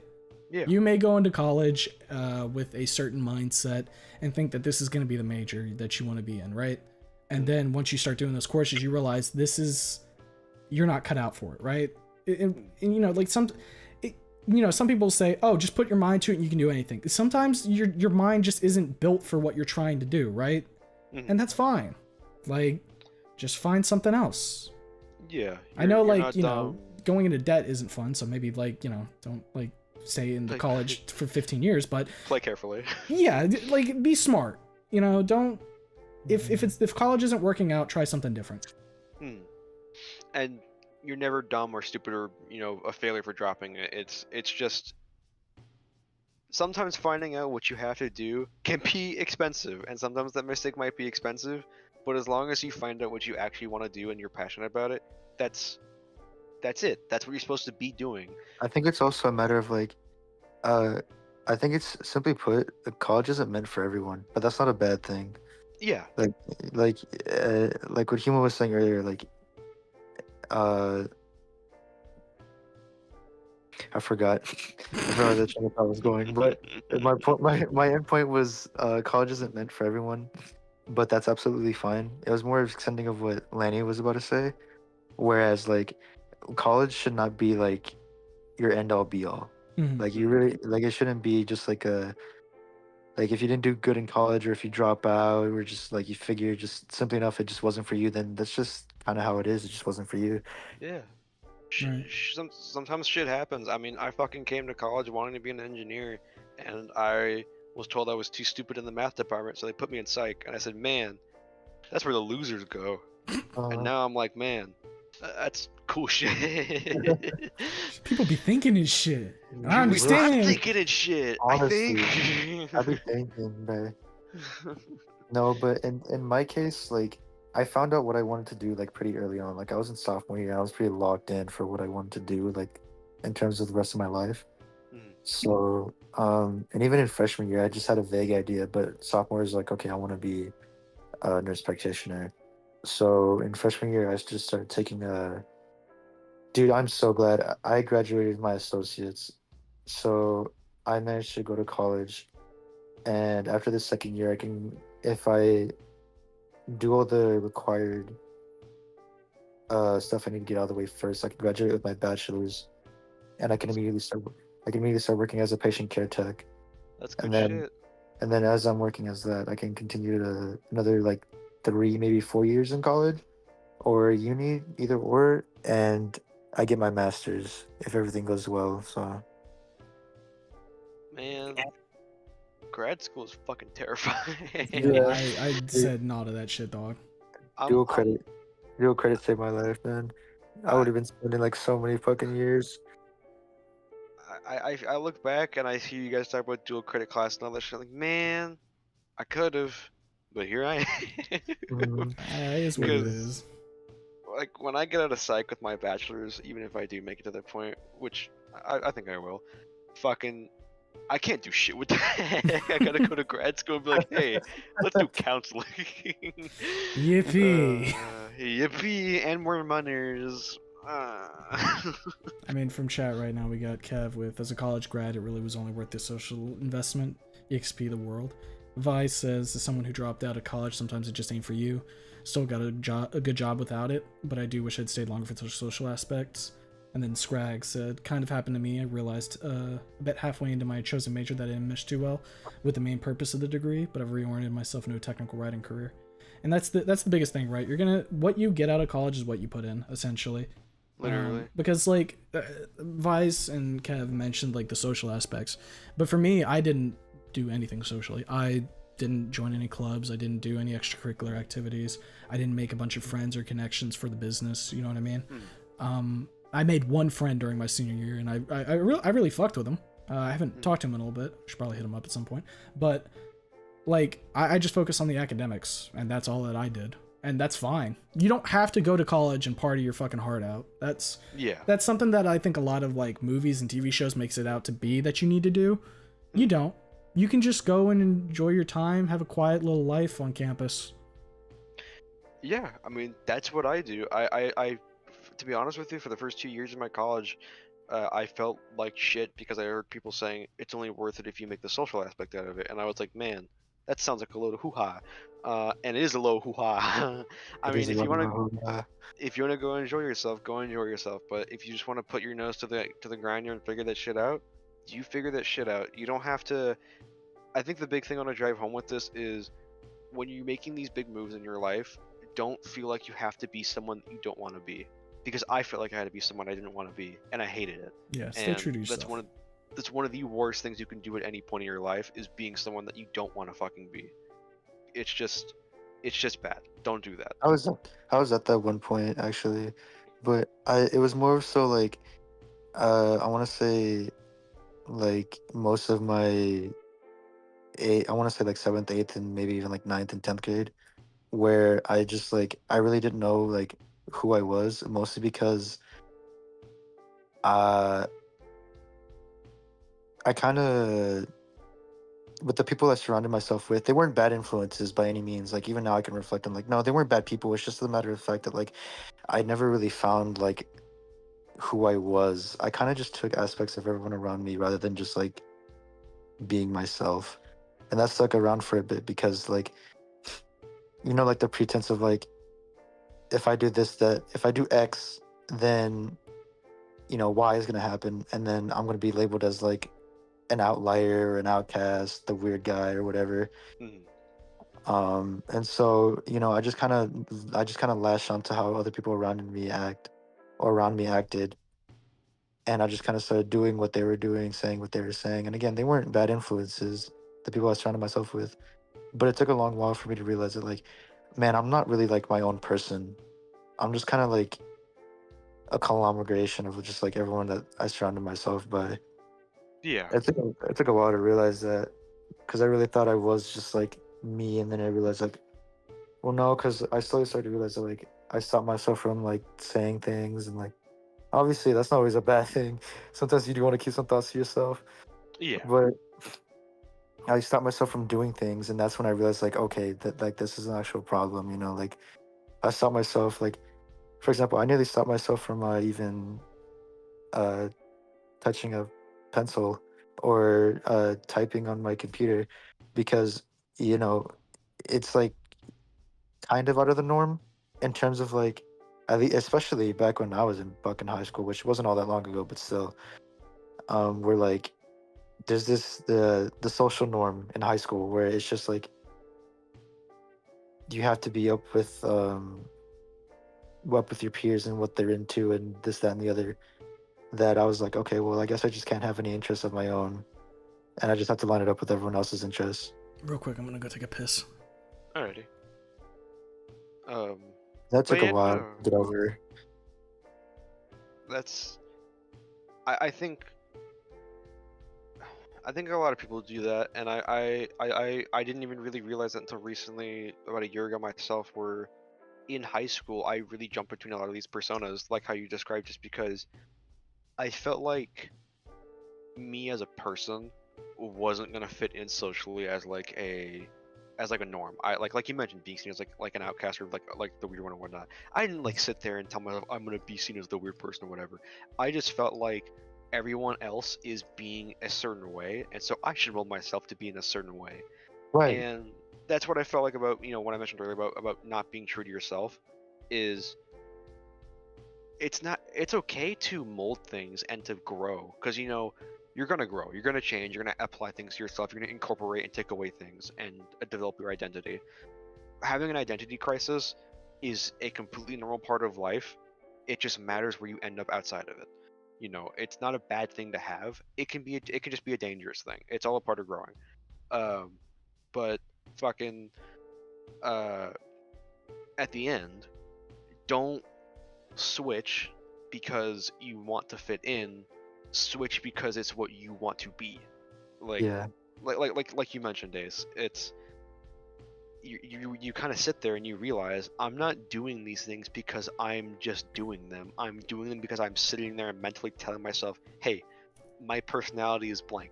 I have to do this so it lines up, lest I am like a fucking spy and uncover myself. Right. And it sucks. It's fucking awful. It kind of combine it, like it feeds on itself, because like I took it, or when I was in that situation, like I did all that stuff to, like, not necessarily fit in, but simultaneously do so at the same time, because there's a pretense of, like, if I'm not doing what everyone else is doing, then, well, who the hell am I, right? Mhm. So it's a mixed bag of just like societal norm, while also being like what you mentioned just moments prior, where it's just like, if I'm not doing it, then, uh well, there's nothing to me. Mhm. It's it's scary. It's weird. I don't really know what else to say about it entirely, to be honest, because it Yeah. really at heart it really is just that fucking thing of telling yourself that I have to do all these fucking little things and all that. I think for me, what really fucked with me, actually, now that I think more about high school in particular, was the reason why I became, or one of the reasons why I became so dejected and wanted to just alienate myself from everyone and look down where I walk, and had very little social life, was I rejected the idea of wanting to be someone I'm not around junior year, because I wanted to be myself, and I hated who I was previously. I Mhm. still I, s- I still very much frown upon that time of my life, but Yeah. um, being my own person was very So, important to me, and I was still caught though between I need to be social and I need to be who I am. And right. ultimately, because I was in junior year and I saw that senior year was approaching, and I felt the way I prepared myself for getting ready for college in real life, which don't ever fucking do this, I told myself that if I don't do good in high school, I'm going to be some evil welfare check druggie sitting in the middle of God Yeah, knows where. don't ever think that. Yeah, Went never fear equate that high tactics. school to college, And please. I scared myself, and I still do that to this day. It's Never. not good. Yeah, well, I mean, like, everyone who's watching should be out of college, but I'm saying that, So like, don't don't ever, please don't ever compare college to high school. They're radically Y- different. yeah, but fucking Because because I of mean, that like, fear, it drove me to kind of say, hey, I can be me if I just don't fucking talk to anyone. So that's what that's I also not did. that good. That's also not that good. Uh, fuck. But I mean, yeah, I like, or yeah, I like.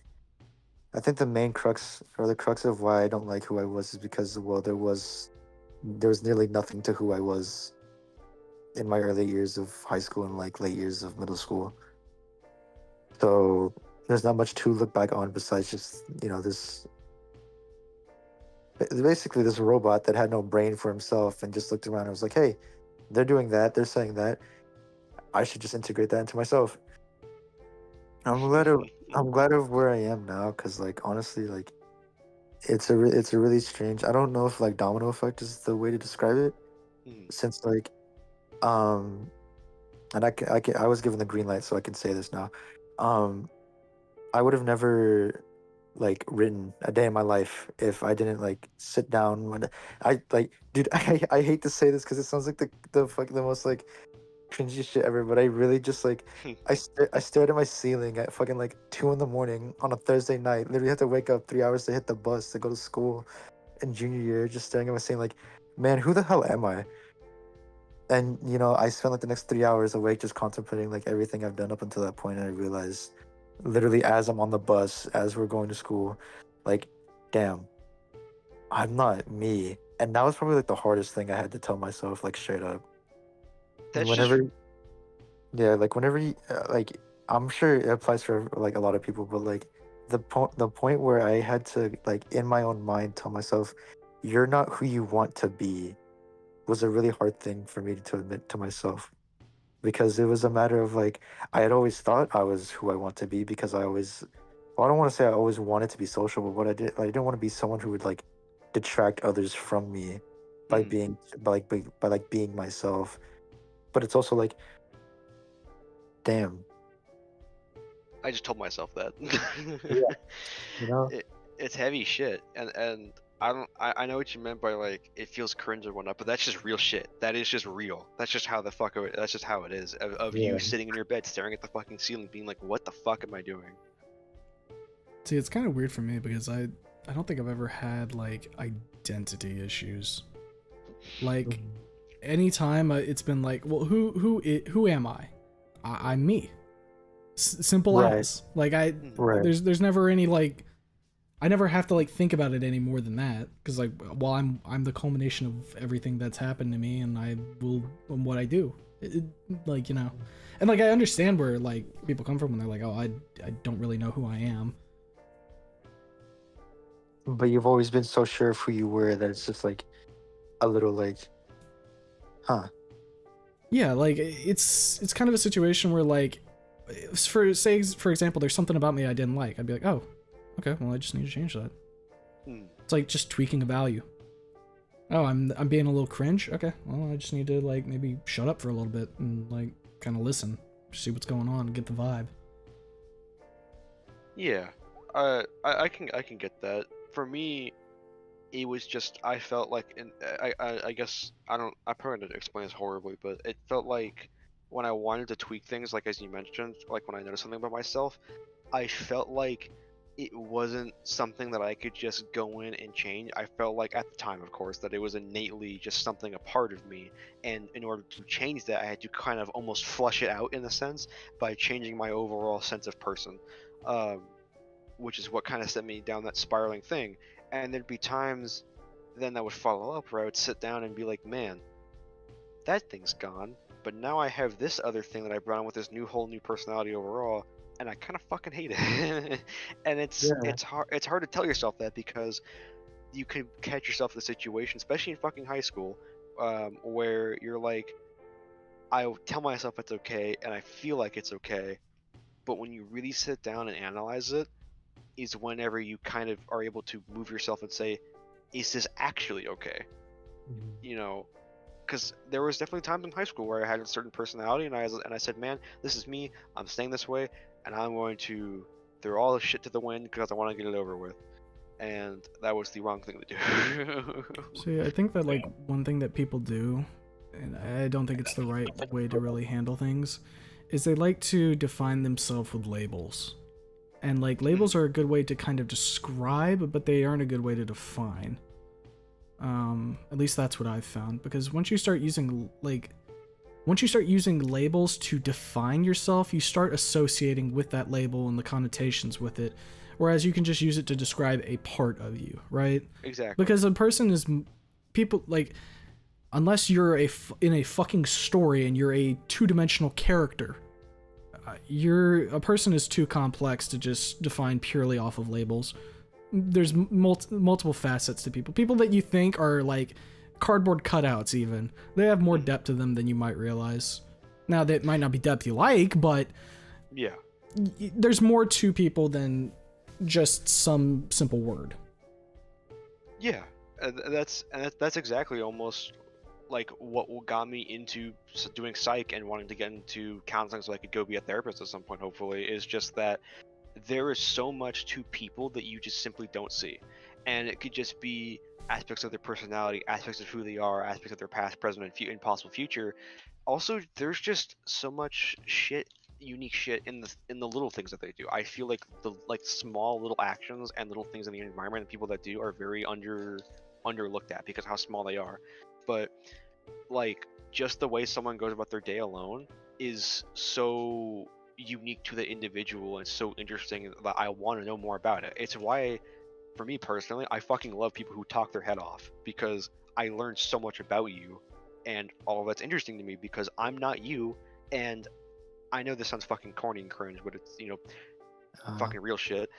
Every single person is fucking unique in their own little way, and when you see those little things to me, it's like that's different. I like that. That's cool. uh, And another thing as well is even the fucking most horrible people you see, whether online or in person or in the fucking news or whatever, there's more to them than just that. And you may not like it, like Humo said, but I feel like there's a lot of those little things that can explain a rhyme and reason to things, and that's I feel like that's probably one of the biggest things to working with someone and helping someone out, or just getting to know someone properly, is understanding the little things that they do and little mechanisms that make them tick and that make them move along their day. That and the big things, they're both important because little things make a big thing and big things are already big. uh, In the wise words of Spears, everyone's fighting their own battles. Literally. true. But I get that, Lenny. Like, dude, okay, so I don't know how this is gonna come across, but I love when people like I'm talking to someone and they start get going about like one thing that they really really like, and then like they apologize to me like, oh, I'm sorry for going. I'm like, no, please continue. I Literally, love please keep going. please keep going. I love hearing people ramble about stuff. I really don't mind yap sessions like at all. It's good shit like this. Yeah, you've been yapping for what, like 10 minutes? Oh, Holy it's been shit. more than 10. I'm pretty Oh, sure. Oh yeah. fuck. Whenever I came here, like 10 minutes maybe. I don't know how long y'all been back before I came here. Ah, Yeah. But I mean, yeah, if I didn't take that journey of self exploration, I would have never written, and by proxy, I would have never been put on a Bianca project. I mean, that's it. The fucking I don't know if that's domino effect, but it's crazy to think about, really.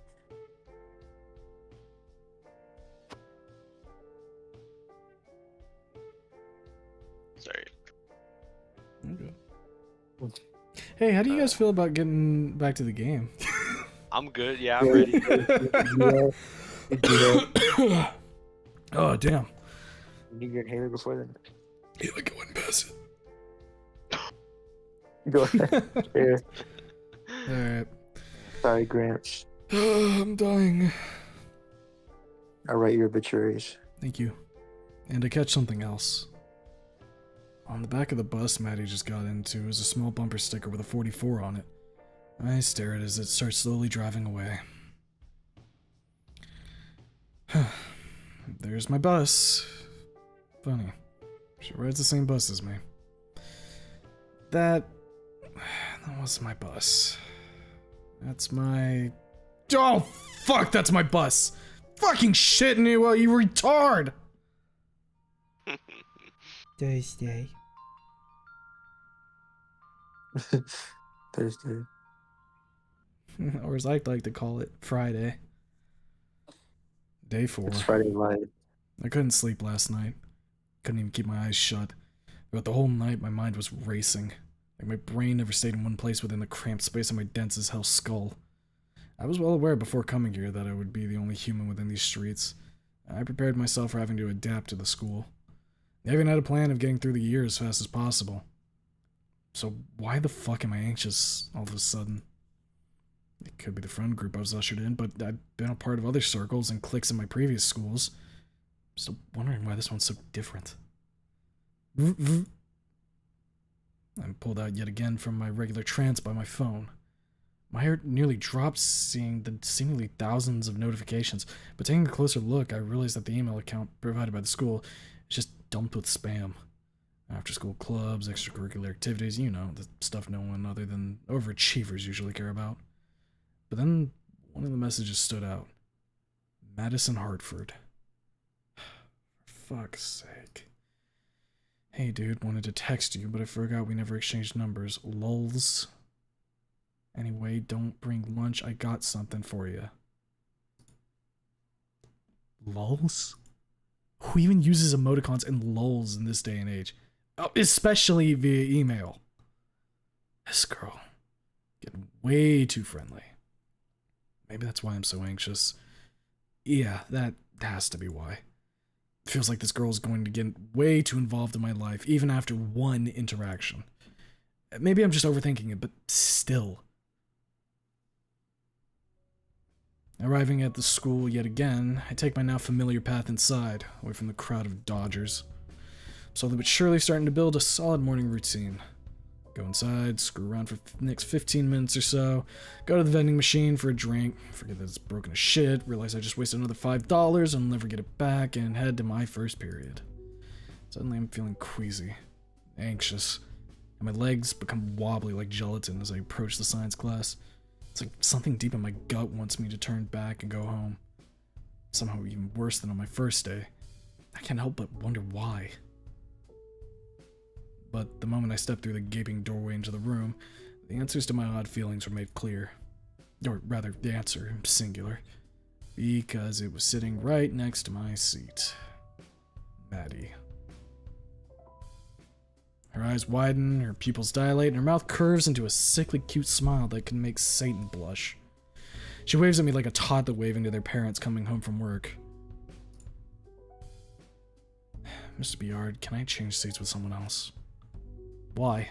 What's wrong with your seat? The air conditioning is too cold over there. The vent is on the other side of the classroom, and I don't have it set on high. Oh. Mr. Newa, do you have a problem with your lab partner? We can discuss your problems with her together. No, it's fine. Actually, I changed my mind.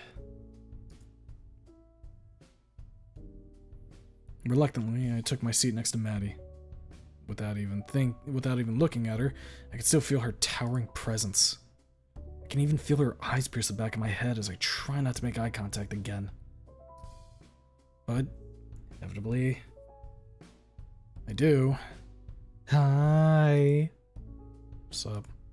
How are you? Fine, I guess. That's good. Be nice now. Take a deep breath and grate your teeth. She's just talking. I like your jacket. Thanks. Where'd you get it? BC Max. Bold-faced lie. It was actually a find at Rockmart. I've practiced that response since middle school.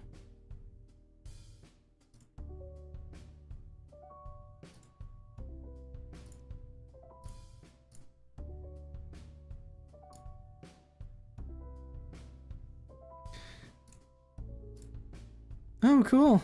I usually get my clothes from thrifting. But, I mean, like, that's really cool design. Still think thrifting is a better response than Rockmart. What's the G mean? Is it like gangster? Or maybe like... I try to tune her out, but it's much more of a challenge if that person is right next to your ear. The teacher closes the door and locks it. Last minute students bang on the door, pleading to be let in, but the teacher waves them off, motioning them to go to the front office. Class is starting, thank God.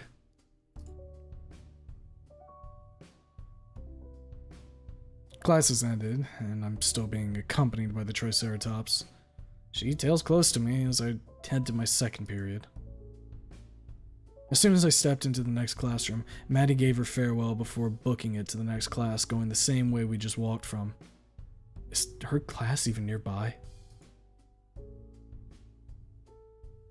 My head is pounding. I can barely keep my head up. So the assigned reading is required, but the book we can choose is optional. I'm thinking we'd start with reading Great Gatsby.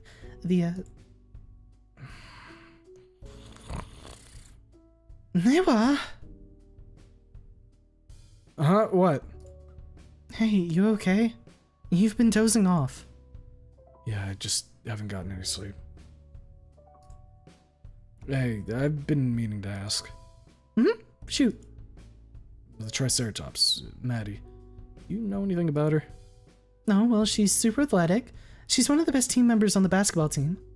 And what about her? Is she clingy to you? She has an outgoing personality, but I don't know about being clingy. Why? Ever since I saw her, she's been weirdly attached to me. Eyeballing me, constantly asking questions, following me everywhere. Oh. Darn, I forgot about that. Forget about what? Well... Okay, how do I say this without making it sound weird? She's really into... No... She has a... No, not that. Spit it out. She has... a fascination with humans. What? I know it sounds strange, but I swear it sounds weirder than it actually is. She's a real sweetheart, I promise. Alright. So you have any idea of what book to read? I'll just pick a fucking Goosebumps book. That's way too low of a reading level. What about The Alchemist? Nah, looks like something a fag would read. She hits me on the back of my head with a rolled up paper. Ow! That's not a really nice thing to say. I'm saying what I see! There's other vocabulary to use other than slurs. Please don't say stuff like that ever again. Fine. Wait, why is Karl Marx Manifesto in the list? Hey, well, there's consequences to saying the F word. How do you know? How do you know? The bell rings for the third period. Shortly after gathering my one binder and pencil, I make my way out of the classroom and into the once again busy hallway. Except somehow I can pick out a set of loud footsteps making its way towards my direction. No fucking way. I met with an out-of-breath yellow Triceratops. Man, look at her ass. Her ass ain't getting no breath. Newa, help! My inhaler! You're the rod. It consumes. Zoom in on that face. No! Do it yourself! She looks like she hauled ass to get here. One moment she's panting enough, and the very next second she looks fine and perks back up. Dude, what are you doing? What do you mean? Why are you here? Well, we gotta walk to class, right? So this isn't your next class? No. My next class is on the west side of the building. So then again, why are you here? So we can walk together, silly. I mean, I could just meet you at lunch. But I want to walk with you. Okay. Yay. Maddie follows closely behind. I can feel her colossal presence even without looking behind me. On one hand, skinny fascination. On the other hand, trigger stand. I'm sure if Nua just pointed at someone and went, flatten, they would die. Her eyes turn red. She becomes evil, Mimi.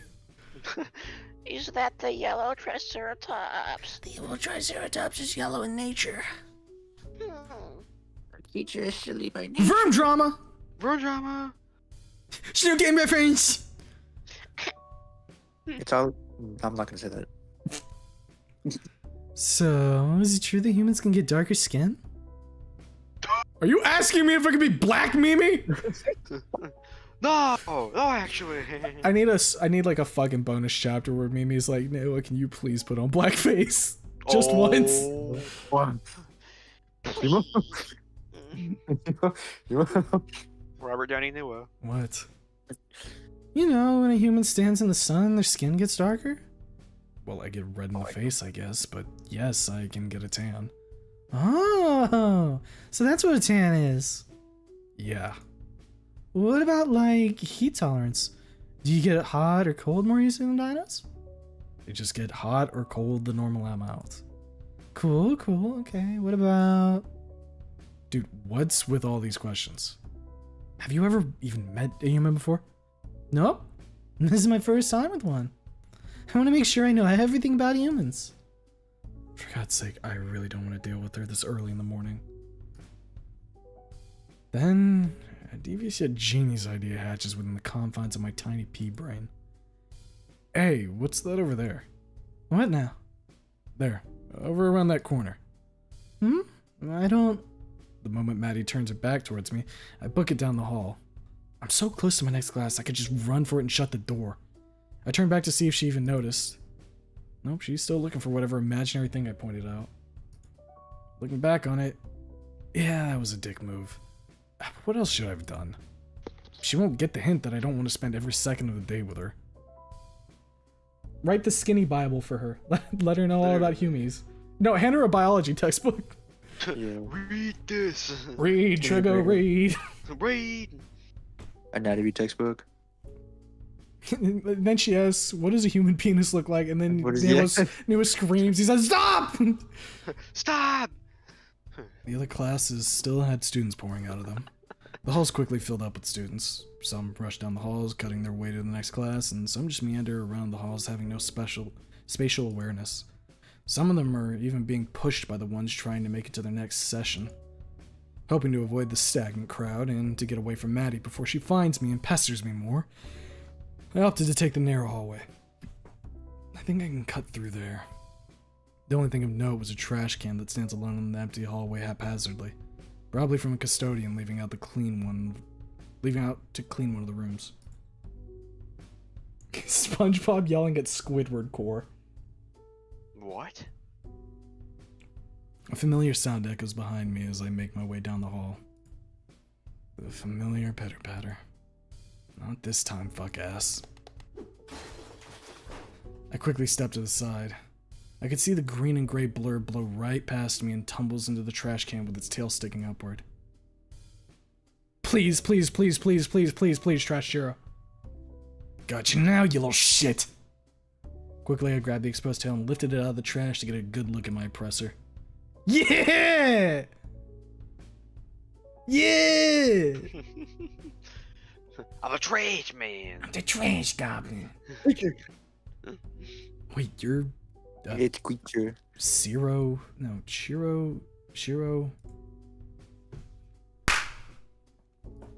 Yeah! Yes, kami, sir. Bartos kanami palato. Rischiami stare brutto schiamone plato. I noticed she had something in her hand. Something familiar to me. I checked my pocket and now noticing it's feeling much more lighter. She pickpocketed my pocket knife. Give me that back! No! I'm really warning you right now. Immediately back down. The handler has stepped in. Bitch. Jero, put it down, now! The tiny green gremlin immediately drops my knife to the floor at the command of Leon, which I could hear running up from behind. I like to imagine the trash can slides forward.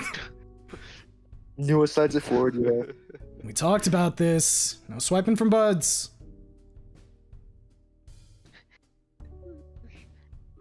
Fuck. My Lucente.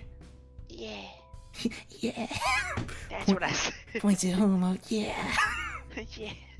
I don't care if it's shiny. Don't steal from the new, Save that shit for the actual jerk-offs, alright? Chiro nods her head somberly. Alright. With that, I place her gently back onto the ground. Hey, chin up, G. I'm not mad at you. Let's go get some dino nuggets after school, alright? Okay. Okay. Okay. Atta girl. From the other end of the hallway, I could see a patrolling prefect gunning right toward us. Oh no. Chiro wastes no time to gun to the other direction. What's going on here? Why aren't you in class yet? Isn't it lunch hour, my guy? Don't get smart with me. What's that on the ground? Shit. It's not what it looks like. Leon quickly kneels down to grab the knife. It's mine. I dropped it by accident. It looks like a knife. Are you really carrying contraband on school grounds? Ah, bro, look. I could see from behind that he's pocketing my knife, then pulls out what looks like a switchblade from his sleeve. He flicks it open, revealing it to be a comb. See? Perfectly legal. You don't have any hair. A guy can dream, can't he? Get to class. Fucking jerk off. Leon takes my knife out of his pocket and gestures it towards me. Here's your knife back. You stood up for me. Yeah? Why? Because you're my friend? And I owe you for my wallet. And about Shiro. Sorry about that. Don't take it personally. The hell was that even about? Kleptomania. She's been struggling with it for a long time. Anytime she sees something shiny, she takes it. I've found a way to ease it, I guess. I'll try to make sure she ain't stealing from you again. Anyway, I'll see you at lunch. Hey, Leon. Thanks for covering for me. Don't mention it. You're a bro. Wow. When's the last time I said thank you to someone? Lunchtime rolled around. The unfamiliar smells of all the foreign Dodger food fill my nostrils as I enter the bustling cafeteria. Smells like something new off the menu. The round table on the side that usually accompanied the group is dormant. I guess I'm the first one here.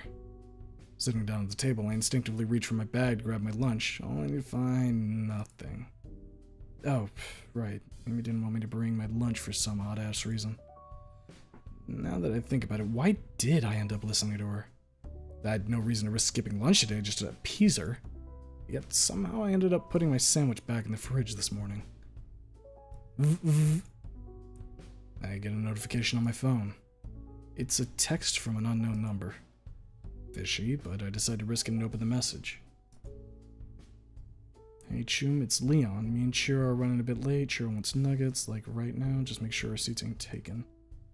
Dude, how the fuck did you get my number? Got it from your old phone. Anyway, we'll see you, bro. God fucking... He kept my broken phone? Hey, Niwa. Third fucking time I've been scared like this. Or was it the fourth? A wave of rage washes over me as I turn around to the mountain of a girl that somehow just seems to appear out of nowhere every single time. Hey. So why couldn't I bring lunch? Well, I've been researching the types of foods that humans could eat. She places a Tupperware container in front of me. It's translucent, but I still can't see the contents inside. So, I made you something special and wanted to see if you'd like it. And I open the lid. Inside was an assortment of foods, each in their own little divided space. Fruits and berries in one, tiny bit of grilled steak, and sliced tomatoes.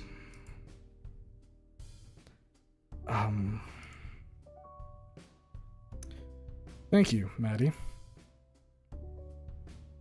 I'm too stumped to say anything else, and instead of risking saying something douchey, I just keep my mouth shut.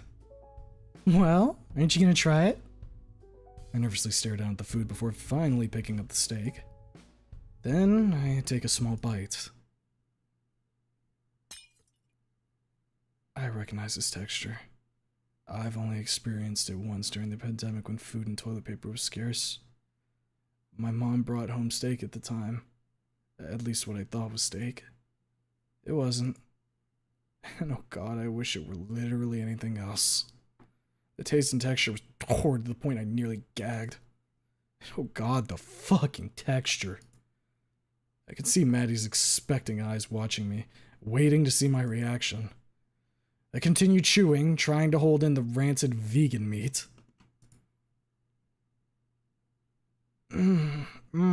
That's... It's an interesting flavor. I'll save the rest for later. Why not finish it now? Well, I'd love to, but I need something to get the taste. I mean, wash this down. Darn. Totally forgot to bring some water. I'll be right back. She rushes off towards a vending machine at the other end of the cafeteria. Darn. Now all that's left is me and the vegan tray. At least I can pick off some of the fruit. There's a loud ruckus at the other end of the cafeteria where most of the students are gathered around. Flashes of light and the sound of camera shutter begin to populate the entrance. There he is! There he is! Royce, smile for the camera! Woo, what's up, Royce? The massive crowd of Dodgers begin to part to form a clear path for the person they're swarming. In comes the preppy student from yesterday's prep rally. He's maintained the celebrity look, tall posture, wide struts, handshakes to each student as well as kissing the hands of the female students. He knows how to make an entrance, I guess. That same urge from before starts fighting its way into my consciousness again. A very tempting urge to curb stomp this snobby bastard. He scans the room, seemingly looking for someone in the crowd. Then lands eyes towards my direction. Dear God, please no. Ah, if it isn't... Wait, what was the fucking voice I gave this dude? It's like British. If it isn't our brand new transfer. There we go. Dear God, just his tone is enough to almost make me gag. Fuck me, I want to punch this dude badly. Accurate. Can I help you? No, I just wanted to extend a warm welcome to this fine school, as well as apologize for my rather rude behavior on Monday. You came out of nowhere, my friends. No, alright, no worries. Can I get back to my lunch now? Come now, we haven't even taken our pictures for the school paper yet. Say cheese. Royce instantly clamps down on my hand, grabs a shoulder, and pulls me to his side, posing for the cameras whilst forcing my direction to the flashing lights, which made me disoriented. Ha! Thank you all, you're too kind. Now, if you all would excuse me, I'd like to have a word privately with our new student. Just as quickly as I was blinded, it was over. I try to rub the eye floaters out of my vision as I recover from the sudden bright flashes. Damn it. At least warn me. So, how are you liking the school so far? It's okay, I guess. I took my hand only to find that he isn't letting go. Can you let go? Just okay, huh? Yeah. Funny thing to say for some nobody acting like they own the place. What? What are you talking about? You know, you really hurt my tail the other day. Okay. Sorry, I guess. I couldn't really see you coming around the corner. I try to tug my hand away again, but he retaliates by tightening his grip. You know, there have been several other transfers in the school throughout the years. Some come, some go. From what I've seen, you're given special treatment as of late. As for why, well, I have my suspicions. He tugs my hand to bring me closer. But I know what you really are. He holds up his phone, showing the school flight video. Nothing but low-life scum. You're kidding, right? I got in a fight, so is literally everyone else on this planet. Videos from ages, too. Who the fuck cares? I don't think you understand your situation, friend. You're taking up my spotlight, and I don't like it. I'm just merely reminding you I could fuck up your pathetic life way worse than it already is. I will not let some lesser human overshadow me in this school. Maybe your puny human brain won't be able to retain this conversation, so let me just say this. Stay in line, and your mediocre life will remain as is. Step out of line, not even your parents will want anything to do with you. Hey, Royce. What are you guys doing? Royce quickly pockets his phone, giving me a shit-eating grin before turning his attention to Royce. Wait. I think that's an error. No, I was just giving a welcome to Noah here. Isn't that right, Noah? That sickly sweet tone. It takes every ounce of self-control not to throw hands right towards his stupid muzzle. Where the fuck it's supposed to be. Yeah. Noah, you haven't eaten any of your fruits yet. Ah, sweet. She made you lunch. Yeah, I wanted to see if you liked the steak I made. Really? Let me have a taste. Wait, I only made that for Noah. Royce reaches over, grabbing the impossible steak and taking a bite. I can see his smug face turn sour. I'm not gonna lie, I don't think a human would stomach this. Hey, I worked really hard on that lunch for Noah. I had to research all possible diets of humans. Worked hard. Maddie, I would never let you near a stove ever again after tasting this. Honestly, you should just stick to playing with balls. No. Fuck this. You fucking kidding me, dude? You're just gonna shit on her cooking? When it's not even your fucking food? Relax, it's not even real cooking. Wait, no, it's fine. His snout twists up into a smirk. My hands already balled up into fists and are trembling at this point. Never felt this pissed off in my life before. Oh, don't mind him, Maddie. I'm sure his taste buds don't know any better. Hey, knock it off. That's not a very nice thing to say. I'm just joking. Apologize, Royce. Stay the fuck out of this! I don't need your help! And you better piss off before I... Whoa, whoa, whoa, watch your language. There's kids here. What? He smugly gestures towards the large body of students staring in our direction. All around us. Shit. Guys. The muttering following. I can't. Noah, wait! My legs have never felt this shaky. I nearly trip over the flat surface of the floors and make a mad dash for the front entrance. Anywhere's fine, just wait for me here.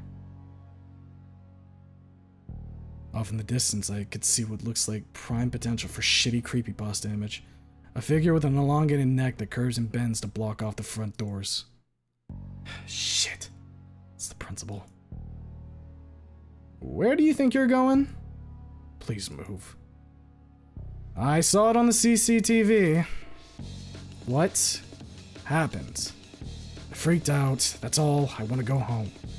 See, this is what I was talking about on Monday. You can't control your emotions properly. You don't know what even happened. Royce was the one who started it. He's a fucking asshole, not me. Royce is one of the top students in the school, and you nearly attacked him unprovoked. Who am I gonna believe is wrong first? Fine, it's my fault. Can I go now? Please. I'll excuse you for today, but you are to attend your counseling session tomorrow. Understood? I don't care, just let me leave. Managed to push right through, though I suspect he just allowed me to pass. I make it a few feet down the road. Nearing the edge of the school's property, I'm met with another force grabbing my arm. No, wait! What's wrong? Was it something that Royce said? He didn't mean anything by it, that's just how he jokes. Why are you even vouching for that asshole? Because... he's a good friend of mine.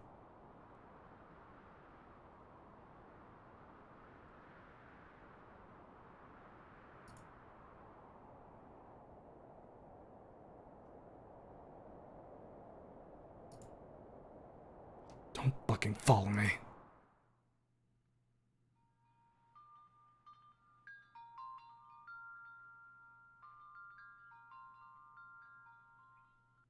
I'm still boiling from yesterday. Thinking it over all night, I was probably overreacting. Still, I could have just laid low and none of this would have happened. I was so close to going under the radar until Madison showed up. That smug fucking smile. Both of them. She knew. She knows what he's doing. They're in league with each other somehow. I bet they both know about my previous school. Madison's just trying to get close to make me spill the beans. Lower my guard. And if she's friends with that one group, then there's no doubt that they're in on it too. Fucking meteor dodgers. Why did I have to open my mouth to them? Just stuck to my original plan. You just steer clear of all of them. An idea hatches. I could definitely just stay homesick for today. I'm not dealing with any of it. I suddenly grabbed my phone off the desk, hoping that my dad could be convinced that I should stay home as I write my well thought out text. The moment I hit send, I hear the sound of heavy boots stomp towards my room. Oh yeah, fuck. You sick? Dad? Thought you were at work. I'm just running a bit late. You look fine to me. Dad, I really don't feel like going. Please. Son, you can't just quit this early on. Get dressed. I'll drive you down there. But... Hey, what? Once I see passing grades, then maybe I'll let you have a day off. Fuck me. Dad pulls the Jeep up around the side of the school where the car drop-off is. Being earlier than usual, there aren't as many students meandering outside. Probably less inside. I get out of the car. Me and my dad exchange the usual I love yous, and I make my way inside. New plan. Hide inside the bathroom stall long enough to pass the entire day. Thanks to my dad, I wouldn't have to immediately go to the first period, being so early. I don't have to worry about any phone calls my dad would get about my absence, since he gave the school the house phone number and not my dad's mobile. All I have to do is delete any messages when I get home first.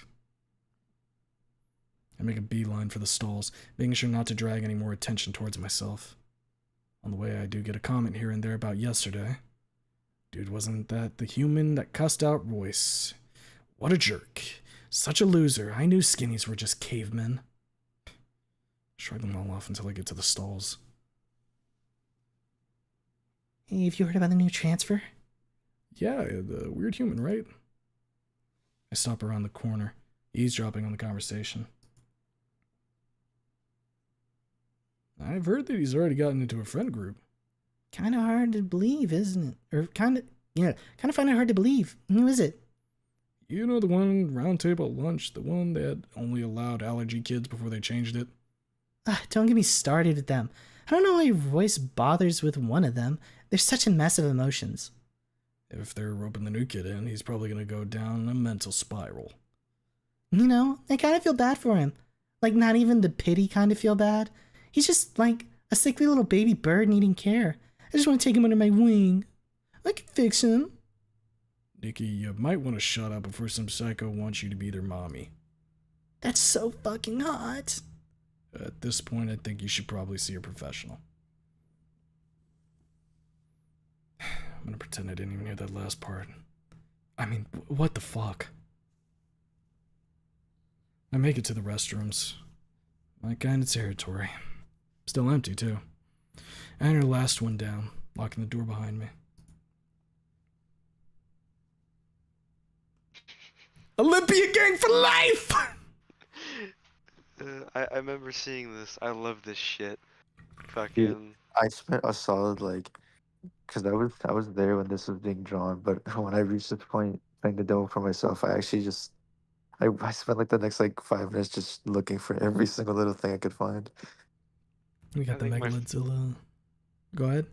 I think my favorite thing is probably that step 1, secure the keys. Step 2, ascend from darkness. Step 3, rain fire. Step 4, unleash the horde. Step 5, skewer the winged beast. Step 6, wield a fist of iron. Step 7, raise hell. Step 8, freedom. Step 8, Reznov, freedom. If we one is for chumps down there. You would see in a fucking bathroom is fucking the 8 fucking steps. Step 34, porn. I Kinyambe. love Space Oh, grounds there's for $5. the penis. Dirty spear through his ooga booga. Fuck you, Rebecca. We got Stella. Stinky Stella. Stegaros. I fuck with fat bitches based.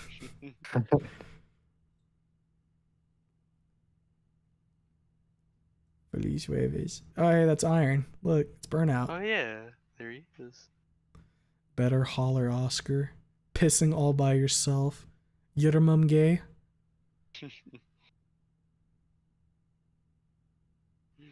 He touches himself. Granddad?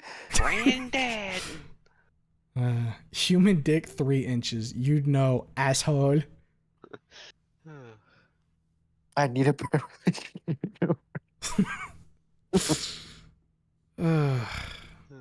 Very There's a good. tech deck down there. Cool guy. I should have drawn a small little Don somewhere.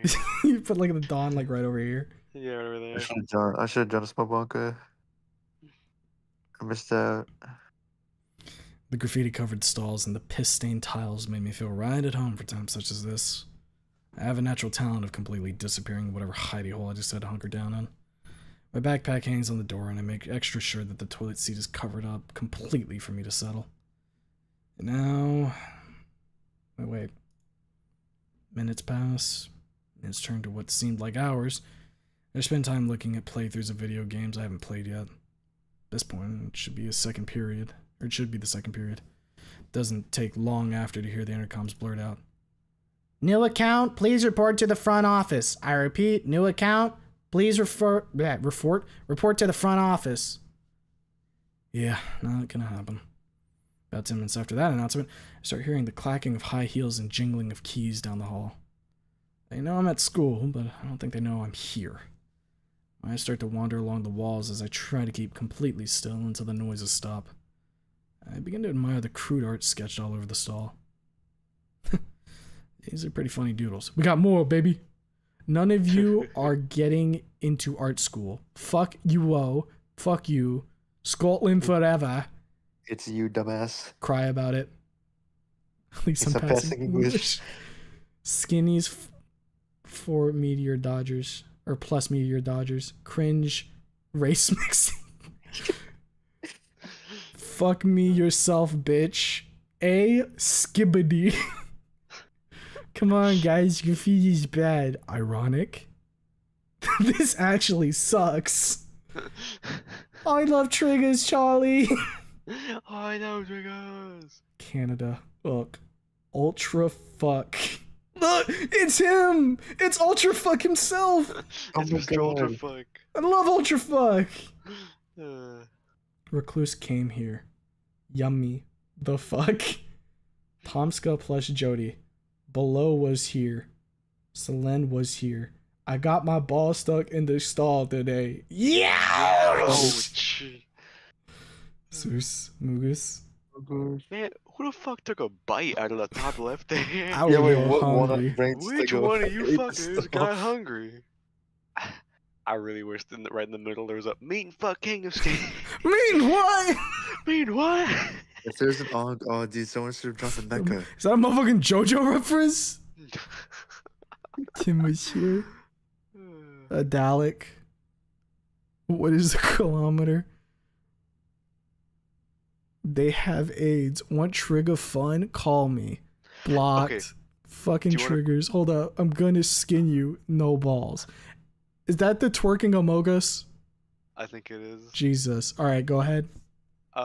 In my bathroom, on Mhm. my floor, there is someone who wrote, "Call this number to get to get your ass pounded." Mhm. But they like halfway through, they like when they're writing their number, they like scribbled it out because they realize it's a men's only floor. So the only other people who'd sit there are other fucking guys. Hey, man. Some people, hole's a hole, right? Yeah. No, maybe like maybe you're thinking about it like too like linearly. Maybe he just realized that like, hey, Yeah, maybe what you the need to fuck think am of I it doing? laterally. Yeah, what am I doing? my favorite is an arrow pointing to it, and someone wrote, damn, this for a replacement, this trigger realized this was a men's restroom. I didn't draw that bite, by the way, says Roach. Yeah, I know you didn't draw it. You actually took a bite out of the stall. You were hungry. Exactly. Jesus, yeah, That's you. a boy dinner. It's okay, Boy Looks dude. at- Everybody gets hungry at times, you know? Yeah, Looks, boy looks at dinner. Roche with big plastic chunk of inside mouth. Dude, Looks at the You eat suspicious microplastic plastic by sized yourself? chunk in Roach's tummy. Ain't got no plastic in it. Ain't got no plastic in it. what's a man without his microplastics in his system? Exactly. I got the microplastics in my system. Oh no, no, no, no, no, no, no, no. Uh, There's quotes from movies and TV shows scrawled across the walls. Some clearly written by someone else parody the corresponding quote. A good chunk of them asking for sexual favors in an attempt of humorous manner. Cavemen like doodles of penises, dick butts, and the cool S also populate the walls. No matter how ancient the doodle gets, it never fails to make me chuckle. Might as well save some foam battery and contribute to the wall mural. There's a clean spot on the door too. I think of the funniest 4chan worthy sentence.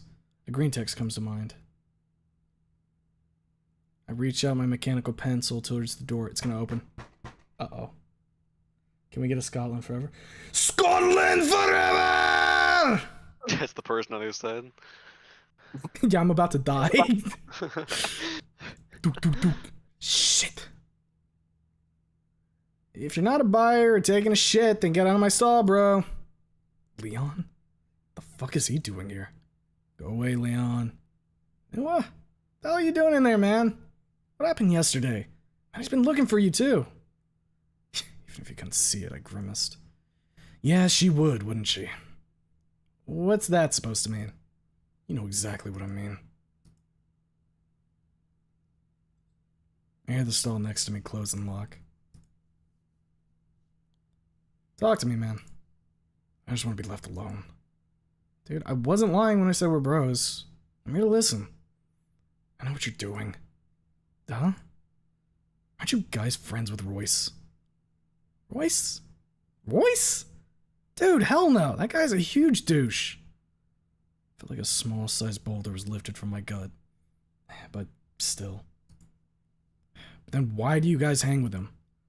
I most certainly don't. I try my best to stay the hell away from that guy. Wait, did you ever run in with him? The guy has the whole school under his thumb. The only reason people hang out with him is because he's mad freaking rich. That's it. His whole reason for being. Was that why Maddie's friends with him? No, the stuff between her and Royce, I don't know. It's complicated. He told you to stay in line, right? I don't know why he's beef with me. I don't either, but he's done the same shit to a handful of students he doesn't like. Most of them transferred over to different schools because of him. I don't think Maddie's ever noticed either. Then why don't you say something to her? Because the dude has his way of gaslighting the people who tried pinning him for all of it. I saw it happen once.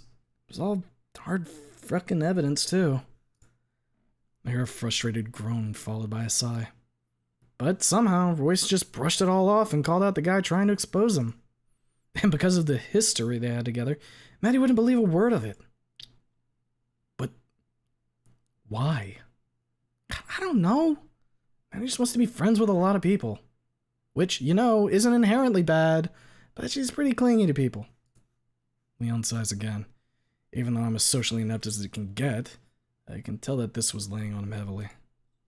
For the past year, I've been trying to get her to realize he's not a good person. But for now, I just lay low. Well, at least Leon's being genuine, I think. But what he said only confirms what that I need to stay away from her. I cannot draw Royce's attention towards me. But Maddie, she really means well, man. I don't want to abandon her because of one guy, and I don't think you should either. But she's only gonna bring me more trouble. Not if you help out, dude. I've never seen her being so enthusiastic towards a person like you. Because I'm a human. Because she's desperate for friends. Genuine friends. Just do me a solid. Don't give up on her, man. I don't... Just think about it for a bit. See you at lunch? Yeah. Cool. Don't take my stall next time, man. I hear the stall next to me click, then the footsteps as Leon exits the bathroom. I guess Leon is really a bro. But at the same time, the two girls in the hallway, how they talk about those guys. Shit. I don't think I've heard anyone talk about them in a positive light, if at all. I mean, Tiffany is the student council president. Even Maddie is one of the top tier players. Shouldn't they get most of the attention? I'm lost in thought. I can't fucking make heads or tails out of any of this. My thoughts are interrupted as I hear footsteps of high heels. Sup, Tiff? Leon, have you seen Noah? We've been worried sick. Yeah, he's in there. Why? What happened? Shit. Yep, that's what I thought. Wait, shit, no. I mean... He's in here, Mr. Misha. Out of my way. Hear the thick Russian accent of literature teacher as he stumbles his way inside and towards my stall. I'm fucking dead now. His hand appears over the door, grabbing tightly and swinging it open, breaking the lock. The door crumbles like styrofoam. Out now. In my 18 years on this earth, I was never scared this shitless. This 300-pound behemoth of a Slavic was so intimidating that I didn't even dare try and argue. Mr. Misha guides me outside the restroom with his large hand pushing my back. I relent in fear of the possibility of my back getting bent like a straw. I catch Leon and Tiffany right outside the restroom, along with a small group of gawking students. I fucked up, Newa. My bad. Oh, good, man. We're cool. No, you had me worried sick. What even happened yesterday? I'll fill you in. It's you-know-who. I see. You're going to counseling office now. I will escort you. Can't I just have a quiet day for once?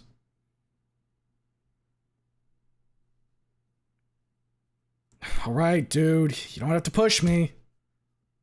Hold your tongue, little man. Shit. Remember the door, Noah. Remember the door. Come. She awaits. The hulking golem of a teacher guides me down the halls. If I were to veer off course by just a millimeter, I could count on the giant hands pushing me back in a straight line to the office. Ah! Dickhead! One hefty push in the right direction later, I make it down to the front offices, placing me right in front of the door marked Counseling. I catch Mr. Misha walking to the opposite end of the hall. He's done here. The door is decorated with plenty of stickers of rainbows and clouds. The tiny window even has those squishy patterns that stick to the glass that's themed around the sky. Kinda makes me want to puke. Door handle's locked, so I knock. No response. All I can hear is this weird crackling sound. God, I shouldn't have folded under the principal so easily. This is stupid. I don't know what voice I should use for this. Nerd. It had For heaven's sake, how hard is it to use your alt? What the fuck? I knock on the door again, this time a bit louder. Yes, who is it? It's Nua. New account. Brit woman. Okay. Brit woman. Is it gonna be Tracer? I hope it's not Tracer. The door swings open and a tall dinosaur suddenly takes up about half my field of vision. Okay. Hag Brothers were so fucking back. Wild. God damn it. If your counselor's can't. playing LoL or StarCraft too. Oh boy. She's tall. I mean, yeah. What is she? Half is. She kind of got that gator tail going. She do got that gator tail going. I think that was the perfect time to not look at chat, actually. Probably. I don't even know. I fucking female Brit. Brit woman. Yep. Brit woman. Hi, Nua. I'm so happy you could come. I don't know if that's Brit. I'm just gonna go with it. Not by choice. I'm Miss Powell. Please come in. I have something to do real quick, then we can get started. Ooh. I step inside, closing the door, while the counselor rushes over to her desk where a rather bulky-looking laptop rests. Lanny, this would be you if you were Epic. If I'd be a counseling gaming lady, Yeah, you'd be Epic. but I'd be What? British. Yeah, $10 from Smoke Up. Mommy, sorry. Mommy, sorry. Mommy, sorry. I hate that you're obligated to read that. I didn't even read the whole thing. That's the thing. I'll read Yeah, it. How long did you be stuck here? There was just one more mommy, sorry. Oh, okay. I'm sorry. Some of you are getting put straight into the fucking cringe dimension. I'm gonna, like, crush you into a ball, pass you to Mimi, and she's gonna slam dunk your ass. I wish. Actually, don't Fucking pass her to wish. Mimi. Almost forgot Long Long, man. Oh my god. You don't want the type of filth on Mimi's hands. Okay, don't talk about the filth on Mimi's hands. You're gonna get some freaks in here in a second. Oh, for fuck's sake. You're the one that makes it weird. I meant like the freaks. The room matches the door's decorations. Cool blue walls adorned with rainbows and stickers. A few round tables with stimulating toys. Beanbags at corners of the room. The pure definition of a tard room. The counselor is leaning over her laptop, visibly stressed as she clicks through whatever's going on through her monitor. No. 2-day ban. I need a break. Come on, I have a seat. Would you like some tea? The kettle already lost a bit of heat, but that's nothing a second boil can't fix. I'm good, thanks. Now how about a soda? Shit, now that I think about it, I haven't had soda since last week. Thinking about that soda I desperately wanted on Monday. No. Yes. Yeah, sure. She pulls out 2 cans of Dr. Pepper and puts one of them down right in front of me. Go ahead, I got plenty more in the fridge. Well, as long as it isn't off-brand like all the drinks in the vending machines. I reluctantly crack open the can and take a sip. Alright then, since this is our first time going through one of these sessions, I'd like to share a little bit about myself. My name is Miss Powell. I've been a counselor for 13 years, my sister works as a cook here as well, and I'm a mother of 3. Mm-hmm. Now you. Would you like to share something about yourself? Well, I'm Nua. I'm the only human here, I guess. I don't really have much else to say. Miss Powell stares at me with a calming smile, like she's waiting on a further response. She's actually trying to bait more out of me, isn't she? Nice to meet you, I guess. It's lovely to meet you as well, Nua. Now allow me to clarify some things. This is a safe space. Nothing said leaves this room. Everything talked about here stays between you and me. I cringe at that phrase. Safe space. As if I'd ever need something like that. Not some limp dick pussy. Fuck, if anybody finds out about this, I'll never live this down. I'd also like to let you know that my door is always open. If anything becomes too stressful for you, don't hesitate to come here at any time. I'm not that fucking helpless. I can take care of myself. It's just an offer. I didn't mean to offend you, Nua. Everyone here always been just offering. What do you mean by that? God, this again? You know what I fucking mean by that. I just want to be treated like a normal human being.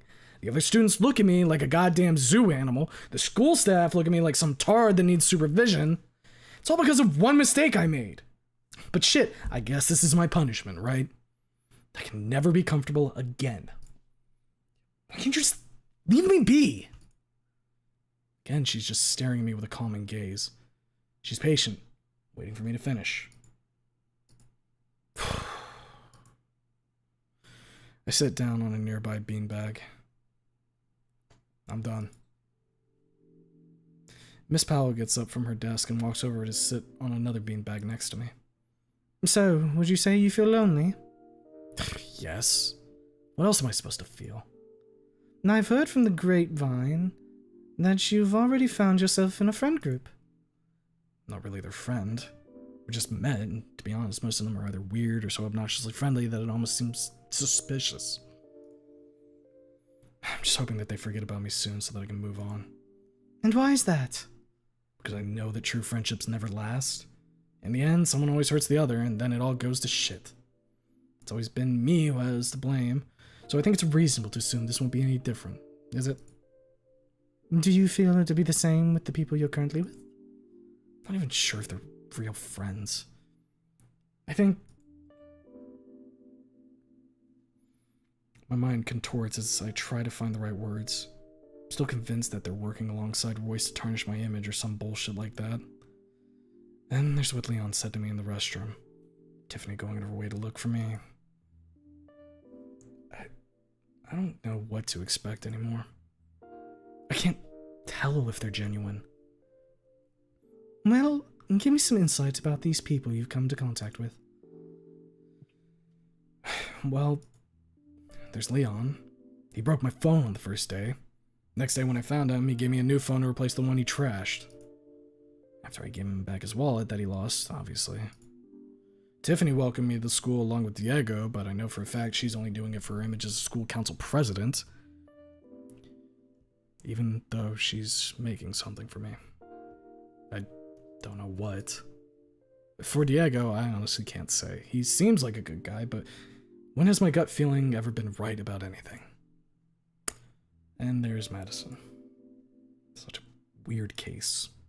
She treats me like we've spoken since kindergarten. Honestly, kinda creeps me out. She's just way too comfortable with me way too soon. And she doesn't catch any of the hints I give her either. She's trying to get close to me, and I know it's not for the right reasons. I see. And I assume that Leon was the one that introduced you to this group? Yeah, he's been giving me burritos and shit when all I did was return his wallet. I mean, he already paid me back with a new phone. I don't know why he hasn't left me alone. Now, you considered that he's not just paying you back for the phone? Maybe the friendly gesture is a payment for something else. What is it? Kindness. You showed kindness by giving him his wallet back. Now he's showing kinship in response. Kindness is a hard thing to come by nowadays, especially when the popular thing to do everywhere is express hatred, malice, whatever grants the person the attention they crave. Goodwill is seen as a weakness by today's social media. Negativity is the hot new thing. And I believe that's the thing about you. You like to think highly of yourself, Nua. However, I noticed you said that you would want them to forget about you so that they can move on. You didn't mention yourself. So then I bring up the next question. Why do you think Leon likes you? I don't know. It's because he saw through your facade and saw the person behind it. You pretend not to care about anything, and that everything leaves you unbothered. But Leon saw you for what you are, someone who cares about people, even if he doesn't want to admit it. The same with Tiffany or Madison. Were you at all like the person you see yourself as, they wouldn't be around as much. That much I can promise you. That brings me to her. Madison. There's a guy that really doesn't like me. I mean, really does not like me. And she's friends with him. I'm pretty sure the reason why she's trying to get close to me is so that she can get to where it hurts me the most. Then you believe that to be true? Yes. No. I don't know. Have you ever asked her about it? No. Why would I? She's just gonna lie about it. Well, what if she tells the truth? I know what you're thinking, and yes, it sounds absurd, but sometimes communication is what you need to clear something up. Maybe she does have good intentions, and maybe she does want to be someone genuine to you. Or maybe they do have a disdain towards you. You never know unless you just sit down and talk. What if I just don't want to be their friend? Even if they do tell the truth, I don't want to be anywhere near that guy when it's so blatant that he wants me dead. Then you tell them. You tell them why you feel that way. You wish them the best of luck, then you move on. You both understand the reasons, and everyone moves on. It's the best outcome. I want you to practice something with me. I look up from my can of soda. The moisture that's been building on the side of the can left my hand completely soaked.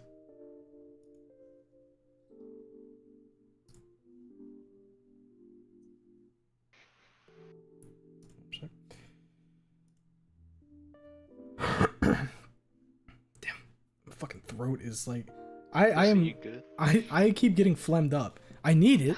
I need it for this fucking reading, but like, god damn. I'll probably stick around for like another hour. I feel like we're close to wrapping this up, but I honestly can't tell. Ace, you said you did this, right? I think Ace died. Honestly, I think Ace is clonked the fuck out. What anybody who's done the mod, or the it's almost over? Okay, thank you. Okay, in that case I'll stay. Okay. I was gonna ask about that. I felt like we had to be getting close to this point, because we're on Friday, right? So Yeah, and we've spent, I think, god, this stream's almost, what, 5 hours? 5.5 hours it's coming up on right now. Fucking hell. Right. But I focused wholly on what Miss Powell was leading up towards. Now I want you to try to practice square breaths. What in tar fucking nation does that mean? Just follow my lead. Breathe in for 4. Miss Powell closes her eyes and breathes in deeply, using her hands to gesture herself as if bringing the air closer to her. She holds it for 4 seconds, counting with her fingers. And out for 4. She then blows out the air slowly, now gesturing as if pushing the air down. Now you try. Alright. I followed the same pattern as she did. I feel a bit silly. I'm just hoping no one peeks in through the door window. Breathe in. Hold. Breathe out. Breathe in. Hold. Breathe out. My head feels much lighter. My heart rate noticeably feels much slower. I feel calm. Huh. You got it. Anytime you feel as though you're ready to burst, I want you to follow these steps. Stop, breathe, and rethink. Life is complicated. The people are complicated. Not everything you see on the surface is true nature. Don't let that overwhelm you. Got it. Thank you, Mrs. Powell. You're very much welcome, Noah. Now, I got you for another hour. Let's work on some more exercises. Throughout the next hour, Miss Powell gives me exercises on what to do whenever I get angry at something. How to slow myself down before crashing into a mess of emotions. I definitely feel different. I can't tell if it's good or bad, just different. Again, too many thoughts clash for me to come to a proper conclusion. As of right now, I'm at least thankful for the help, I guess. The final bell rings out for dismissal. The session lasted all day, but part of me feels refreshed. Not sure if it's from the actual counseling or just the fact that I got to skip the rest of the school day. It'll be another 20 minutes before the buses leave. Might as well grab something from the vending machine since I missed out on lunch. Wait. My incel senses are tingling. Midway down the hall, I could see a yellow triceratops staring right back at me. She looks like she's making a move towards me. Every alarm is ringing in my head like a tornado siren. I feel my blood beginning to boil again.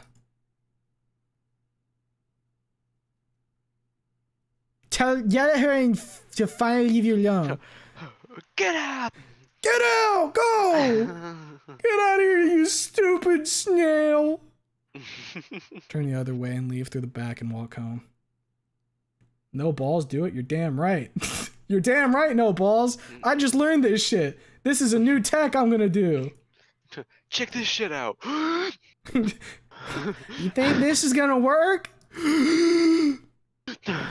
Breathe in. Breathe out. And rethink. So, from what I've learned, Maddie doesn't seem to mean me any harm to me. She even wants to be my close friend unconditionally. She can be a bit annoying, but she's kind. Even I could see that. On the other hand, she is super clingy with no sense of boundaries. On top of that, she's friends with Royce.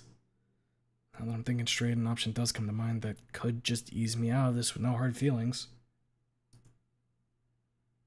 Lead her on back and talk to her privately. She's bound to follow me, whether it's to check up on me from yesterday or just to pester me like usual. I take the exit through the cafeteria. Sure enough, she's following.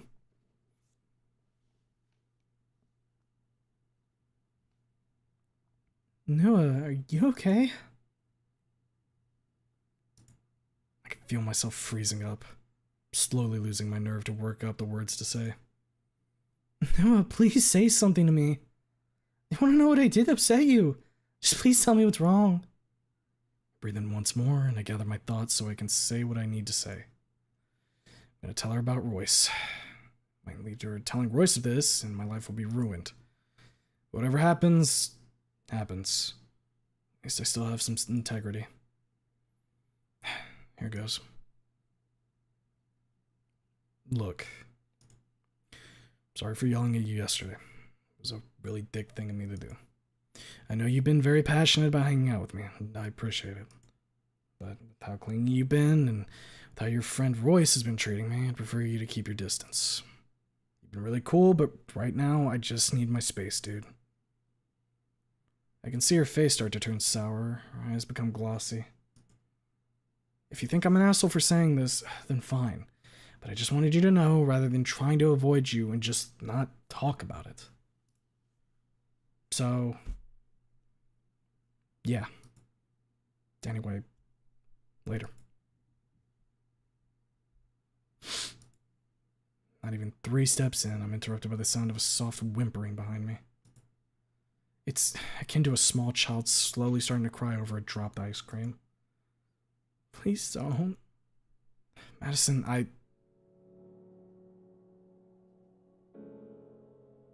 She was fine a second ago. Now her face is scrunched up, trying to hold back tears. Is this really messing her up that bad? I'm sorry. Even a week in and I'm already causing trouble for you. Okay, wait, what the hell's going on here? Whoa, I didn't say that. I never meant to be smothering you either. I just wanted to get to know you better. You seem cool and I just wanted to be a part of your life. Dear God, she's a mess. Dude, calm down. I don't... Please forgive me. I can change. I can... Maddie! She finally stops, using her hand to forcefully keep her mouth shut from talking too much. Damn, what's gotten into you? Why are you so beaten up by this? I really want to be your friend. But now you're mad at me and you don't want to see me anymore. Truthfully, she wasn't wrong. My plan was to never be seeing anyone, really. But seeing her so beaten up over this, it's tugging on something inside. The feeling makes my stomach churn, like hearing the agonizing sound of styrofoam cups being rubbed together or a fork scraping a plate. It's as best I can describe it. I can't let this go on. I have to say something to make her feel better. Whoa. I never said I never want to see you again. Maddie, even though you've been clingy to me, that was never the problem. I don't mind hanging out with you. But again, with my interaction with Royce, left a sour taste in my mouth about him. I'm not saying you should stop hanging out with him to hang out with me. I don't expect that from you. I understand that he's your friend, and I respect that. I just do not want to be around him. That's all. I stop briefly to catch my breath before continuing. I also don't want to feel like I'm the center of attention all the fucking time. Again, I don't mind you hanging out with me, but for God's sake, tone it down a bit. I don't need you running across the school for me. That's what lunch is for. She sniffles before using her jacket to dry off her cheeks. Right. You're right. I'm sorry about that. What even is it with you and Royce? How have you not picked up on it? I know he's a bad influence, but he and I go way back. He actually helped me find my love for sports. But things changed with him after freshman year. He became someone else entirely. I was hoping I could be there for him, but with all the things that were brought up about him, I didn't want to believe it, but it's just... I don't know. So you wanted to fix him? He wasn't always like that. He's really sweet back then. No clue what happened, but I was hoping that I could just get the old him back, but it's only gotten worse. I see. I'll stop hanging out with Royce if it makes things better. Hold up, it's not my place to decide. If you want to be around Royce, that's your choice. With what you told me, I'd rather not be around someone like that. And I'll ease up on you too. Thank you. So, are we still friends? Yeah. We're friends. Thank you. Buses are probably gonna drive out any minute. Oh gosh, you're right. What's it back? Oh, my crying didn't take up too much time. We made it in the nick of time. Students are still piling into the buses. I head on to flood into my bus, but Maddie stops me by grabbing my arm. What's up? I think the others want to say goodbye. She points towards the building where I see Leon, Tiffany, Chiro, and Diego approaching. Hey, Nua. You really did just snitch on me today. Oh, come on, don't be like that. It was for a good reason. I thought you weren't in a good place, so I had to grab a teacher. Yeah, but Mr. Misha? He was the closest teacher I could grab. Alright, fine, I get it. Wait, you guys were really worried about me? Well, yeah. People weren't exactly singing praises about you yesterday. Just something about nearly getting into a fight. Yeah, your class president is a jackass. We know, man. We know. Oh, I also brought what I wanted to give you. Tiffany reaches into her bag once again to pull out what appears to be a hand-sewn doll. A doll that's fit with a red jacket, camo pants, and topped with a beanie. All complete with button eyes. It's surprising how easy humans are to do. You made this, and made it look exactly like me. Do you not like it? It's nice, but, I mean, don't be weirded out. She made one for each of us. Yeah, I have mine with me at all times. Check it out. Little Mims. Maddie pulls out her own miniature clone from her bag, holding it up close to my face. The cute button eyes stare right back at me with its charming sewn smile. I'ma keep it real. I barely know you guys, and here you are handing me burritos and doll replicas. You're covering for me, making sure I'm okay, all within a span of a week. You guys are fucking weird. That's how we roll, man. Guess this is gonna take some getting used to. So, see you at lunch tomorrow? Yeah, for sure. I extend out my hand for a fist bump, which is met with everyone else joining in it all at once. Bus is leaving. Oh, wait. We gotta get a selfie for the new year. A group selfie? Really? I'm swiftly ignored as everyone quickly moves into formation. Me included, apparently, as Leon shoves me into the middle. Alright, in 3, 2, 1. First week has definitely been strange compared to my other schools. Things have been happening so fast that none of it felt real to me. There was something out of a shitty isekai. Main protagonist gets placed in a world entirely new and ends up having to deal with forces larger than them. It's still scary having to walk the hallways filled with strangers that aren't even the same species as me. And I won't lie, having to be a part of a friend group this early on still feels off to me. But at the same time, I get the feeling that I'll be okay here.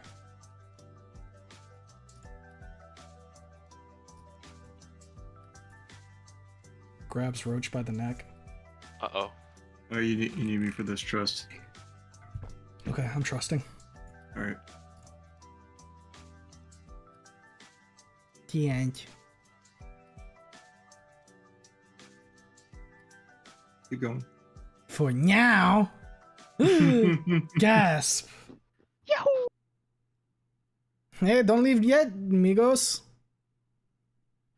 Buenos dias, mis amigos. I am Diego Cortez.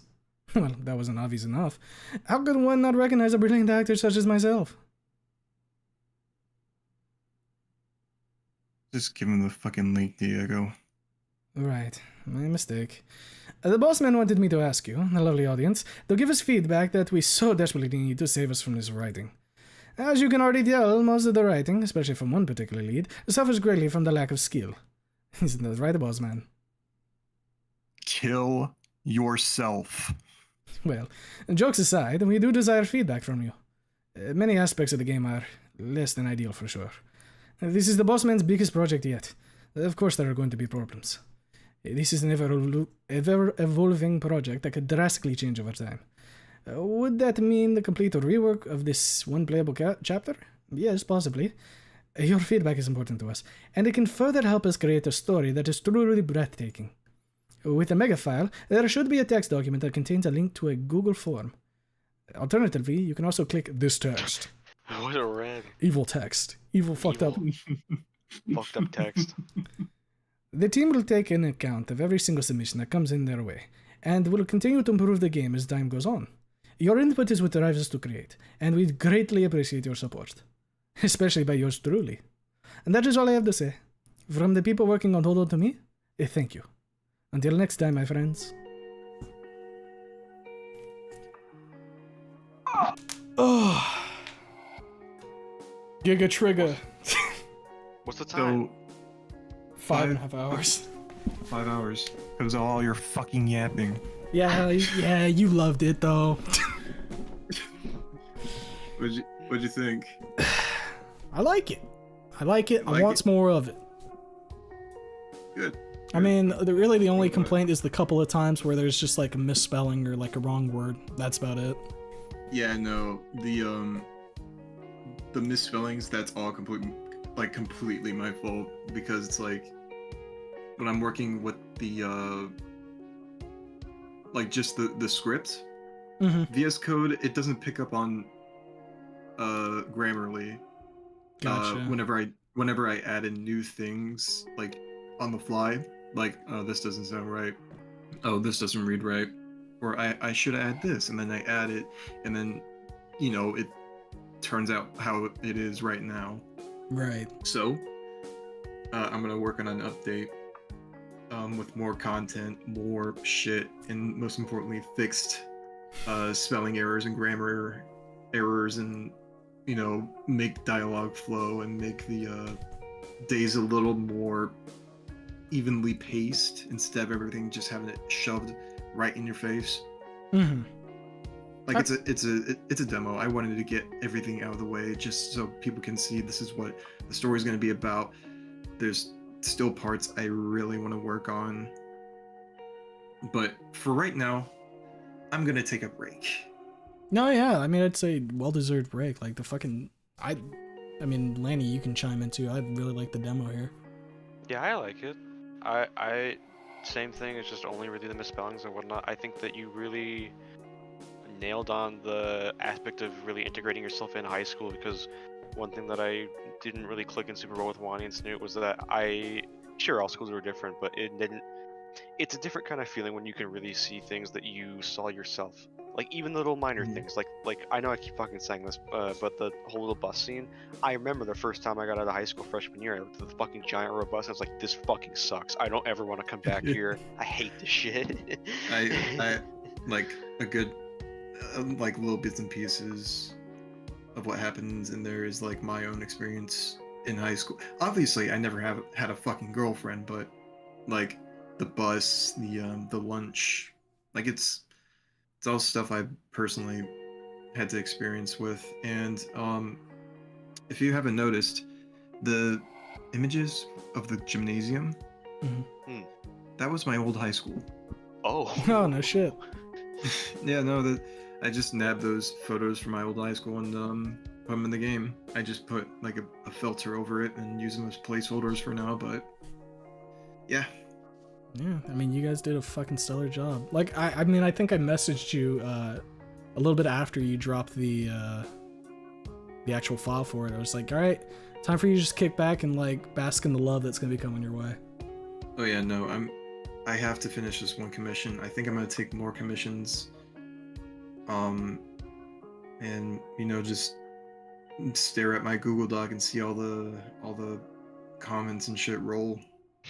Yeah. It's a surreal experience actually having something on my portfolio, and everyone that's still on stream, I want to thank you guys in particular for, you know, taking the time and looking at my stuff. I know I'm not that good at creating. I know I'm not that good of a manager when it comes to making a big project such as this, but this is like this is development for me. This project is always going to be free. People are going to say it's, I keep shilling it, but it's always going to be free. It's always going to be on my, like, my side thing, something that I put love and care to whenever I have a bad day at work or something. This game really helps me with a lot of shit, and I just hope that everybody enjoys what I put out next. And thank you, Humo, for taking the time to stream 5 hours of it. Of course, dog.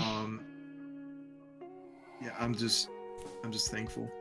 Yeah, man, I've been waiting for this for a while now. Like, I've really wanted to get this out there, and yeah. Yeah, work definitely speaks for itself, my man. It's good. I think we're definitely getting into like the golden era of like the Snoot and Wani community, at least from what I've been a part of, at least, because we've got all the fan projects starting to like have like actual stuff coming out now. You know, it's not just like thoughts and ideas and like a couple of pictures here and there. We've got actual playable stuff. It's amazing to see. It's like I said, it's like a pastime that's helped me through some stuff. I've seen a lot of criticisms coming from like my actual Google Doc and 4chan of all things when they're actually being somewhat genuine. I am gonna rework a little bit of the intro to not make it like Snoot Game, unless people do like it like that. I don't know. But I do want to tell like a compelling story about I want to tell a story about a burnout loser getting roped into a friend group that actually welcomes him in a world that just shuns him for all of his like nitpicky stuff, not just the school fight. The school fight was just like, it's not going to be like Anon with his obsession with anime. No, that it's more of like a spark for like a downhill spiral.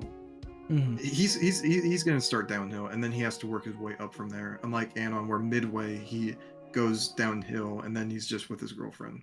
Like I know that a lot of people are saying, and this is just Snoot Game and Wani, I promise you it's not going to be a carbon copy of that. I actually want to branch out into a story that is wholly, well, mostly original. I mean, compared to like Snoot Game and Wani, I definitely feel like the side characters are getting more screen time and are actually, they feel like they're going to be like fully fleshed out. Because I know one of my little nitpicks when it came to Snoot and Wani is that a lot of the side characters kind of felt like just plot devices. Like they're there for a specific story point, and then that's about it. We just push them to the side in favor of focusing on our main girl. Which, I mean, we didn't even see we didn't see Mimi until what, like at the end of day Wednesday. 2? Yeah. Wednesday. Yeah. Well, you saw Mimi on Tuesday, but didn't actually meet her on Wednesday. Exactly. So we'd already gotten a chance to start like integrating ourselves with like Leon and Tiffany, and we've got some time with Diego and Shiro, and I'm sure we'll get more time with them later as well. Absolutely. Like the story is not just gonna be around Nua and Mimi, even though it is like a love story about that. It's definitely gonna be centered around them, but when you pay attention to the preppy student and the talkative student, they're a mess. Like the whole group is a mess of emotions, and I want to allude to what goes on in that. Just like Principal Lance said, everyone is struggling. Everyone is dealing with their own stuff, especially these people.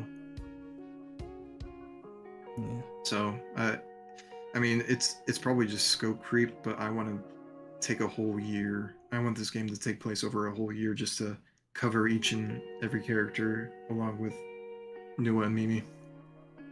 Yeah, I'm fuck with that hard. Yeah, I'm sure people would really appreciate that. I just want more Snoop content, man. I love Puts hand on shoulder, we all do, brother. I love looking at these goofy dinosaurs, and yeah. It's good stuff. I know that we talked about the intro, or you talked about the intro a while ago, but I think it's honestly pretty fucking solid. I think you nailed, or everyone who worked on it nailed, the relationship between kind of like a distraught father and like a semi-distant son, where you're just kind of living together and you almost become alienated. I mean, that's how I felt with my dad. I did not expect myself to be finding the amount of relations in this than I thought I did. It was one thing to kind of hear about the concepts and the premises that everyone put out there. It's a whole other fucking thing to see it actually in action and the way that everyone's done it. Mm-hmm. I'm very, very excited to see more about this. I'm glad you think that way. Doing good, boss man. Thank you. I am going to take a 12-hour sleep. Gonna go comatose for a little bit. Dude, this whole week I've been like shitting myself, just like waiting on the release, and now that it's released, I feel like my back and my balls have like felt 10 times lighter. So again, I'm gonna leave it there. But again, thank you guys so much for your support. I really appreciate it. Thanks to you and the rest of the team for, you know, putting this together. Yeah. Oh yeah, I will be sure to tell everyone in the team that they did a good job. Absolutely. Y'all take y'all's victory lap. You deserve it. I'm taking a long fucking victory sleep. As Good you night, deserve. everybody. Night, Roach. Good night, everybody. Alright. Lanny, you got anything you want to say before we clock out here? Chat, can we spell Mimi? Yeah, you know what? Chat, can you spell Mimi real quick? Exactly. While you do that, we'll be live again tomorrow. Planning on the creator spotlight unless something terrible happens, and God smites me. But if that's not the case, we'll have Umber on. We'll have a good time. It'll be fun. But yeah, Lanny, thank you for. I know you're a sleepy little guy around this time. I'm glad you were able to stick through most of this. It's always a pleasure having you around, even if we sat there for probably like half of this runtime just yapping.